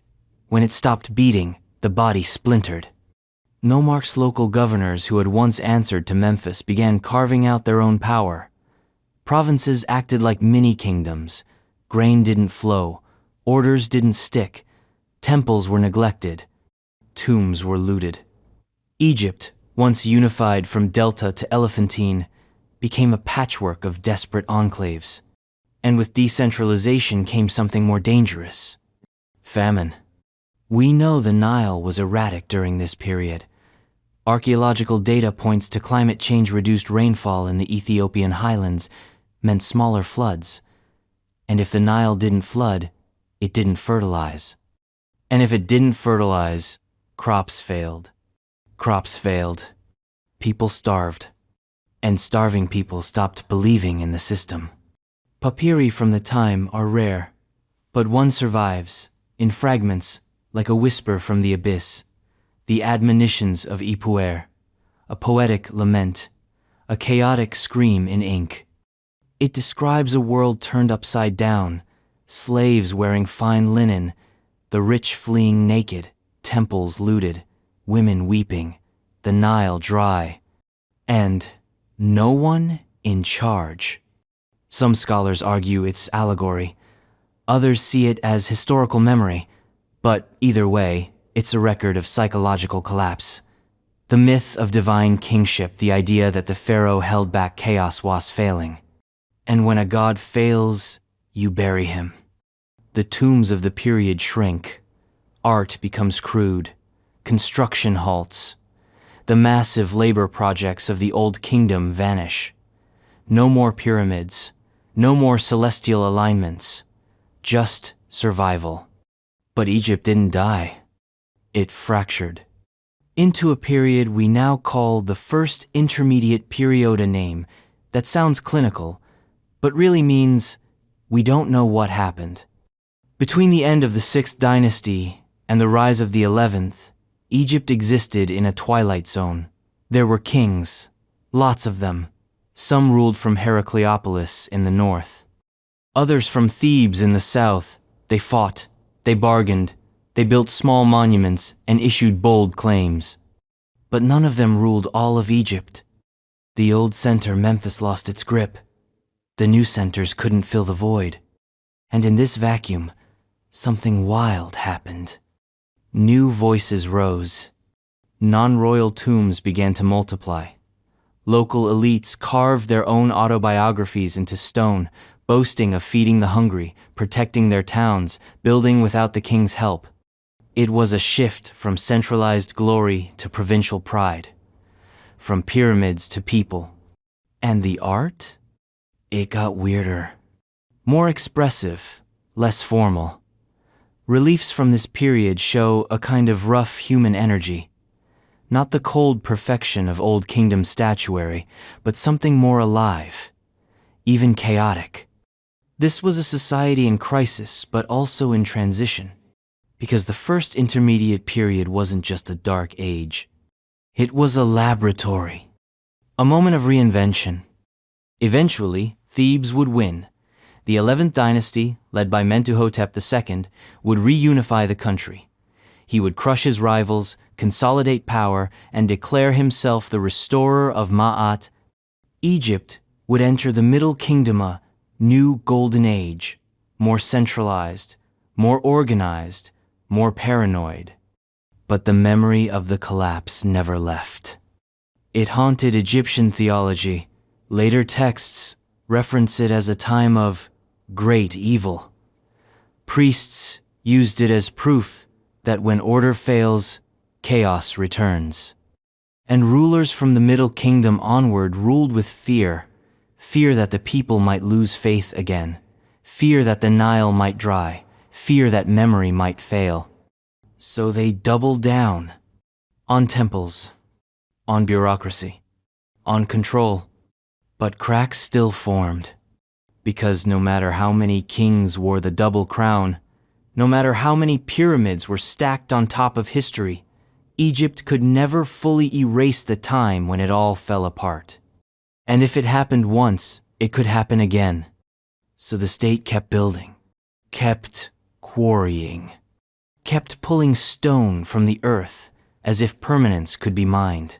The details of the Amarna letters' diplomacy and the specific responses of the pharaohs, they weren't carved in stone. They weren't hidden in tombs or written for eternity. They were diplomatic memo-sync on clay tablets, scribbled in Akkadian cuneiform, the bureaucratic lingua franca of the late Bronze Age. They were the Amarna letters, and they should not have survived. Over 350 of them, baked hard and found in the rubble of Akhenaten's capital, a city built to worship the sun and house the gods, and the paperwork.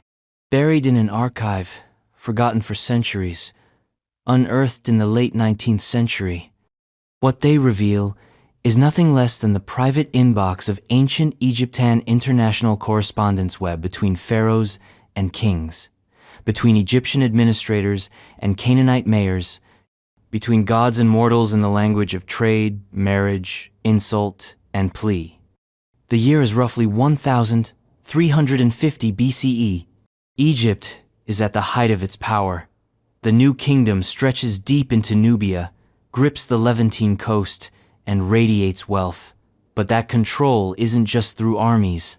It's through letters. Because ruling the ancient world required more than chariots.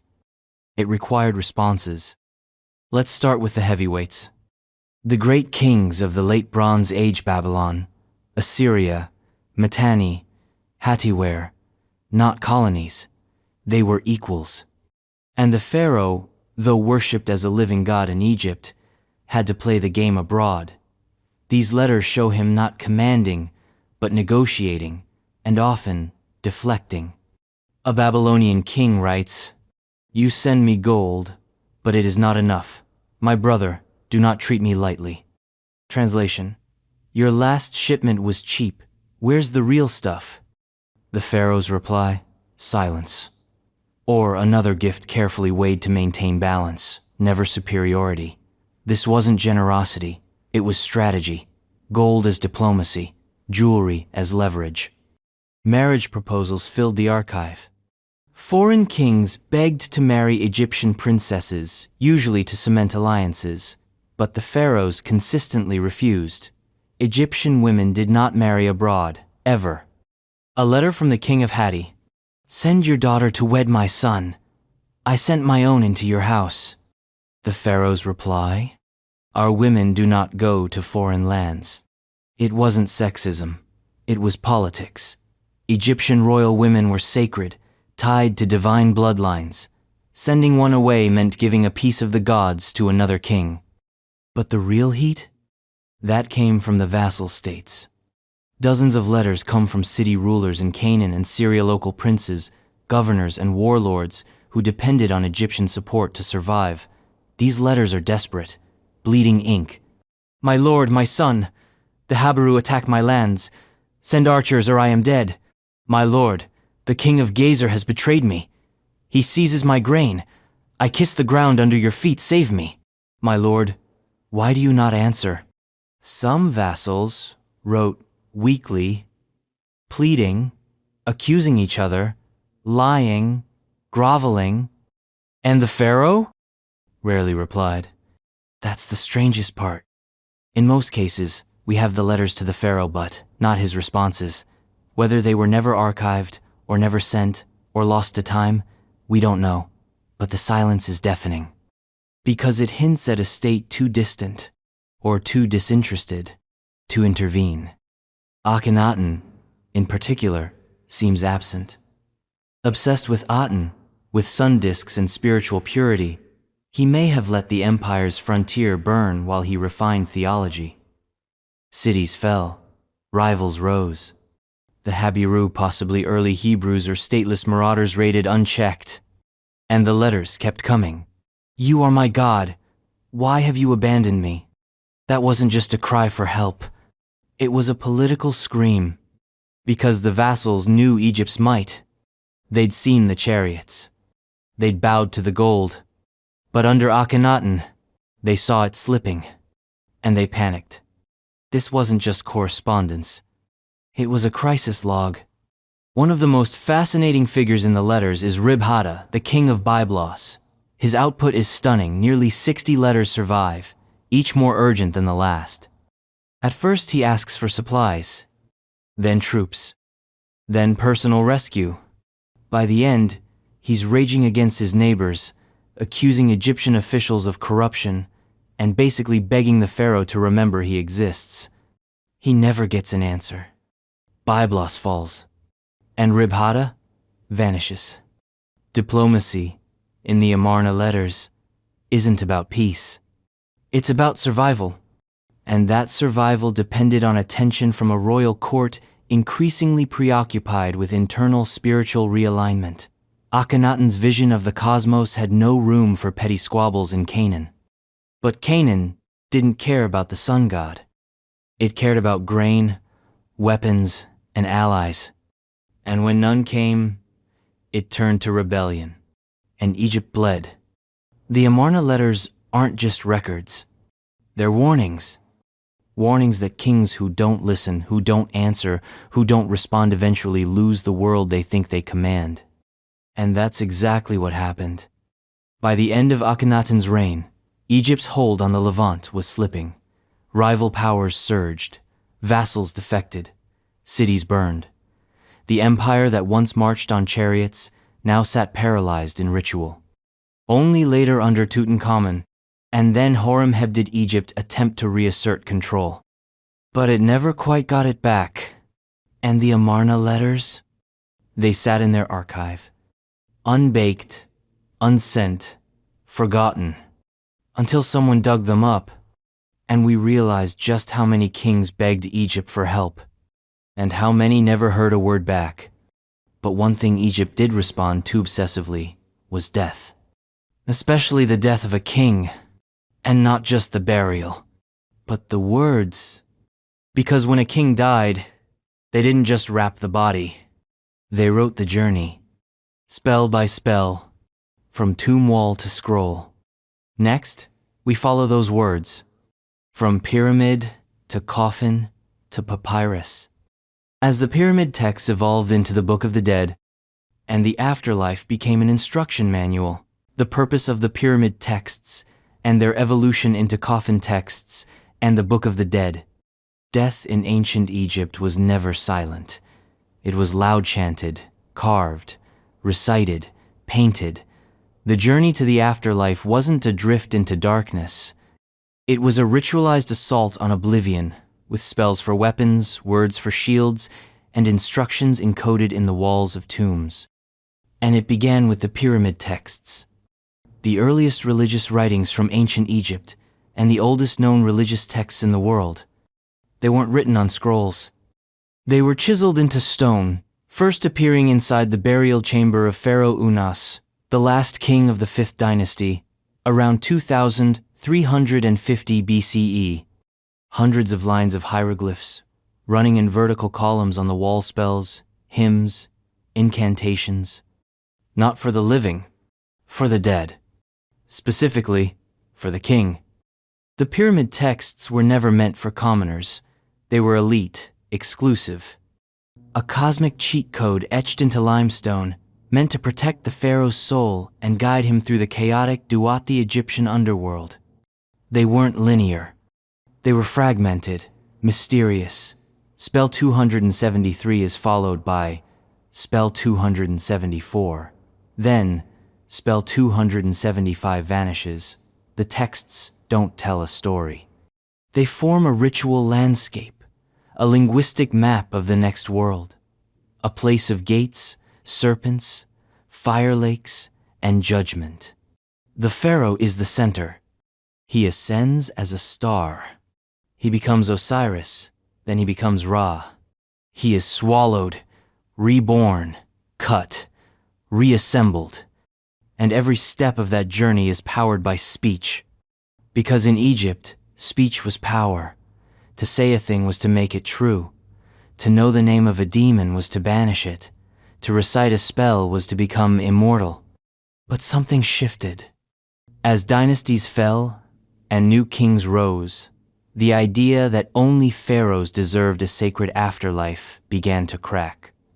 Enter the coffin texts. By the first intermediate period after the collapse of the Old Kingdom, the religious elite began adopting the pyramid spells for themselves. No longer reserved for stone chambers, the spells appeared on the coffins of nobles, priests, and high officials. They were still in hieroglyphs, still cryptic, but now personalized. Names were changed, gender flipped. The dead now had options. Where once the king alone rode the solar bark, now scribes, architects, and overseers could too. The underworld got crowded, and the texts evolved. More spells, more structure, more narrative. Coffin text 113 describes the field of offerings, a proto-paradise. Coffin text 335 introduces judgment, a balance, a heart, a feather. By the Middle Kingdom, the map was expanding, and with the new kingdom came the full download. The Book of the Dead. Not a single book, but a collection. A curated compendium of spells drawn from the pyramid and coffin traditions, standardized and multiplied. Now written on papyrus, often in hieratic script, with vivid illustration serpents, scales, gods with jackal heads. It was portable, customizable, scalable. If you were rich, you got a deluxe scroll, long, painted, beautiful. If you were poor, you might get a fragment, or none at all. But the idea had changed. The afterlife wasn't just for kings anymore. It was for anyone who could afford the words. Spell 125, perhaps the most famous details, the weighing of the heart. The dead stands before Osiris. The heart is placed on a scale against the feather of Ma, truth, Grud. If the heart is lighter, paradise. If heavier, annihilation by Amit, the devourer, a crocodile, lion, hippo beast. But the real test isn't the scale. It's the declaration. 42 gods, each representing a sin, and you, the dead, must face them all and say, I have not stolen, I have not killed, I have not spoken lies. It's not a confession. It's a performance. And it had to be said perfectly. Because the words were magic. The Book of the Dead wasn't poetry. It was code, a ritual script designed to be read aloud by priests or recited by the soul itself. Wrong word, wrong tone, wrong symbol, eternal death. And this magic wasn't abstract. Egyptians believed the texts literally worked. They put spells on amulets, wrapped them in mummies, painted them on tomb walls. Each line, each symbol, a firewall against oblivion. And as the centuries passed, the texts multiplied. New versions appeared. The Book of Gates, the Book of Caverns, the Amduat. Each one an attempt to explain the unexplainable. Death, memory, resurrection. The goal? To become an Akka, blessed, luminous spirit. To reach the field of reeds, a mirror image of earth where you farm forever under a friendly sun, surrounded by the dead who remember your name. But even there, vigilance was needed. Demons could follow. Names could be forgotten. So the text kept growing. And even today, we're still decoding them. Many of the spells remain ambiguous. Some contradict. Others are so complex they defy translation, because these weren't manuals. They were theologies in evolution. Each generation added, refined, rewrote. Because Egypt never stopped trying to map the afterlife. And in doing so, they left behind not just a vision of death, but a record of how deeply they feared it, and how hard they worked to overcome it. But not every king had the luxury of commissioning a Book of the Dead. Some didn't even have a full name. Some ruled briefly, in shadows. One in particular, buried in a reused coffin, lost to time, has only recently emerged. A pharaoh almost deleted from history. Next, we resurrect the lost king, Serekh, and ask, how does a ruler disappear and come back?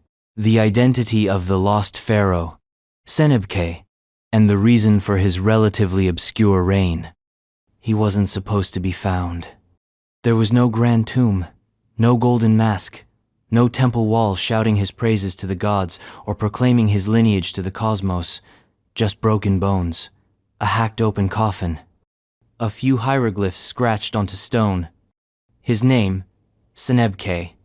His title, Pharaoh of Egypt. His legacy, almost nothing.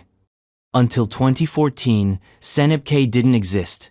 Not officially, not in king lists, not in temples, not in textbooks. And then, in the desert silence of Abydos, archaeologists uncovered something they couldn't explain. A royal burial chamber that didn't belong to any known dynasty. A pharaoh who'd slipped through the cracks of history, buried not in gold, but in recycled wood. Laid to rest in a coffin that had once belonged to someone else, a woman, based on the reused inscriptions. His canopic chest was torn apart, his burial poorly planned, his body disturbed. But his name remained. Wozareber Senebkay. A king. Forgotten by time, erased from the records, buried on the fringe of the sacred city of Abydos.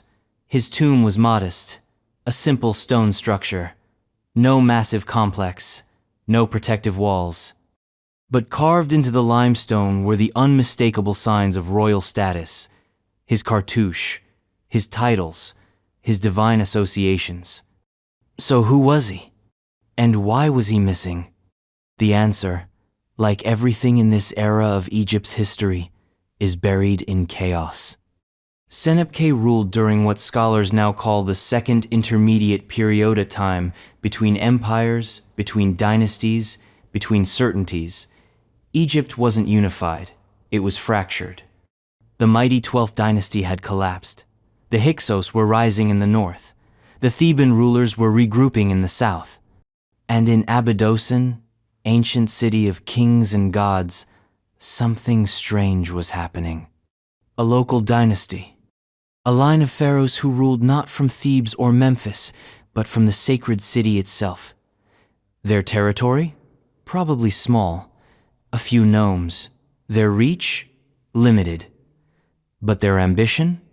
Royal. Senebkay may have been one of these kings.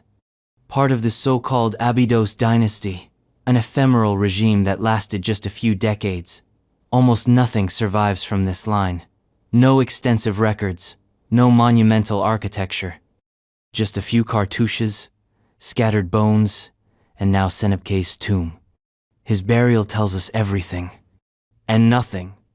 He was important enough to be mummified, but his mummification was sloppy.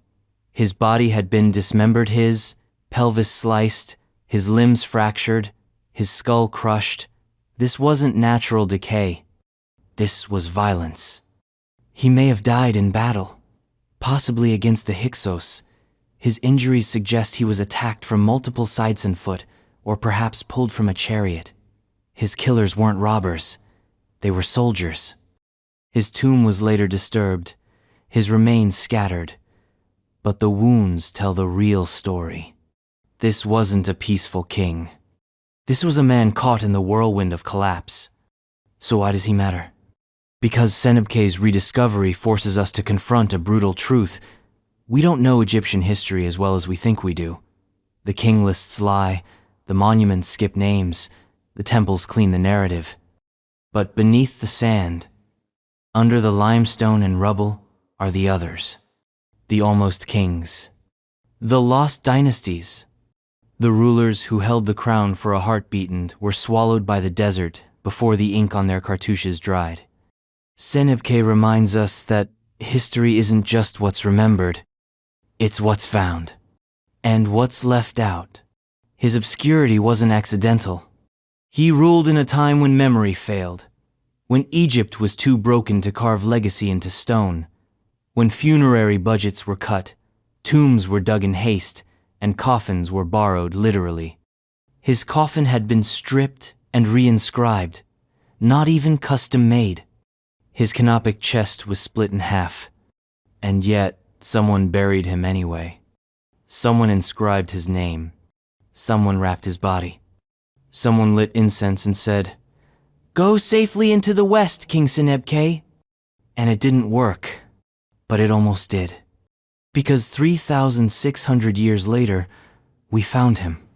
And he speaks now through bone, through wound, through fractured funerary architecture. And his voice is echoed by others,